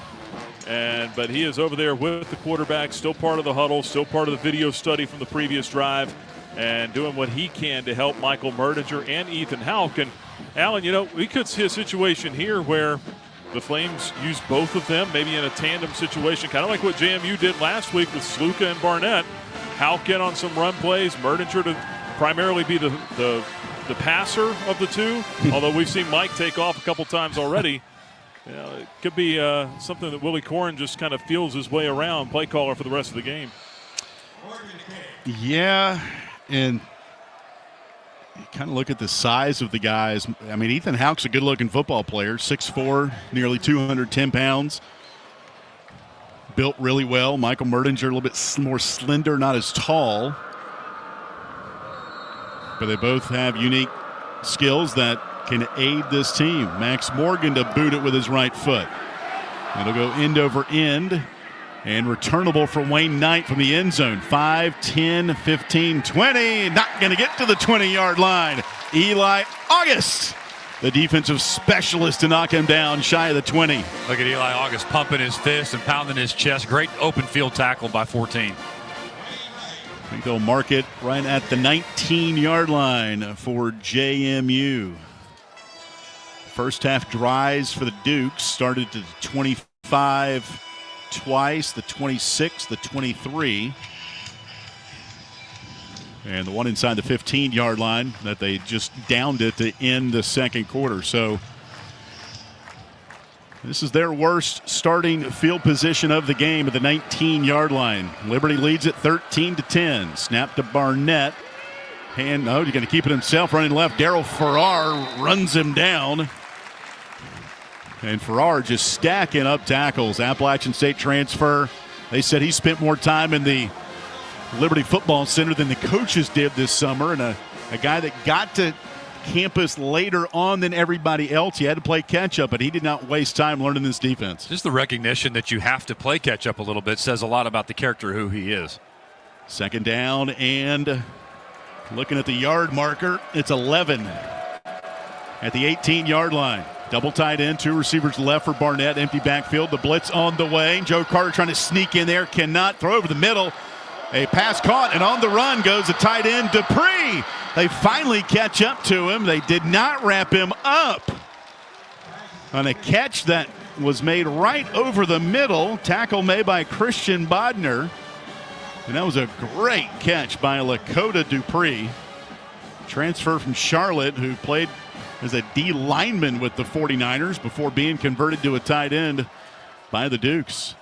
It's at the Liberty 46. Barnett to throw, near side. Caught by DeGeneres. Broken tackle. 40, 35, 30, 25. Stumbles down near the 21-yard line. So two broken tackles by the Dukes on back-to-back plays have them a yard out of the Rogers Heating and Cooling red zone. Tackle made by Brylan Green. This really can't be that Achilles heel for any defense, but for the Flames specifically when they're not able to wrap up and bring these guys down. Seen it on two plays. Second down and 10 for JMU. Liberty leading 13-10, 6:20 to play in the third.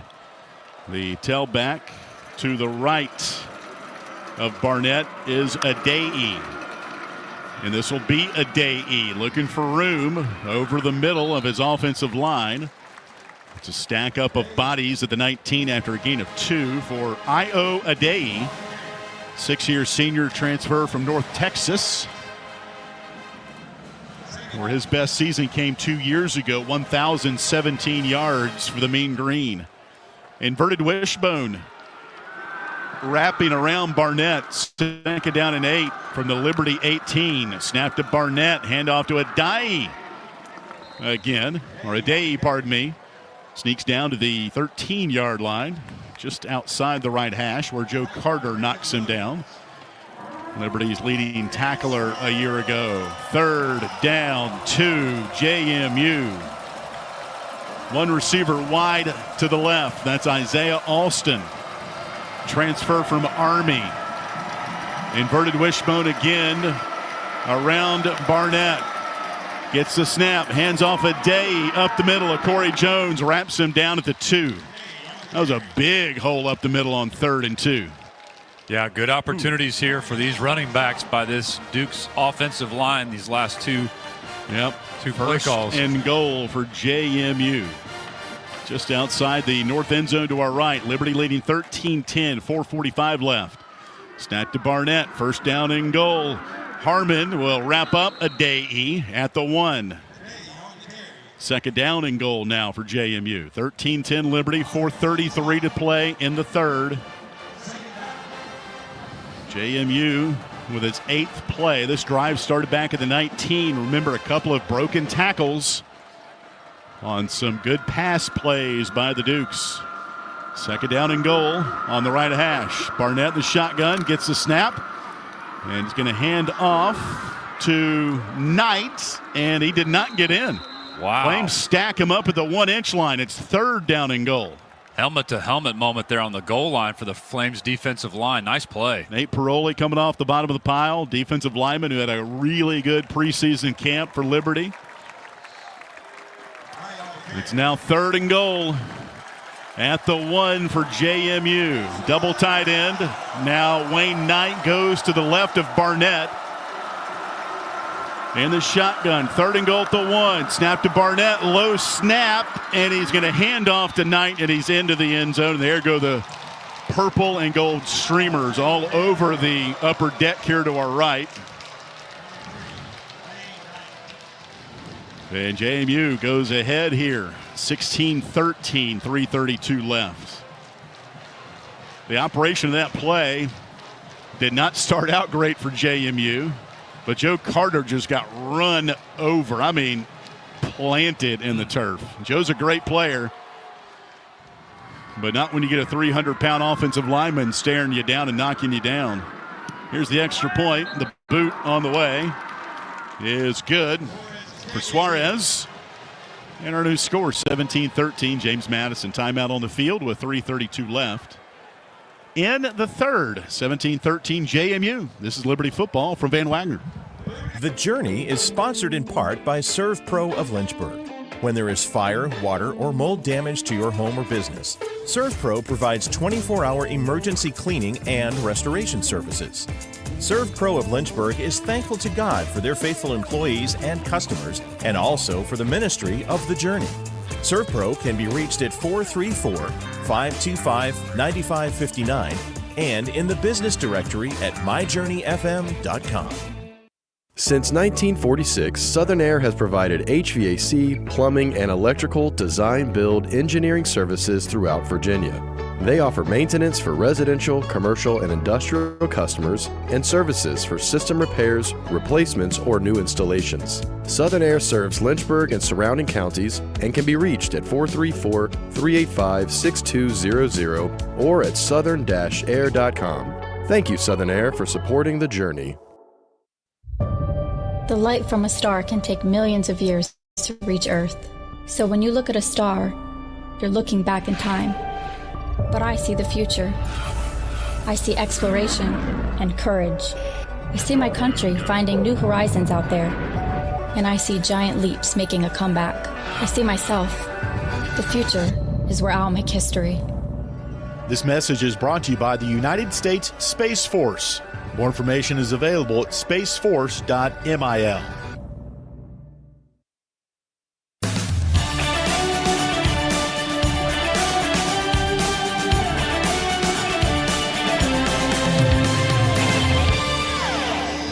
.32 left to play. Third quarter, 17-13. James Madison here in Lynchburg. Our broadcast brought to you on the radio in part by Herbert Maxey, personal injury lawyer, offering legal representation for those injured in automobile and motorcycle accidents. More information is available at herbertmaxey.com. Remember, last couple of weeks, 3 touchdowns called back for Liberty. Total point difference in the 2 losses, 20 points combined. That's 21 points on the 3 touchdowns called back. Kind of a microcosm here. Last drive, 81 yards for JMU. 61 of those 81 after broken tackles for the Dukes as they plunge it in. Wayne Knight with a 1-yard touchdown run. Extra point to make it 17-13. And the second rushing touchdown for Knight on the season. Here comes the kickoff by Christiana Rosa, and it's in the back of the end zone. It'll bounce on top of the E of Liberty in the white stitch of the turf. So touch back to the 25-yard line.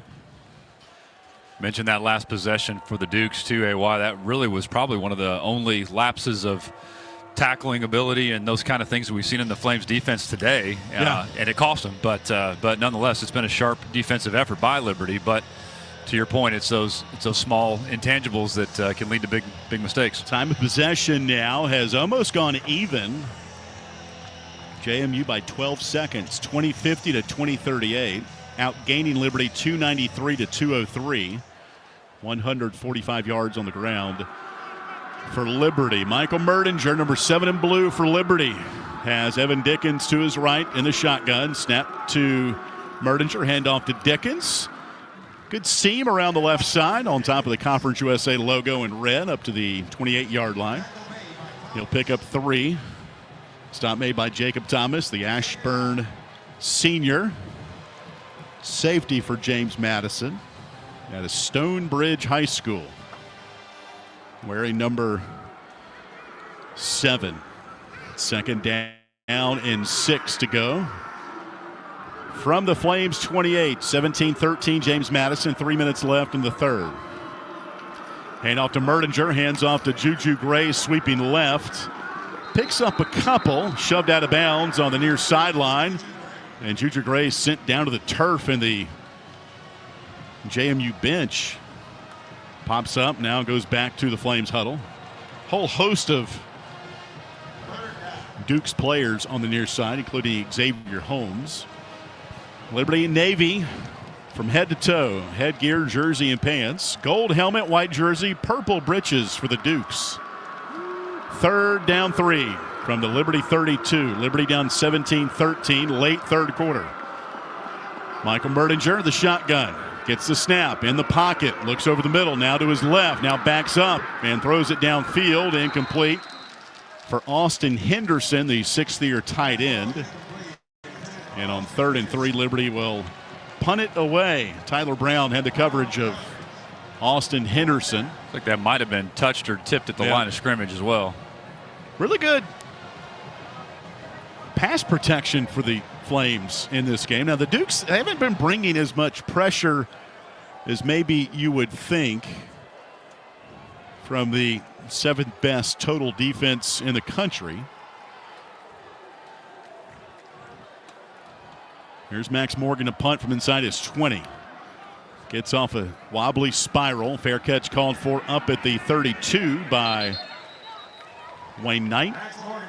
And that will take us to a timeout. 2 minutes left in the third.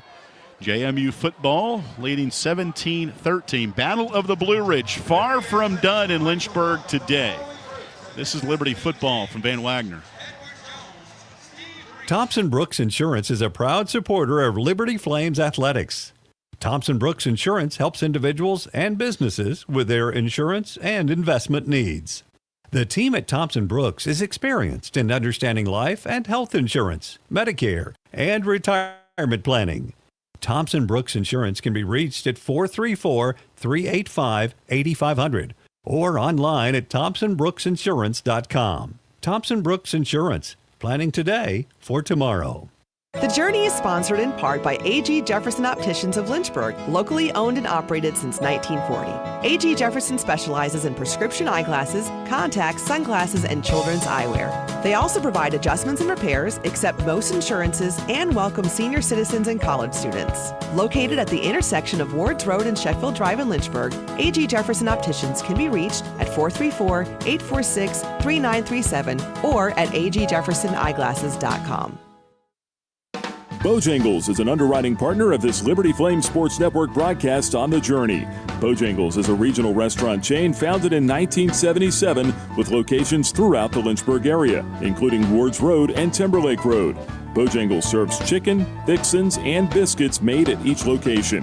Thanks to Bojangles for their support of the Liberty Flame Sports Network from Van Wagner. Bojangles, it's bow time.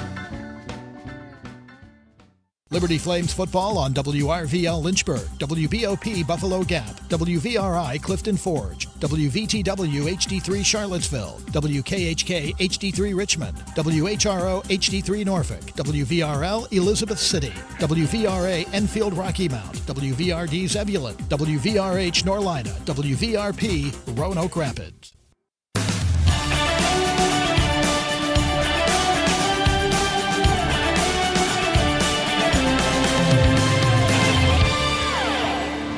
Two minutes left in the third quarter. James Madison 17, Liberty 13. Our broadcast brought to you on the radio in part by A.G. Jefferson Opticians, offering prescription eyeglasses, contacts, sunglasses, and more. More information is available at agjeffersoneyeglasses.com. Got a full crew here with us here today. CJ Porter, might call him Superstar. Jason Porter, Eric Bowman. I'm Alan York. Nick's on the sideline. Jamie's down at the studio. CJ, what today? 2 picks? 2 picks, and yep. a touchdown? And a pick 6. Yeah. And a safety. Oh, you didn't tell me that I forgot earlier. about the safety. Wow, Sorry. shortchanged him. Sorry. Was balling. Baller status for CJ Porter. JMU with the drive beginning at its own 32-yard line. They marched 81 yards for a touchdown their last drive, leading 17-13. 3-man rush for Liberty. Now C.J. Bazell walks up the joker position. Snap to Barnett in the pocket. Floats it out left. Catch made by Knight. A lot of room to run. 40. And out of bounds near the 45-yard line goes Wayne Knight. All 5'7" of him. Elijah Hopkins pushes out Knight over by the Liberty sideline, which Liberty players all in navy today, head to toe. The coaches in the light blue quarter zips. Some long sleeve, mostly short sleeve with the Nike swoosh on it. That'll be a gain of around 15 yards for the Dukes up to the 45 of JMU. A diamond set of receivers to the left. They set the screen up to the left. Knight makes the catch. Eli August, the first guy there. Also, Darrell Farrar, Liberty linebacker. Liberty played that one well. It'll be a gain of 2 to bring up second down and 8 with 1:12 to play in the third. James Madison leading 17-13.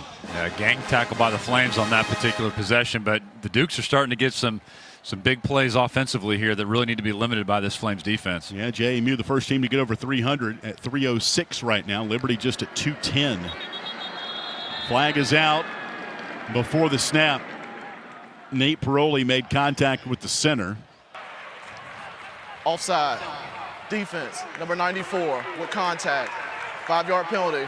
Second down. And Nate will come out of the game. True freshman Cam Cullins will come into the game. Eli Hall is out there now. Flames going with some backup D linemen on this drive.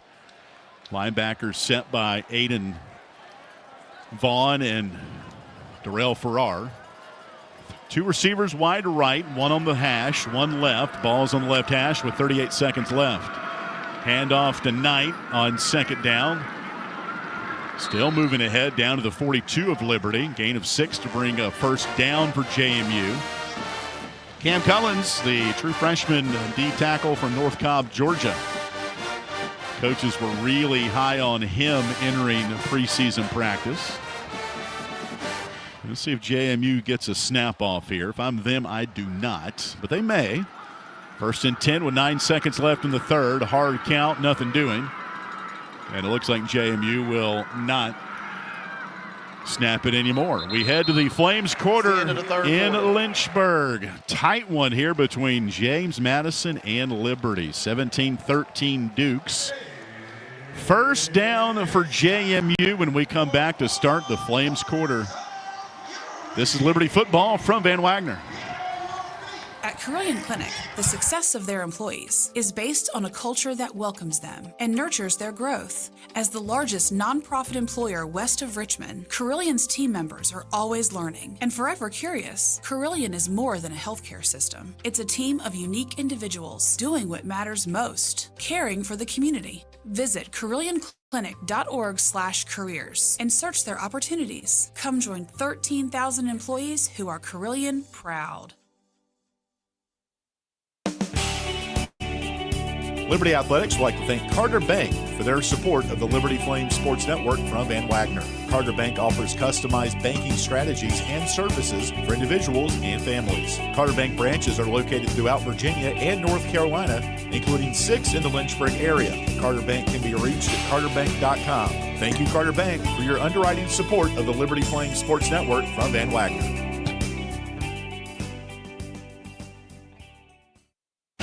This broadcast of Liberty Flames Athletics is brought to you through underwriting support from Coca-Cola. Coca-Cola is proud to present today's post-game report on the radio. On your way home, the Liberty Flames Sports Network will go inside the locker room and bring you the post-game thoughts from the Liberty Flames student-athletes and head coach. More information on Coca-Cola is available at Coca-Cola.com. Coca-Cola is a proud supporter of Liberty Athletics.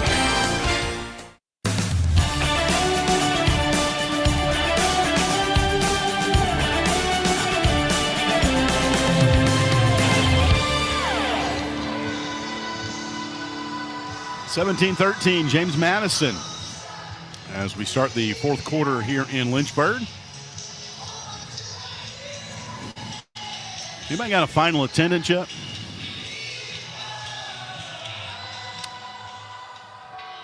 Let's see if we can't find one yet.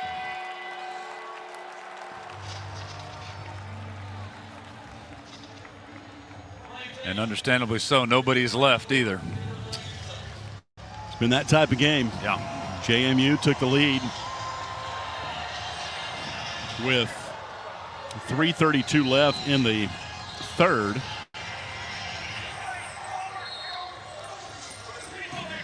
On a 1-yard touchdown run by Wayne Knight.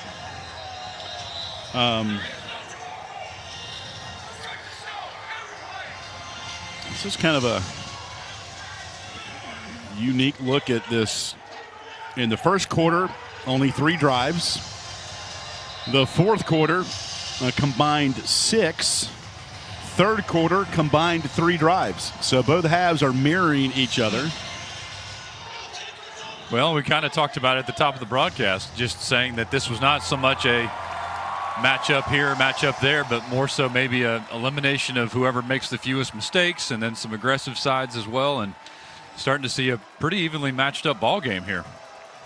Remember, Flames quarter, Liberty has outscored its opposition 40-20 in the fourth quarter this year, and under Coach Chadwell last year it was 124-69. Yeah. That was something he got asked about this week, is why his team plays so much better in the fourth quarter. He said, for whatever reason, we haven't been able to sustain drives up until today.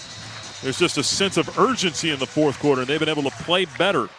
It's been kind of frustrating, the inconsistency, but we'll see if they can carry it over here. First down 10 from the 42 of Liberty. Flags are out before the snap. False start. Offense, Wow. number 52. 5-yard penalty, first down. So both lines have given penalties to their teams. This time it's Carter Sweezy, returning starter out of Stonebridge High School in Ashburn. First down 15. Backs the Dukes up to the Liberty 47. 17-13. Dukes lead by 4. Barnett shotgun, backs up on the left hash. Fires it out right side. Pass caught on the numbers and down to the 37-yard line. Getting almost all the yardage back and then some was Landon Ellis. Joe Carter on the tackle for Liberty. Landon Ellis had a touchdown catch back in the second quarter. Helped tie the game at 10. Yeah, he's their Landon Ellis is their leading receiver on the JMU Dukes. And nice target and nice ability to be able to catch those passes over the middle. Sustained a hit too. He got popped twice. Liberty's Daryl Farrar went out of the game with his helmet Officials off. timeout. Equipment malfunction. Thinking his helmet did pop off on that play. Aiden Vaughn has come in to replace him. So a gain of 10 on the throw to Ellis. 14:32 left in the ball game. JMU leading 17-13. Second down and 5 at the Liberty 37 on the right hash. The entire field in the shade right now. The tailback is Knight to the right of Barnett. Snap to Barnett, handoff to Knight. Up the middle. He'll have the first down, picks up 6 down the right hash to the 30-yard line. C.J. Bazell in on the stop. Also Mike Jarvis. DJ Jackson also. Wayne Knight really runs the ball hard. Io Adei, third string tailback, is in now. 6-year senior from Mansfield, Texas. Only played in 2 games last year due to a toe injury. First down and 10 from the Liberty 32 for JMU, leading 17-13. Snap to Barnett. Handoff to Adei. Good patience on that run. Between the hash marks down to the 28. He'll pick up 4, bring up second down and 6. 13:25 left in the Battle of the Blue Ridge. DJ Jackson on the tackle, defensive lineman for Liberty. These two teams will play 9 more times after today. Series that goes all the way to 2040. Double tight end, 2 receivers each way. Handoff to Adei. Up the middle. Good patience for number 5, Adei. Picks up 9 and a first down for JMU. Yeah, I'm not even sure how Adei saw the hole that was to his left. He ran into the back of 2 of his linemen blocking downfield for him. But as you said, AY, just nice patience by him to pick up that first down. Back up, defensive lineman Eli Hall on the tackle. First down 10. 17-13 James Madison. This is the 8th play of the drive for the Dukes. It's inside the Rogers Heating and Cooling red zone. Barnett, number 14 in white, barks out a new play to his offensive lineman. Backs up now as he puts Knight to his left hip. Snap to Barnett. This is Adei, pardon me, around the right side. Flag is out as Adei get to the pylon. He's out at the 1. This is coming back. There's a hold on that offensive line to the right. Offense, number 76. 10-yard penalty. First down. That's a big penalty on the right tackle, Pat McMurtry, 7th-year grad student from Verona, New Jersey, making his 45th start today. That penalty on JMU, their 7th of the ball game for 77 yards. Could have easily called a penalty as well. Joseph Carter got pushed from behind on that edge block. They missed that one. 17-13 James Madison, 12-11 left in the ball game. 3 receivers left, all on the hash or outside there. Barnett to throw, near side, DeGeneres the catch. And the Flames surround him at the 22-yard line, picks up 4. Stop made by Damon Harmon. Also Joe Carter and Christian Bodner there to bring down DeGeneres. Transfer from Richmond. Makes his 4th catch of the ball game. DeGeneres now will be tucked into the right of the tight end on the right. 1 receiver left. Second down 13 for JMU at the Liberty 24. Barnett back to throw. Swings it right side to Knight. Got the corner and more. 10-5 out of bounds. And a first down for JMU. I'll actually mark him out at the 9, so it'll be 3rd down and 1 for JMU as Brylan Green finally made the stop. Christian Bodner got blocked out there by Josh Pfeiffer, the big tight end. 3rd and 1 at the 9 for JMU. Barnett the snap, keeps it himself, running left, has room, 5. Touchdown James Madison on 3rd and 1. The quarterback, Alonzo Barnett III. Not a play that the Dukes have showed so far today. Barnett just easy stroll into the end zone off that left side. Barnett with his 2nd rushing touchdown of the year. He doesn't look like a guy that has come off an ACL tear about 10 months ago. 23-13 James Madison. Their pep band is repping their fight song right now as Morgan Suarez will be out for the point after. The left-footed kicker boots it up between the uprights. And it is good. Our new score, 11:07 left. A lot of time left, though. Liberty down 11, 24-13 James Madison. We'll be back with more football from Lynchburg, Virginia after this timeout from Van Wagner. The doctors at Crossroads Family Dentistry say go Flames and good luck this season. The dental team at Crossroads Family Dentistry, Stephen Hatch, James Peary III, Trey Woolwine, and Carol Roberts provide services from standard checkups to complex restorative dentistry services. They also accept most dental insurances. Crossroads is located at 14761 Forest Road in front of Brauburgers and can be reached at 434-363-9422 and at crossroadsfamilydentistryva.com. Liberty Athletics thanks 11 West for their support of the Liberty Flame Sports Network from Van Wagner. 11 West offers screen printing, embroidery, promotional products, and flat printing. 11 West graphic design team creates custom apparel and promotional products. More information can be found online at 11west.com, by phone at 540-639-9319, or at their location in the New River Valley at 6598 New River Road in Radford. Hi, this is Alan York, asking you to join the team as a member of the Flames Club. As a Flames Club member, you can make a difference by directly contributing to the success of Liberty Athletics. The Flames Club's mission is to raise the financial support needed to provide our coaches and student athletes with the resources to compete for championships. Membership levels vary and begin at just $75. Some gifts may even be tax deductible. When you join the Flames Club, you're truly investing in champions and championships. Join today at libertyflamesclub.org.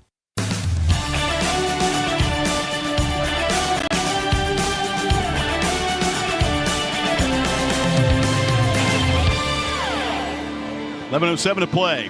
Fourth quarter, JMU 24, Liberty 13. Alonzo Barnett with a 9-yard touchdown run. Capping off 11-play, 67-yard drive. Head coach of the Dukes is Bob Chesney. Haven't really talked much about the Colpmont, Pennsylvania native. Played defensive back in college at Dickinson College. And has worked his way up from a Division III head coach to Division II to FCS, and now second year leading JMU. And one thing that he does with his team, they stay in the dorms at James Madison during fall camp, similar to what NFL maybe teams. the Carolina Panthers used to do down at Wofford back in the day. And these Duke players really think that has brought this team together. They play a name game during preseason practice where I need to know something about Jason Porter, even though he might be from a different state, plays a different position, but he'll call on guys randomly. What do you know about Michael or Tim or Eric? They call it the name game, and it really has bonded this team together. The roster turnover these days, that's important. Yep. Liberty down 11. A lot of game left, though. And here comes the run-up and the boot. And Juju Gray will let it bounce behind him on top of the A of the Flames, stitched in white down to the left. For a touchback. All three drives in the second half have started at the 25 for Liberty. Updating fans again, Ethan Vasco out for the remainder of the game. He went down in the late stages of the second quarter with a upper body injury. And we've seen both Michael Merdinger and Ethan Houck in the ball game. This is going to be Merdinger at the 25. Two receivers to his left, one to the right. Aaron Fenimore, the all-conference center, will snap it back. Snap to Merdinger. Looking to his right, now back to his left. He'll now run to 25 and up around the 30. So good job for Michael to pick up about 6 after that play broke down. That's one thing I've seen. Again, we've talked about him not being the most fleet of foot, but when he decides to go, he doesn't hesitate, and he picks up what he can. Yeah, and that's an important quality here for these quarterbacks. They're displaying it on full display. The defense, the secondary is doing a nice job covering the Flames receivers. JMU leads at 24-13, 10:36 left. Second down and 4 to go for Liberty at the Flames 31. Snap to Merdinger, handoff right up the middle, and boom. Big-time tackle made by Andrew Taddeo, 300-pound defensive lineman, loving that number 33 he wears as he ripped down the running back Evan Dickens that time for a loss of 2, third down and 5. At the Liberty 30, JMU leads at 24-13, 10 minutes to play. Shotgun for Merdinger. Snap back to number 7. In the pocket, rifles it left, comeback route incomplete. Trying to find Jamari Person on the far sideline. Liberty will have to punt. Coverage by Elijah Culp, right by head coach Jamie Chadwell. Looked like Merdinger had a little bit of a difficult time getting his feet set before he threw that ball to the left edge and the left boundary, and just too low to be able to come up with a catch. This JMU defense really pinning its ears back the last couple of drives, forcing a Liberty punt. Fourth punt of the day for Max Morgan, who's averaging 40 yards per punt. And Wayne Knight, number 3, deep to receive the punt. It'll bounce at the 35. Take a roll inside the 30, inside the 25, still going down to the 22-yard line. We will step aside, 9:37 left, as the clock becomes the ally for the Dukes right now. They lead it 24-13, 9:37 left. JMU ball when we come back. This is Liberty football from Van Wagner. Turn up the heat. Foster Fuels is a proud partner of Liberty. Foster Fuels is a proud partner of Liberty Athletics. Since 1921, Foster Fuels has provided propane along with a range of products including fireplaces, grills, tankless water heaters, and more. Foster is headquartered in Brooknell and located at 5 showroom locations across Central Virginia and at fosterfuels.com. Frank Good Builders is a proud supporter of the Liberty Flames. Frank Good Builders and its partners design, build, and renovate custom homes in Lynchburg and the surrounding areas. From designing a plan to picking out fixtures, Frank Good Builders works with each client to create and renovate custom dream homes. Frank Good Builder, tradition, innovation, trust. Frank Good Builders can be reached at 434-238-3710 or visit frankgoodbuilders.com. Liberty Athletics thanks Frank Good Builders for their support of the Liberty Flame Sports Network from Van Wagner. What's important isn't that Freedom First has been in business since 1956. What's important is how we've been doing business since 1956. Since day one, we have been accountable to our members, not stockholders. We make loans that cost less, offer savings plans that pay more, and give back to our community, and that hasn't changed. What has changed is our ability to serve you with more locations and more technology to simplify your financial life. Freedom First. It's a place where anyone in our region can bank for good.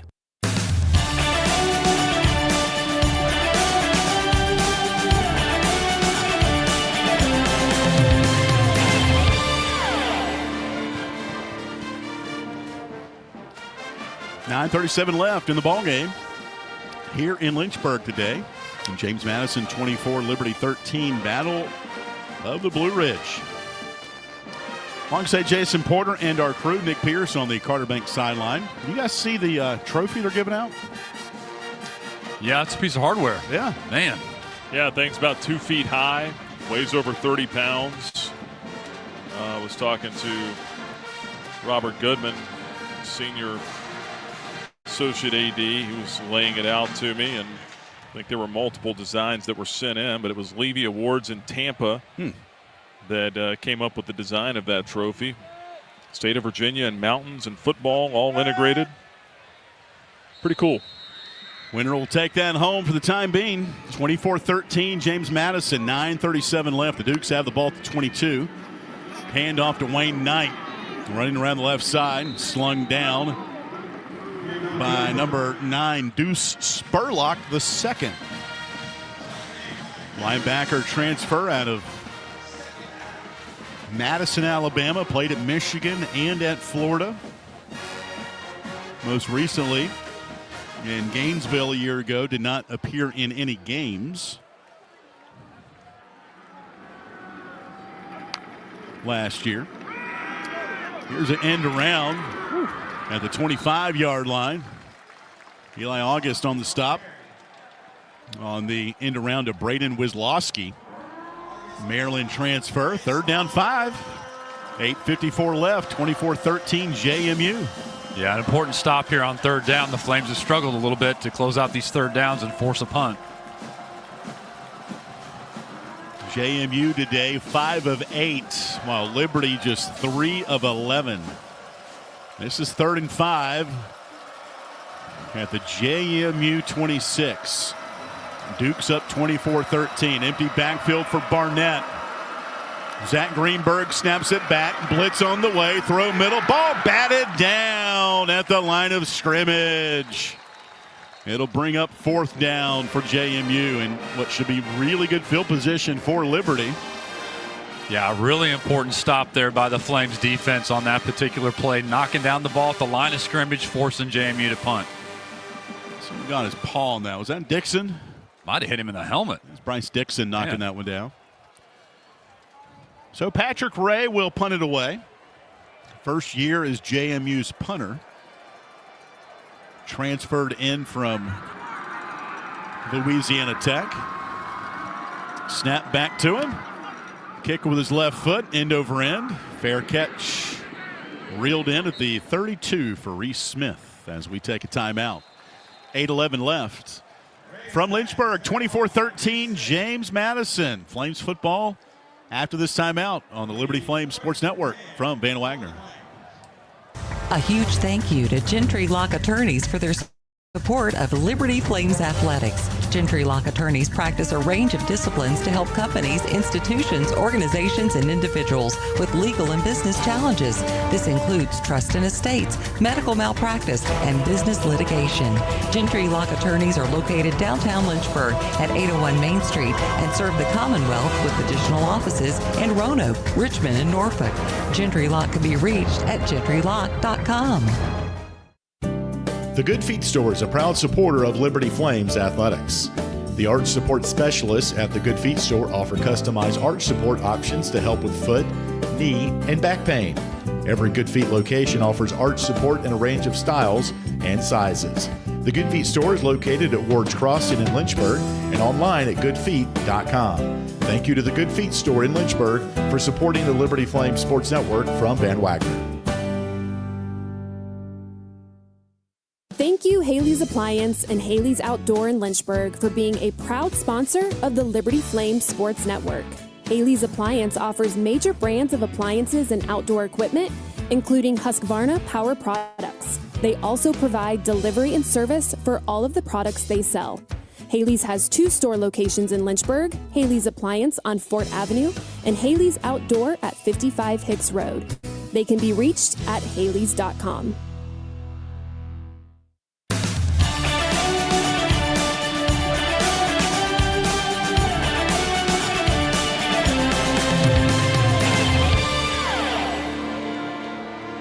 (24-13), James Madison leading Liberty. 8:11 left to go in the ball game.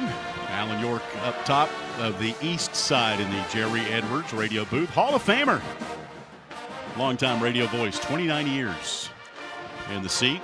Called a number of magical moments for Liberty football. We heard one last week. Yeah. With the Matt Bevins field goal to beat Youngstown State back in 2008. Talking to Bruce Carey, longtime live TV producer, last night at the LCA football game. And Bruce was doing some security, and I was getting some dinner, and he tracked me down. And we talked a little bit about Jerry Edwards. And his son Mark does a great job running the Journey Radio Network. It's in the blood. Yep. Coming up post game, we're going to carry our interviews live with Jamie Chadwell and the players. Trying to find that sweet spot of getting that audio to our fans as quick as we can. So we will work with Jamie Hall and Nick Pierce on that. Post game, first down 10 for Liberty at the 31. Flames got to do some work here. Evan Dickens on the handoff, nothing doing there. He is cut down by Michael McMullen, redshirt sophomore, Phoebus High School. Also Tyler Brown. 24-13. Flames got a punt from JMU. Now it's second down and 9. Dickens on the day, 17 carries, 67 yards. That is a career high in carries for Evan Dickens. Georgia Tech transfer. Second down 9. Play action. Merdinger being chased and being sacked at the 27-yard line. That was Aiden Gobira chasing Merdinger down to be third down and long now for Liberty with 7:22 left. Clock ticking. Yeah, really in the ball game. Really starting to see a difference with this defensive line for the Dukes in the second half. Really forcing a lot of scrambling here for the quarterbacks, and only down 11, but 7 minutes to go. Has got to do something here. Third down 13. on the left hash at the Liberty 27. Double tight into the right. Juju Gray now will shift out of the backfield. Casey Kane will go in motion to the left. So double wing now for Liberty. Snap to Merdinger, 3rd and 13. In the pocket, rolls to his left, throws off balance, jumping catch, going out of bounds at the 38. They're going to call him out of bounds, was Casey Kane. So incomplete, and Liberty will have to punt it once more with 6:43 left. Down 24-13.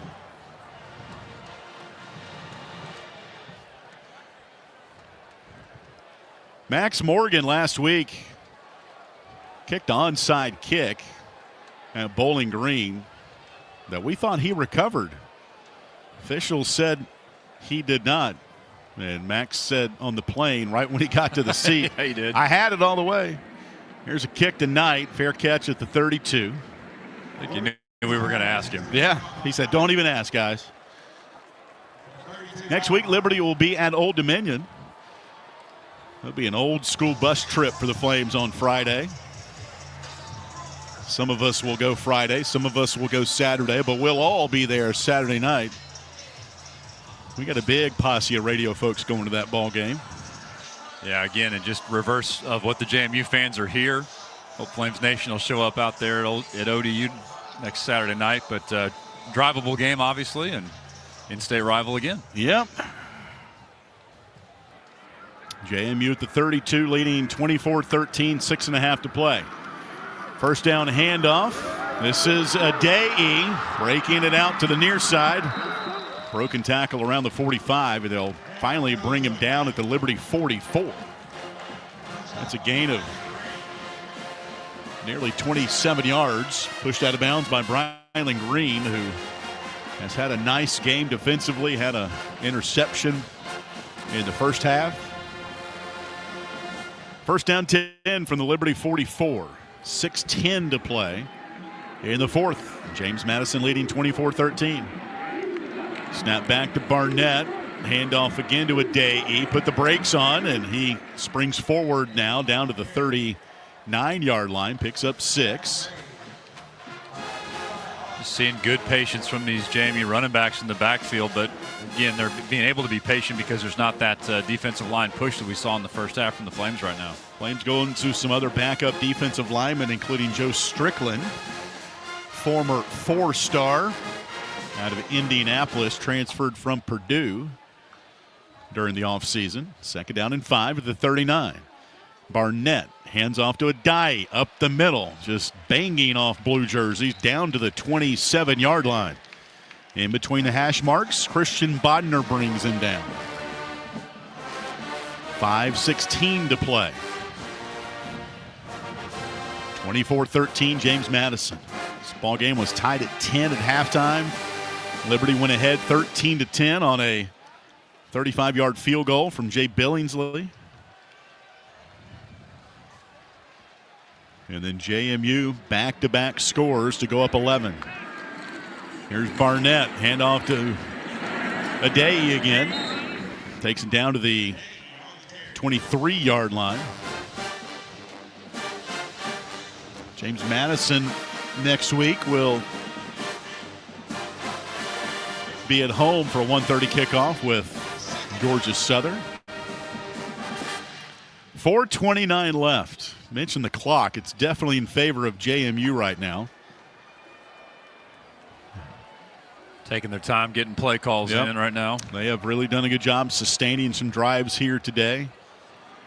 Their last scoring drive, 11 plays, 67 yards. Snap to Barnett, second down, handoff up the middle again. And a first down run down to the 17-yard line. Samuel Cohen, defensive tackle, making the stop for Liberty. JMU has rotated their backs a good deal. Adei with 87 yards. Wayne Knight, 79 yards. Haven't seen as much George Pettaway. He was their leading rusher coming in as we thought we would.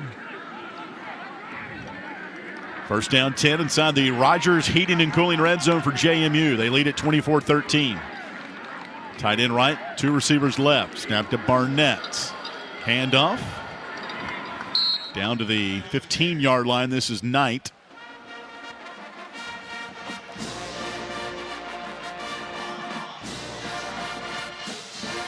Tackle made by Jalon Rock, redshirt senior transfer from Weber State. Dukes will send 2 receivers to the right, 1 left. Tight end to the left. And Wayne Knight remains the tailback to the left of Barnett. 2:55 left in the game, 24-13 JMU. From the Liberty 15. Second down and 8, and Bob Chesney and the Dukes will call a timeout. I think they thought there might have been a penalty there. Yeah. James Madison, their first charge timeout of the half. This will be a 30-second timeout. These two teams will match up again in Harrisonburg next year on September the 5th. Part of the Battle of the Blue Ridge. There are 4 other Conference USA Sunbelt matchups in college football today. Our game right now late in the 4th quarter. FIU leads Delaware 7-3, 1:50 left to go in the first quarter. Kennesaw State leads Arkansas State 14-0. Midway through the first quarter in Kennesaw. And the rest of the action later tonight. Out of town scores brought to you by Frank Good Builders. Second down 8. Handoff to Knight, number 3 in whites. He's driven back. Stop made by Mike Jarvis right at the point of contact. Gain of a couple to bring up 3rd down. So field goal here would still make it a 2-score game. Timeout. Liberty. If Liberty can get a 3rd down stop here. Game clock operator, please put 2 minutes, 38 seconds on the game clock. 2 minutes and 38 seconds. 30-second charge timeout. If you're still looking ahead to what a field goal could do. Liberty playing with a backup quarterback, Michael Merdinger, and has looked good at times. Ethan Basco went out late second quarter with an upper body injury. And that's going to be key, is how long-term is this with Ethan Basco? You certainly hope it's not. But if it is, how you start to assess things here if you're the Flames. You've got a game next week and then a bye week to get Michael Merdinger or whoever you decide you want at quarterback up to speed to run this offense.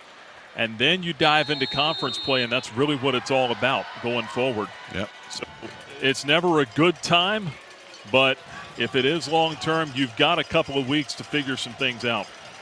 3rd down 7 from the Liberty 13. Key play here. 4 receivers to the right, 1 left for Barnett, who's in the shotgun. Gets the snap, runs up the middle, bounces outside to the pylon. Touchdown JMU, or do they call him out? Yeah, it's a touchdown. Second rushing touchdown for Barnett on 3rd and 7. And Barnett for the second time it's a touchdown in this second half, and in this quarter finds his way into the south end zone for a 13-yard touchdown run. Similar scamper Barnett had over here on the left side of the end zone, and just ran up to the right side. He's got good speed too, and you mentioned his physical recovery from that post ACL. He's certainly not showing any signs of that. 8 plays, 68 yards, 30-13. JMU.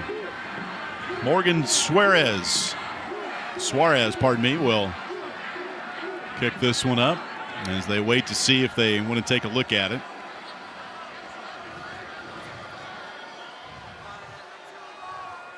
The replay booth right beside us. It was 3rd and 7. And Barnett on a designed run sent 5 receivers in the package, and that left him one-on-one around the right side. And the previous play is under video review. We'll take a look. He had that ball in the right hand, and it was his left shoulder that mostly went over the pylon, so we'll see what they have to say about that.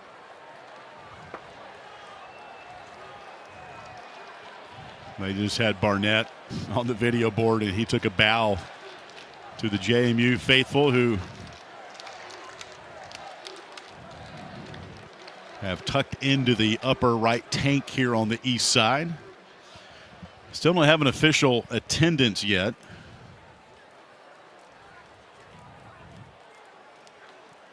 We've sent a note out to see if we could find out what that attendance is. As they review this last play here, Alonzo Barnett's touchdown run, and called a touchdown on the field. As they show the replay on the board over to our right.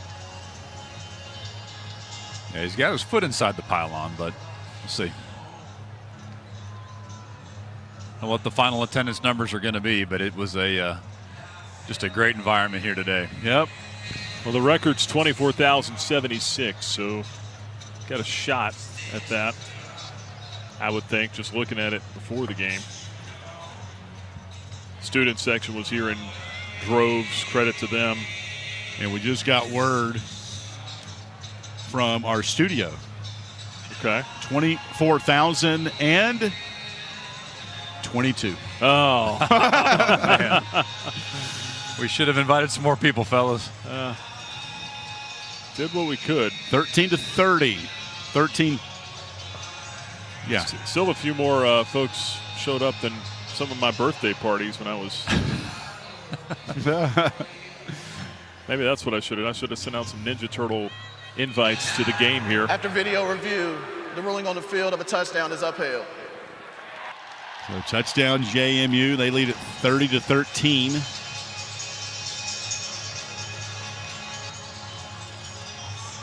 Liberty in this second half just has not been able to sustain any drives. They've punted their last 3 times with the football. 2:31 to play. JMU with the extra point to our left. Suarez, extra point good, flag out. Offsides, the initial call on Liberty. Offside, defense, number 20, the penalties decline. It's all of the play. Tries good.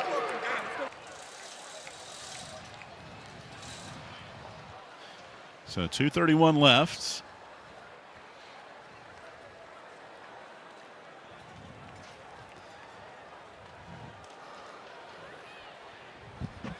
And you look down the road here, I mean, talked about the quarterback situation. Liberty already down 2 quarterbacks. Ryan Berger medically had to retire due to some concussions. The latest one coming during the week building up to the main season opener. He'll remain as a student assistant. And now Ethan Vasco goes down in this first half here.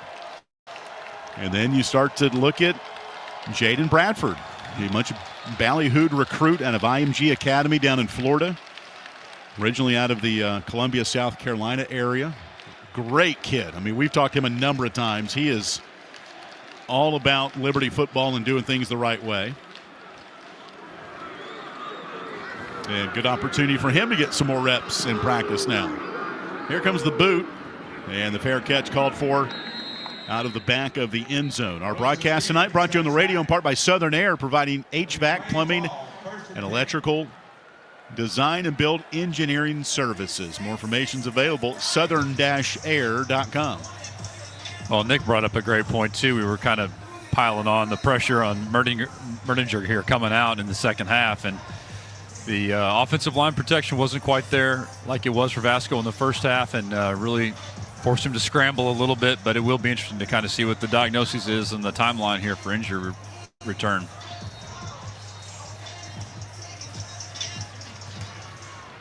First down 10 for the 25. And Ethan Houck, true freshman, Brunswick, Maryland, will get a little more action here. Houck, the snap, the designed run. You hear the pads pop down below, runs it up to the 32-yard line, so he picks up 7. Brandon Feek, and Drew Spinagati on the stop for JMU. 2:13 left. This might be the final play before our 2-minute timeout.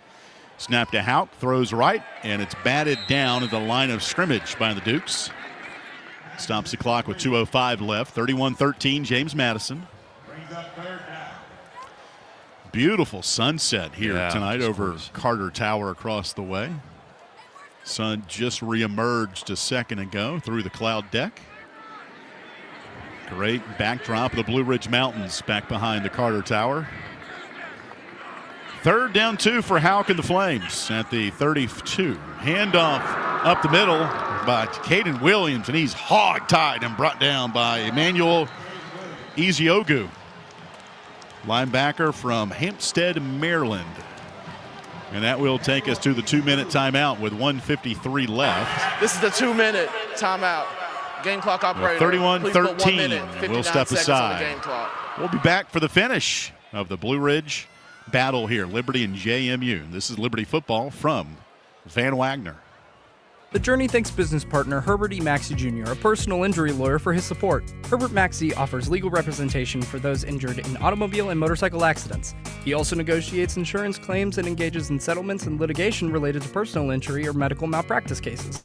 Herbert Maxey serves clients throughout Virginia. Herbert Maxey can be reached at 1-800-248-1950 or by visiting herbertmaxey.com.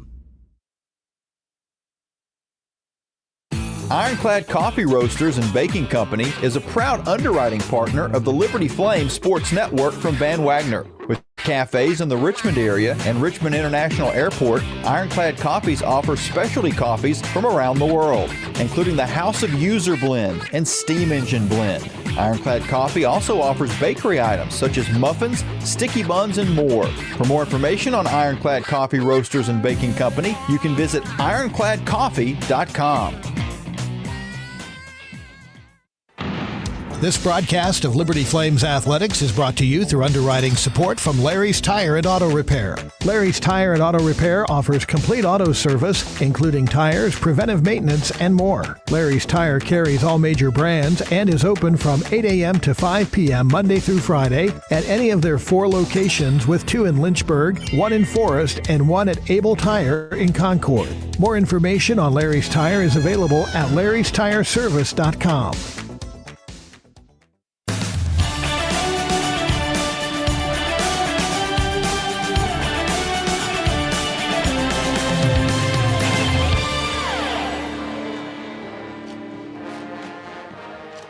Two minutes left. Liberty and James Madison, the Dukes, leading 31-13. Game was tied at 10 going into the third quarter.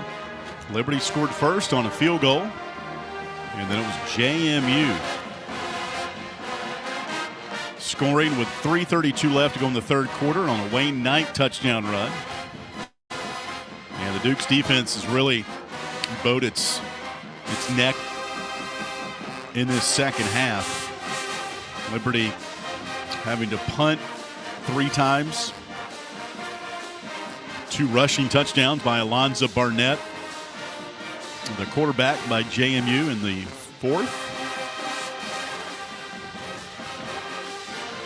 I knew coming in that was going to be the stingy part here, is how the Flames offense would stack up against this defense for the Dukes.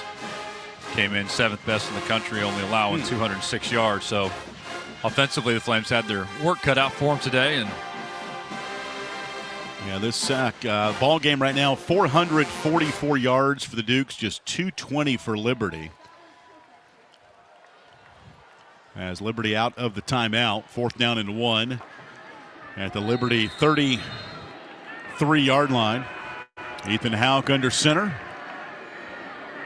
Gets the snap. Moves ahead. He'll pick up the needed yardage. Looking at the comparison here in the second half. Total yardage led by JMU, 231-79. Outscoring Liberty 21-3. First down, Houck. Number 14 in blue throws it over the middle and overthrows Dante Lee. at the JMU 45. Second down and 10. 1:43 left. 31-13 James Madison. Good pass protection there by the offensive line for the Flames. Has been all game long. Yep.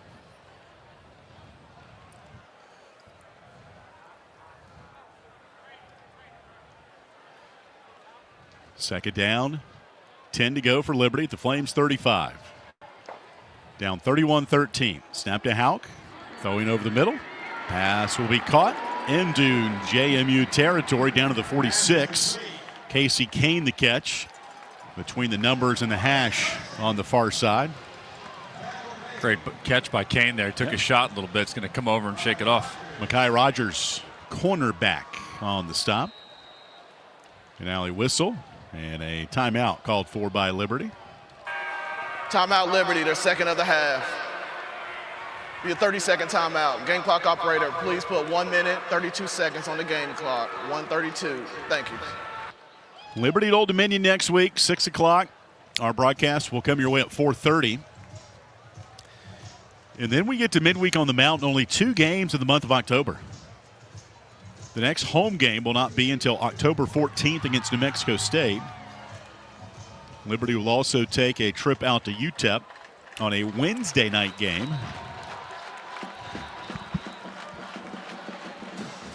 Before that New Mexico State game, where Liberty will have 3 home games in a row. Get to take our kids trick-or-treating. Night before the Delaware game. Well, guess what happens on that night? Oh, that's right. It's Hall of Fame night. It's, isn't it? Arguably the best class we've ever seen.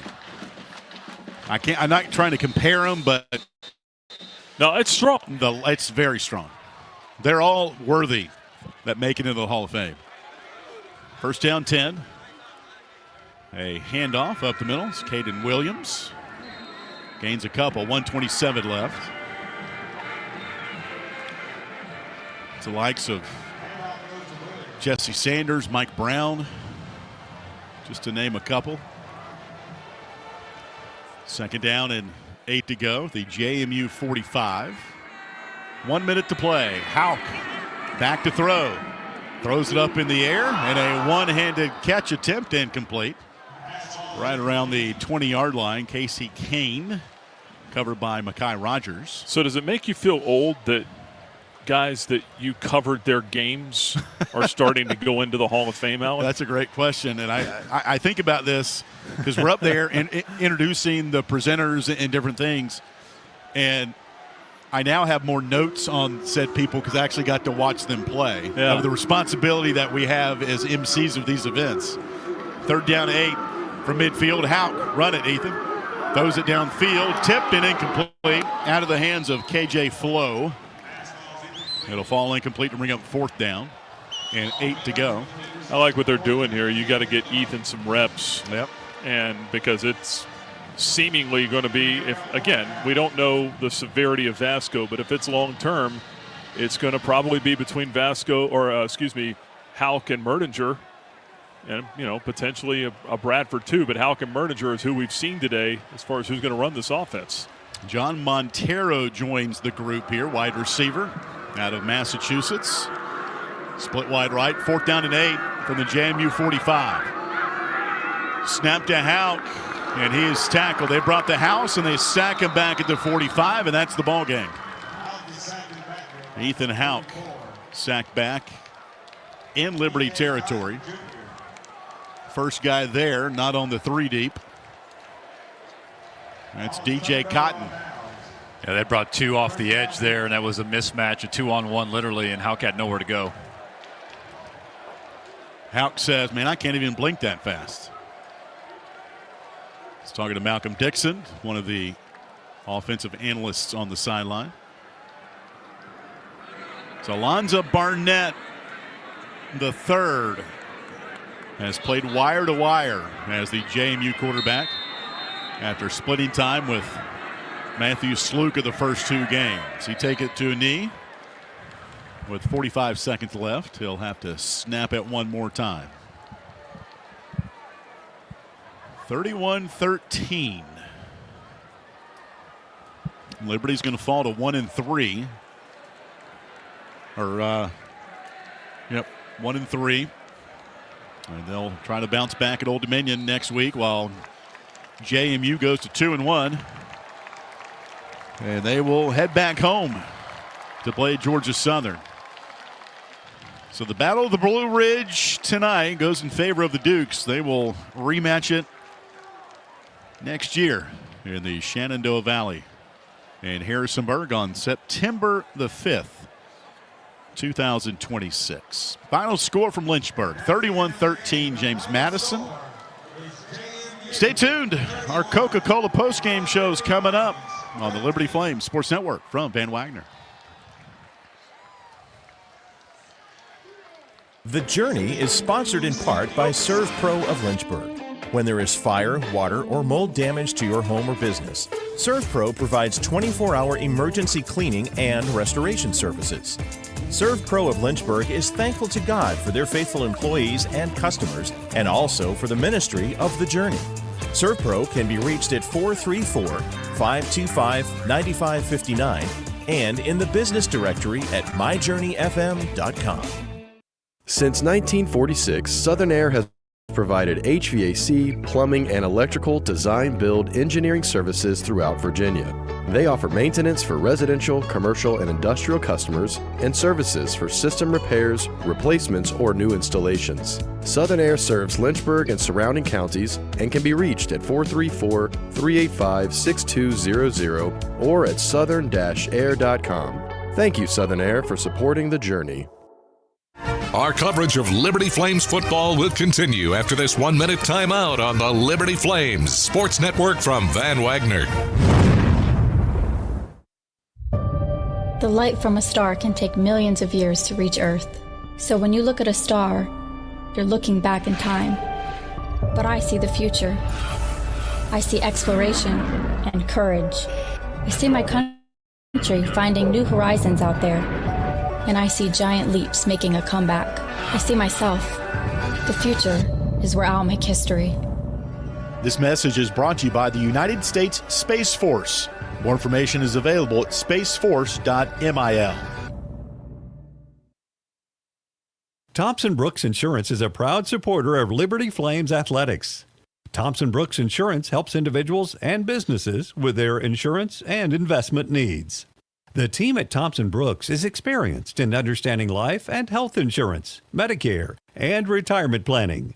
Thompson Brooks Insurance can be reached at 434-385-8500 or online at thompsonbrooksinsurance.com. Thompson Brooks Insurance, planning today for tomorrow. Liberty Flames football on WRVL Lynchburg, WBOP Buffalo Gap, WVRI Clifton Forge, WVTW HD3 Charlottesville, WKHK HD3 Richmond, WHRO HD3 Norfolk, WVRL Elizabeth City, WVRA Enfield Rocky Mount, WVRD Zebulon, WVRH Norlina, WVRP Roanoke Rapids.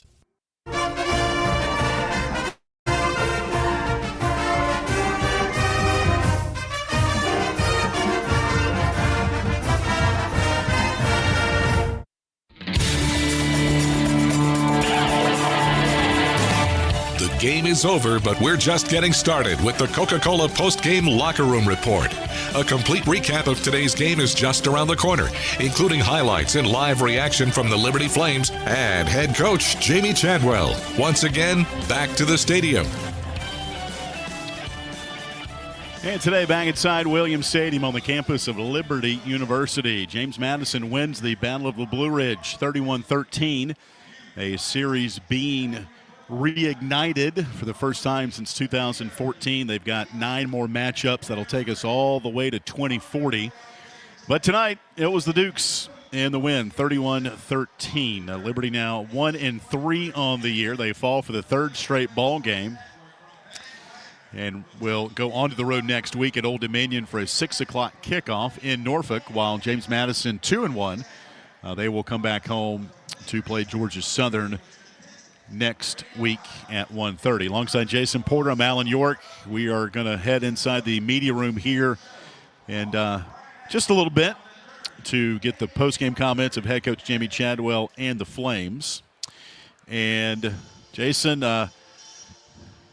game in the second half just got away from the Flames. It was tied at 10 going into the third quarter. Liberty scored first on a field goal to go up 13-10, but just the offense, when your starting quarterback, Ethan Vasco, goes out like he did in the first half, it's just going to take some time for game reps to iron itself out with the flow of the things. And they just couldn't move the ball much in this second half, and JMU had some sustained drives. Their quarterback, Alonzo Barnett, managed the game really well, and good win for JMU. Yeah, and I think that's the side that you're going to look at now as you think through how this actually panned out. Because as you said, even though you get the practice reps, even though you try to do everything as in much of game repetition as possible when you're the backup like Bertinger, not to take anything away from him, but it does disrupt the flow of the offense. And it really was a tale of two halves. But like we said, too, got to credit the defense here with the Dukes. Solid defensive performance from them, and really to hold Liberty to 233 total yards offense. Yeah, total yardage as we look, 440 for JMU and 233 for Liberty. Barnett today, 17 of 25 for JMU for 213 yards, 89 yards on the ground for Wayne Knight. Backup tailback got loose a couple of times. Io Adei, he ran for 87. Evan Dickens, career high 17 carries for Liberty, 67 yards. But just a second half that JMU just took advantage of its opportunities and came away with the win. All right, JP, have a good rest of your weekend. We'll let you go and get ready for ODU next week. Sounds good. Thanks, AY. All right.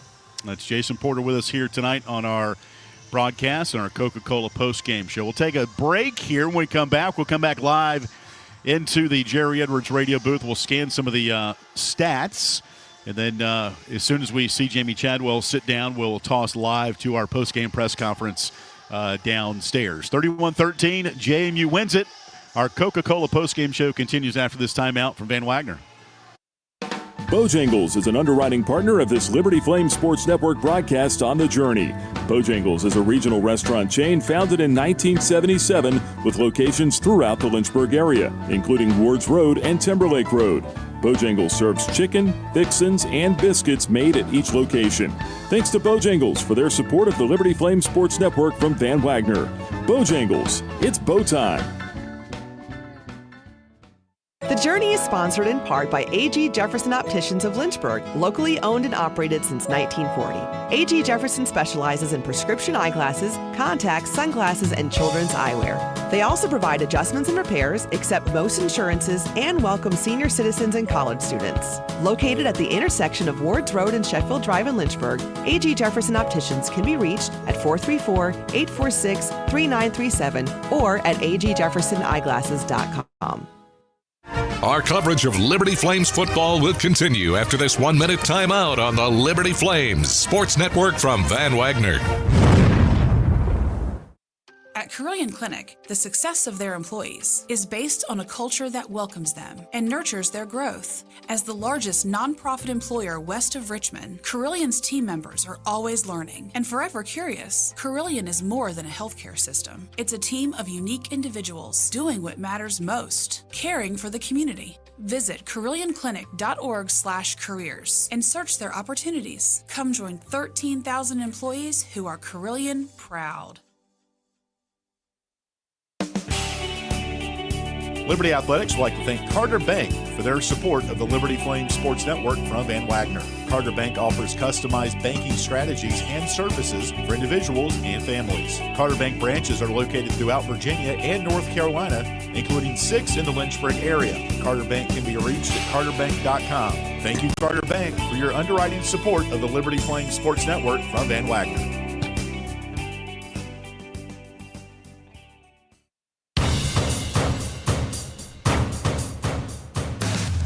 The Coca-Cola post-game locker room report continues on the Liberty Flames Sports Network from Van Wagner. Time now for a final check of the game statistics, presented through underwriting support from Larry's Tire and Auto Repair. 31-13, James Madison wins it here tonight over Liberty, the Battle of the Blue Ridge, as these two teams will rekindle this relationship. Trophy being awarded to the winner of this series. JMU wins this edition of it. They'll rematch next year, September 5th, 2026, up in the Shenandoah Valley in Harrisonburg. And this one goes in favor of the Dukes, 31-13. Liberty now 1-3 on the year. They'll remain out of conference and in Sun Belt action, non-conference, if you will, but against the Sun Belt in Old Dominion in Norfolk next week at 6 o'clock. Our broadcast time 4:30 on our statewide Journey Radio Network and worldwide on our Liberty Flames mobile app. And JMU goes to 2-1. They'll play Georgia Southern in Harrisonburg next week at 1:30. We're awaiting head coach Jamie Chadwell and the Flames to make their way into the media room, and when they do, we will carry the postgame live. A little bit different than what we've typically done, trying to find that sweet spot of when we get the audio to our fans. And, of course, this will be archived on our Liberty Flames mobile app and at libertyflames.com once we're done with the broadcast here today. 31-13, James Madison wins it. And kind of recapping what happened in the second half. And we'll play a couple of highlights coming up later with Jamie Hall and the rest of our Coca-Cola postgame show. But this game was tied at 10 going into halftime. And Liberty starting quarterback Ethan Vasco went out with an upper body injury at the end of the second quarter. He did not return. So Michael Merdinger and Ethan Houck both shared snaps as Liberty's quarterback, with Merdinger, the North Carolina transfer, getting the lion's share of those snaps in the second half. Liberty 13-play, 59-yard drive to begin the third quarter. Also had a fumble call overturned in that drive, so Liberty kept the football, ended up getting a 35-yard field goal from Jay Billingsley, one of two on the day for Jay, as the Flames went up 13-10. The ensuing drive for JMU went 81 yards in 9 plays. Remember that drive, there were 2 different broken tackles, of which 61 yards were gained during those 2 catches. So 61 of the 81 yards on that drive due in large part to a couple of broken tackles on 2 catches by JMU. Wayne Knight would get in the end zone, and the extra point made it 17-13. That was with 3:32 left to go in the third. After a Liberty punt, we went to the fourth quarter, and JMU went on an 11-play, 67-yard drive, and Lonzo Barnett scored from 9 yards out. Extra point made it 24-13. James Madison, 11:07 left to go in the ball game. And then it became just a game of punts for both teams. Liberty had to punt twice. JMU would go on one more scoring march, 8 plays, 68 yards with 2:31 left. Check that, Alonzo Barnett, again, 13 yards out on this touchdown run. Final score, 31-13. Jamie Hall will play some of those highlights coming up here in a minute. But head coach Jamie Chadwell sitting down at the podium. Here's coach's opening comments and questions from the media.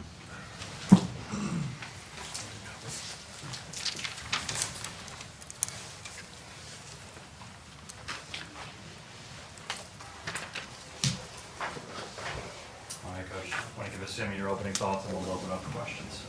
I want to give credit to JMU. I thought they played a good game there. I was proud of our team as far as the opportunity that we presented to ourselves. We had opportunity there, going into the fourth quarter.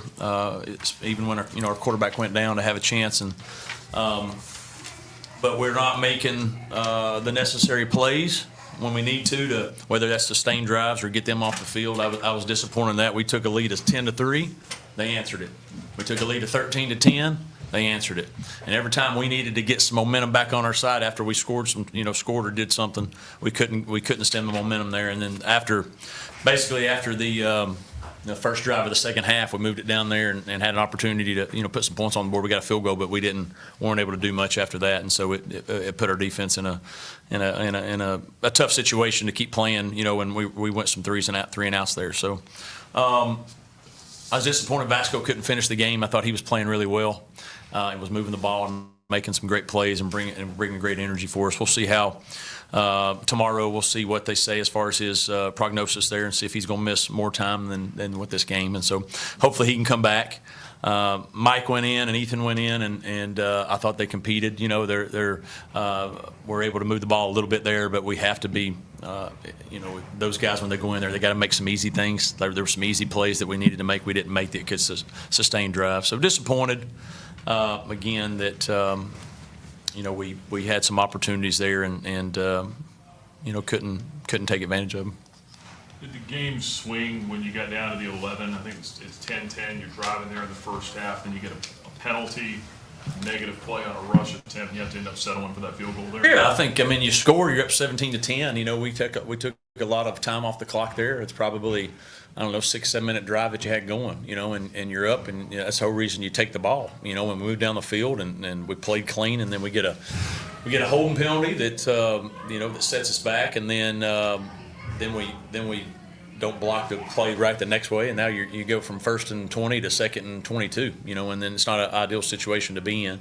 And so I don't know if it swung on that, but it definitely, we could have had a 7-point lead, you know, and basically going into after they drove down and scored, it was almost the end of the third quarter right away after those two drives, you know, so the clock was, both teams used the clock quite a bit on their drives, and so that was a big moment. It's a big moment, you know, but we have to. It's 2 weeks in a row where we've gotten points, and the opposing team has went down and scored 2 weeks in a row. And so we got to be better when we score. We got to be better, do a better job of not letting the team answer it like that. That's 2 weeks in a row that's happened, and any momentum we've got, especially when you had a new quarterback there, you know, coming in and they're playing really significantly for the first time. You need some positive things. You need to try to get that ball back as quickly as can. So I was disappointed that we didn't score the touchdown, but also that we let them go right down the field and score 7. Yeah, a couple of ensuing drives. There were like back-to-back big plays, like a 25-yarder, a 36-yarder. Is it just from your vantage point? What were you seeing there? Was it bad tackling, bad technique, or just kind of take? I thought we looked like we missed some tackles. I've got to watch. Obviously, it looked like we missed some tackles, allowed them to get outside. We lost some leverage. You know, and we had. It seemed like, and I need to study, but it seemed like we had them in a 1st and 20. About 3 or 4 times, and they got every one of them. That's what it seemed like. Now, I don't know if that's, y'all need to fact check me on that, but it seemed like we had them backed up 1st and 20, 2 or 3, 4 times, and they got every one of them. They got a first down almost. And so we got to take advantage of that when we do that. But it looked like we missed some tackles that created bigger plays, or took some bad angles, lost some leverage that created bigger plays than what they should have been, just from the sideline. And I've got to look at that and see. But that's what I thought. And what happened on the play where Ethan got hurt towards the end of the first half? I mean, he get a shoulder banged right there. What did you see? Yeah, he was going to throw the ball to the right, and the receiver didn't run the route properly, and so he had to hold it. And then he goes to scramble, and one of their big guys got him there. And as he going down, it looked like from the video and everything that the pressure of the D lineman landed on his shoulder. You know, and so he's been battling that since Jack State, and so but playing through it, but it was a pretty serious one when he got landed on. So that's why he couldn't. He wanted to come back in, but he couldn't. Speaking of Vasco, you know, how much did that change the game when he goes out, and maybe change your offensive game plan in the second half? It changed a lot. You know, I mean that was, you know, it comes back to you're missing Berger too.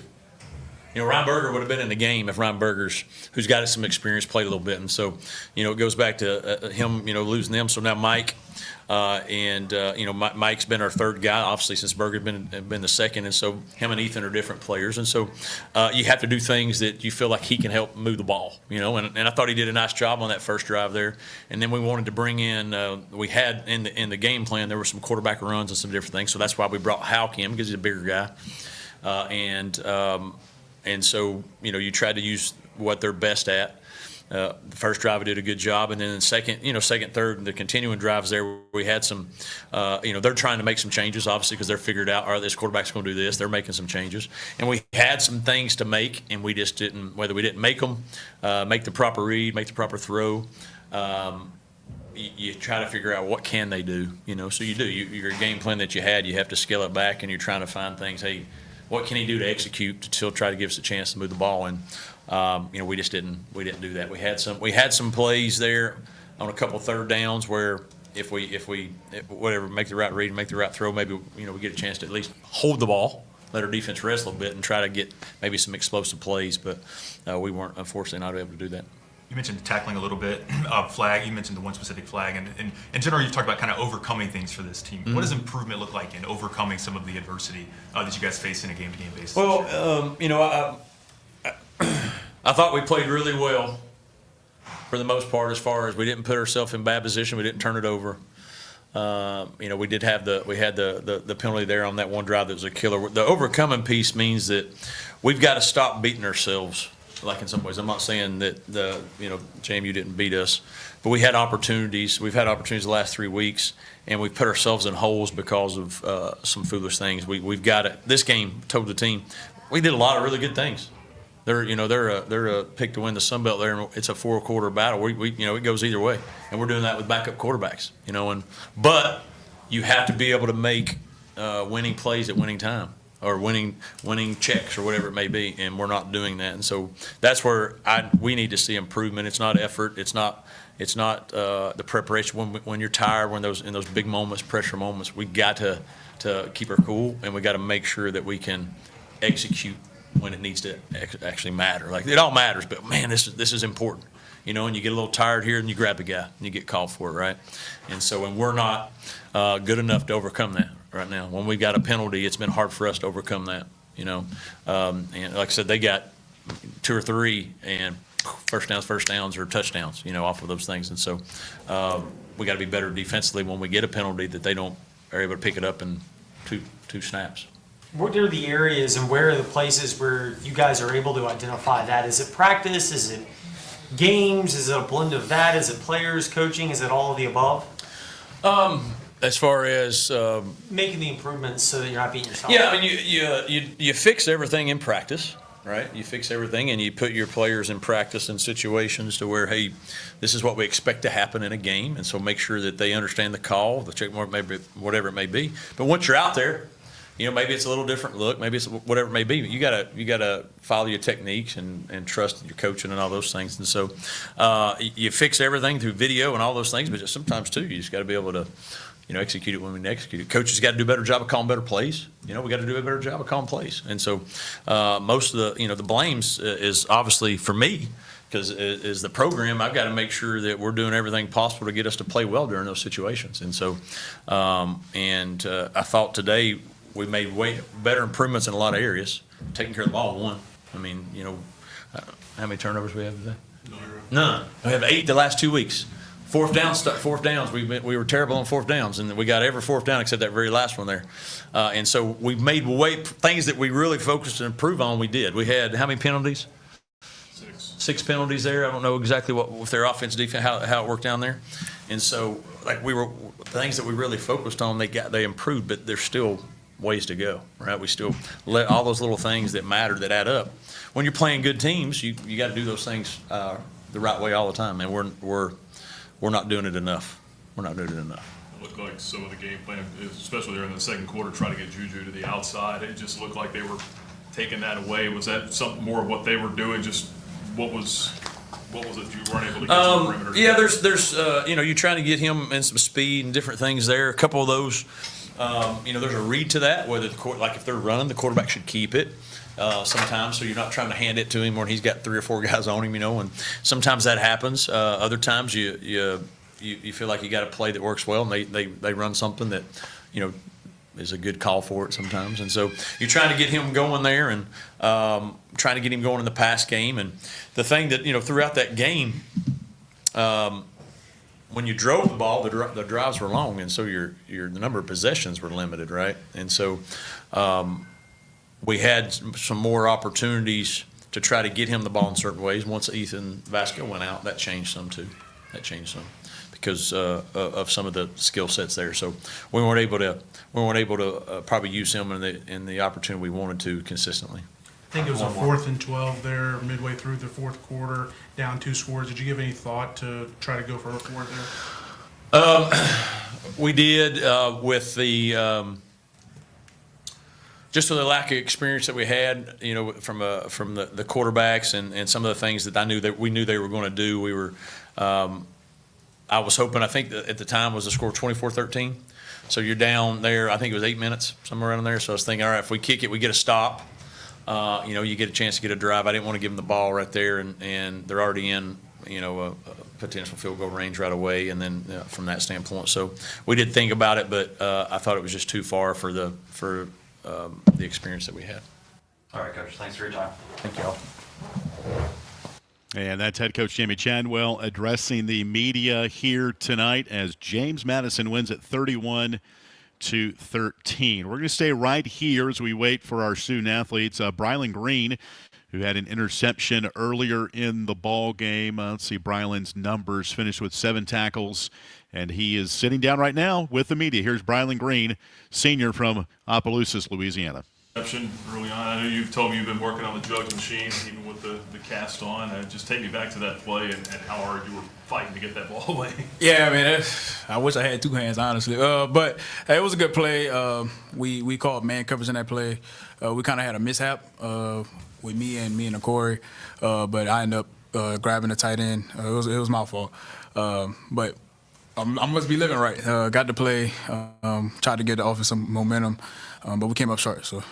You guys did some good things early on. It's 10-10. It's a fight at halftime. I know Ethan goes out. You can't control that. But the second half, you guys have the lead, and then they had some chunk plays, I think, right after that. You go up 13-10. Take me back to what you guys were seeing there on that drive where they, I think, hit 2 explosives back-to-back. Yeah, it was just mishaps on third down, just not getting off the field. We felt like we had a good game plan, and I think we just had bad miscues at the wrong time, and it kind of just bit us in the butt. So. Brylan, 4th year here. You guys done a lot of winning during your time on the mountain, but a little bit of a slump right now. How are you processing this? How's the rest of the team processing this right now? I mean, for me, I kind of take it like it's a baseball approach, man. I might be struggling at the plate right now, but at the end of the day, it's great on the other side. So we just got to keep harping in on the details of practice. We'll get over it. We'll get over it. From a game plan perspective, a lot was made about their 2 quarterbacks. Seeing Sluka running and seeing Barnett, but it was Barnett all night tonight. Even had a couple of runs. Was it just kind of playing against the expectation of 2 quarterbacks and then just seeing the same guy? How different was that tonight? I mean, we've kind of prepared as if both were going to play the whole game, so it wasn't much of that. They just played the mathematical game today, man. They just had more guys where we didn't fit, and they did a great job of scheming us up. They did what they're supposed to do. So. Obviously looking ahead, Old Dominion's up next, and they're a different defense than JMU. What's going to be kind of the key focus going up against them now after brushing this one off? Yeah, I mean, they bring a different we haven't even looked at them yet, but they bring a different style of play, great program. I think we just have to hone in on the details. I think that's the thing with us. I think we get to a point where it's the details that matter. It's always that one play where we don't do what we normally do as far as details-wise in our scheme, and it hurts us in the butt. But I think by the time we get to look at the film Sunday, Monday, we come out there, I think we'll be ready to go. Do you feel like you guys have made improvements from last week to this week, even though the box score won't say it? Yeah, definitely. I just think that we're just not putting it all together. The defense, when the defense going, the offense not going. When the offense not going, the defense isn't going. We just got to put it all together, and I think that's the biggest thing. Who are the leaders right now in the locker room that are yourself? I mean, I see Damon talking a lot out there. Who are some of the guys right now, especially on the defensive side, that are kind of rallying everybody? Yeah, me, Damon, Joe, Corey, CJ Brazil. We trying to all just keep everybody in the right space of mind. I think that's the biggest thing, man. We just got to make sure that we just keep putting it behind us. We almost there. Now, obviously it hurts, but we get past that hump. We're going to get past that hump. Part of the slump, you guys have had good first halves, and then over the course of the game, the defense seems like it's leaking a little bit more as the game goes on. Where is that attributed, and how do you guys go about correcting that? For me, I think it's just adjustments. I think I would say the opponent is seeing is maybe something that we probably didn't adjust to, which I could be wrong, but I just think it's the adjustment part of it. That's an easy fix to me. Like, I think if we go back and just look at the film and see what we did, we're just not putting it together. I think that's the biggest thing. I think everybody can see that. We just ain't putting it together at the right time, and it's hurting us right now. So, you guys still feel like, obviously, you have a lot to play for. I mean, there's things not even halfway over yet, but just keeping that mentality, that mind space, like you were alluding to here with a game coming up and then a bye week. I mean, how important are these next couple of weeks here before you get back into conference play? It's very important, man. Like I said, man, we're going against a great opponent next week. We just have to figure it out. I think if we figure it out before we get to conference play, we'll be a dangerous team. But it starts Sunday. It starts tomorrow. Going in the film and watching what we need to do. It goes out there Monday. We have to do something differently that we haven't been doing before. Obviously, like if we doing the same thing, we living in the world of insanity. If we don't go out there and try to do something different, you know what I'm saying? So we just got to go out there and just play together. I think that's the biggest thing too. I feel like sometimes we tugging in one way, tugging the other way, but I think with the group of guys that we have, we'll figure it out.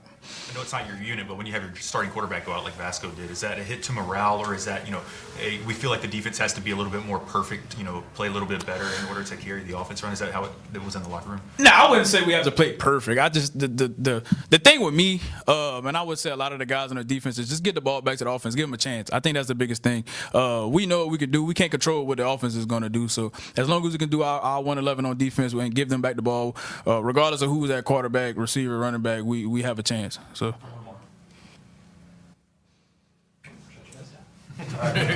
Good. Appreciate y'all.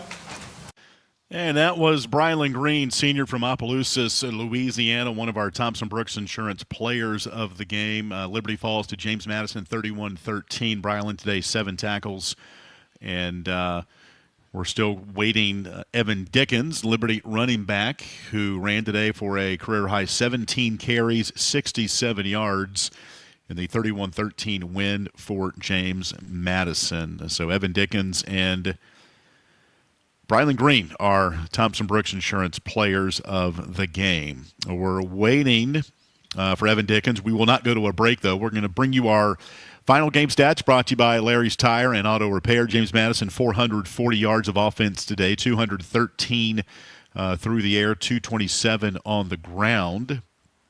And looking at the Flames' defense, that is a season high giving up from a total yardage standpoint and a season high passing giving up. For Liberty, 233 yards of offense. That is a season low. 75 yards passing, 158 on the ground. 7 penalties for James Madison for 72 yards, while Liberty was flagged 6 times for 44. Third down conversions for JMU, 6 of 10. Liberty was 3 of 14. Total plays, 67 for JMU, 63 for Liberty. Time of possession, JMU 33:03 to 26:57. Liberty had 1 takeaway, the Brylan Green interception in the first half. Liberty no sacks today, 2 tackles for loss. When they do get a sack, it is a sack to give back, brought to you by Food Lion. For every sack this year, 1,000 meals will be donated to a local area food bank thanks to Food Lion's Sack to Give Back. Individually, for Liberty, quarterback Ethan Vasco, 4 of 10 throwing, 37 yards. Michael Merdinger, who came in the third quarter, he was 2 of 6 for 21 yards. Back to the media room, running back Evan Dickens with the media. Pretty solid game on the ground today, but take me through the first half to the second half. In the first half, you guys are averaging about 4.5 per carry. Second half, less than 3 per carry. How much did those run lanes start to close off there a little bit in the second half? Yeah, I think, the defense, JMU did obviously some game planning, in the second half. They obviously did some adjustments, and they started to fit the run more. The lanes, they were there, but they closed up pretty fast. So it's just something you got to deal with, and something that, as a running back, when you see, you just got to hit it as fast as possible and then just get ready for contact. Not to make excuses, but Vasco goes down in halftime. It's a different look in the second half. Were they giving you different looks in the second half than the first? No, sir. They're giving us the same looks. Going with Vasco going down, that was a really tough loss. He was a really big engine there in the first half, but no, they weren't giving us nothing that we didn't see in the first half. How do you guys rally at that point? Whenever you played a lot of football, I'm sure you had a quarterback go down. What's the message there in the huddle? How are you guys trying to rally? You just gotta pick up the next man up. Mike. We were all very supportive of Mike. When his number was called, we were all like, "Hey, let's go! It's your time." And we have full confidence in him. Going in, we felt like we had full confidence, and we knew that with Mike in the game and Vasco out, we could still have a chance of winning that game. Having 3 straight losses, how do you guys try to keep it together and battle back from this? Yeah, we're going through a little bit of adversity right now, but all we got to do is just it's on to the next game. We got to figure out what went wrong. fix those mistakes and figure out what went right and build off what went right. It's hard. 3 straight losses is definitely hard mentally, but we have a mentality here called strike the stone, and we're going to go through adversity. But the whole mentality of that is to just, no matter how much adversity you go through, you keep pushing through all of that so that you can come out stronger on the other side. If Vasco can't return for the next game, is that going to have a different effect on how y'all play, or is it going to be kind of the same mindset going into the Old Dominion game next week? It's going to be the same mindset. Same mindset. Next man up. We, like I said, we have full confidence in Mike, and it's going to be the same game plan. Just 3 of 14 on third down conversions. Just what's the key from the player's perspective on trying to sustain drives and keep some kind of momentum to at least get your defense a little bit of a break there? Yeah, we just can't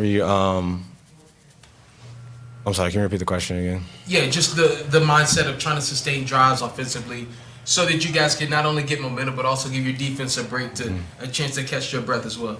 Yeah, it's just about sustaining drives, eliminating mistakes that could possibly hurt us. The defense is out there, in the first half to play a really well game, and it's unfortunate that, the offense couldn't sustain drives, but, at the end of the day, you have to be able to, to be able to give your defense a rest and also to kind of put pressure on the other team as well. So we just got to get in there, fix mistakes, and we'll be able to sustain drives.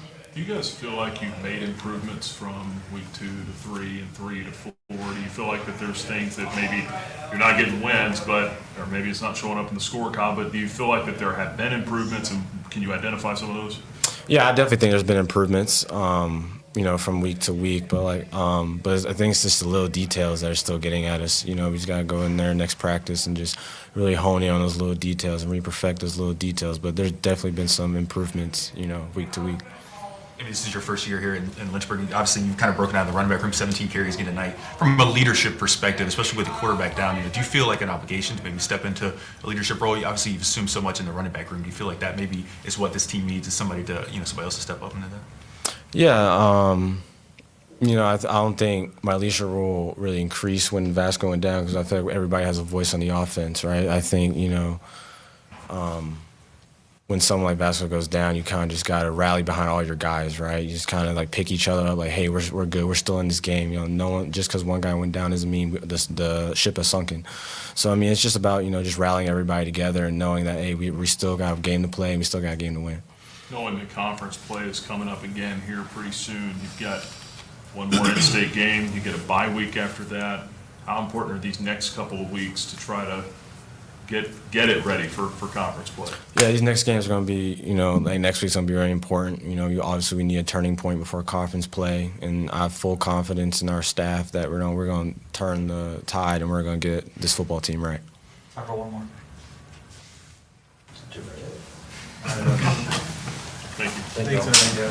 That's Evan Dickens, Liberty running back here today. Our Thompson Brooks Insurance Offensive Player of the Game, career high 17 carries, 67 yards for Evan Dickens, and Brylan Green, our defensive Thompson Brooks Insurance Player of the Game. Brylan today with 7 tackles and the setback to JMU 31-13. Continuing on, our post-game stats brought to you by Larry's Tire and Auto Repair. We gave you some team stats before the interviews of Ethan Vasco, Liberty quarterback, 4 of 10, 37 yards throwing. Again, he went out with an upper body injury, had his arm in a sling when I noticed him post-game during the alma mater.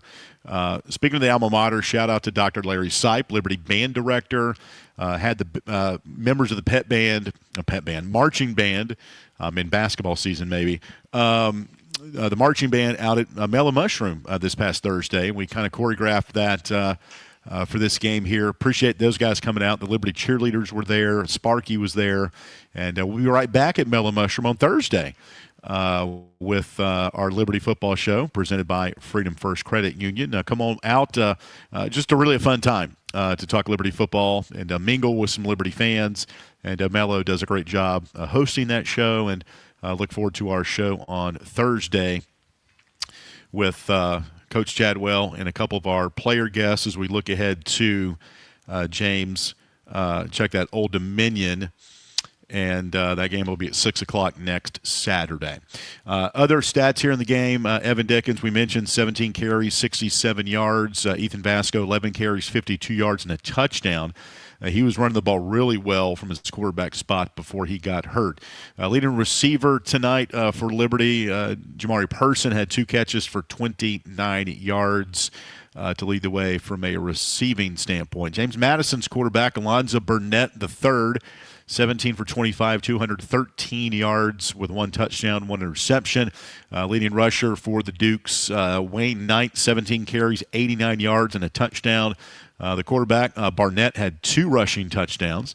And their leading receiver tonight was Jalen Sanchez, 4 catches for 51 yards. Defensively, Darrell Farrar, Liberty linebacker, had 10 tackles tonight. That is a career high for Farrar, eclipsing his 9 tackles he had at Clemson as a member of Appalachian State and a loss in Death Valley last year. And for James Madison, Trent Hendrick had 6 tackles to lead the way for the Duke. Special teams here today. Kicking has been an adventure for Liberty, but today Jay Billingsley, a couple of field goals. He was 2 of 2, 1 from 47 yards out and 1 from 35 yards out. So if you try to kind of see some glimpses of some positivity despite the 3-game losing streak, you got to look to the special teams here today.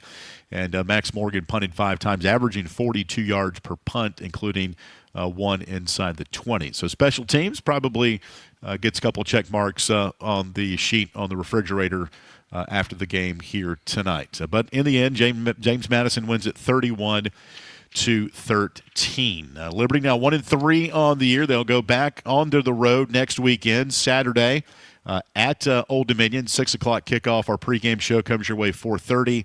As James Madison now 2-1, they will host Georgia Southern for a 1:30 kickoff in Harrisonburg next week.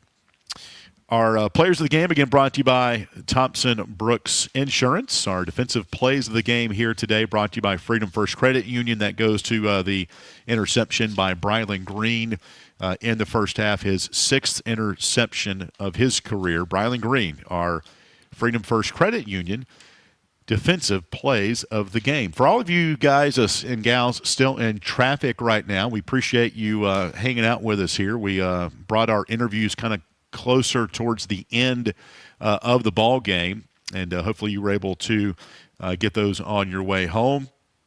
Got a couple of texts coming in from some of the fans in their cars still hanging out with us. So we appreciate the company on our Coca-Cola postgame show. And don't forget, we'll be at Mellow Mushroom Thursday. We talk Liberty football 6:30 to 7:30. That show each week brought to you by Freedom First Credit Union. We're not done here. We've got a couple of more segments with Jamie Hall with some scores and some radio highlights of this ball game. And he'll take you the rest of the way, as we say so long from the Jerry Edwards radio booth, where James Madison wins at 31-13. Jamie Hall will take you home with our Coca-Cola postgame show continuing after this 2-minute timeout on the Liberty Flames Sports Network from Van Wagner. Turn up the heat. Foster Fuels is a proud partner of Liberty Athletics. Since 1921, Foster Fuels provides propane and gas services throughout Central Virginia and surrounding areas. From propane to fireplaces and tank installs to tankless water heaters.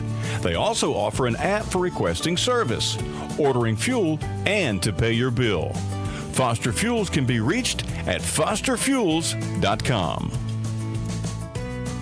Frank Good Builders is a proud supporter of the Liberty Flames. Frank Good Builders and its partners design, build, and renovate custom homes in Lynchburg and the surrounding areas. From designing a plan to picking out fixtures, Frank Good Builders works with each client to create and renovate custom dream homes. Frank Good Builder, tradition, innovation, trust. Frank Good Builders can be reached at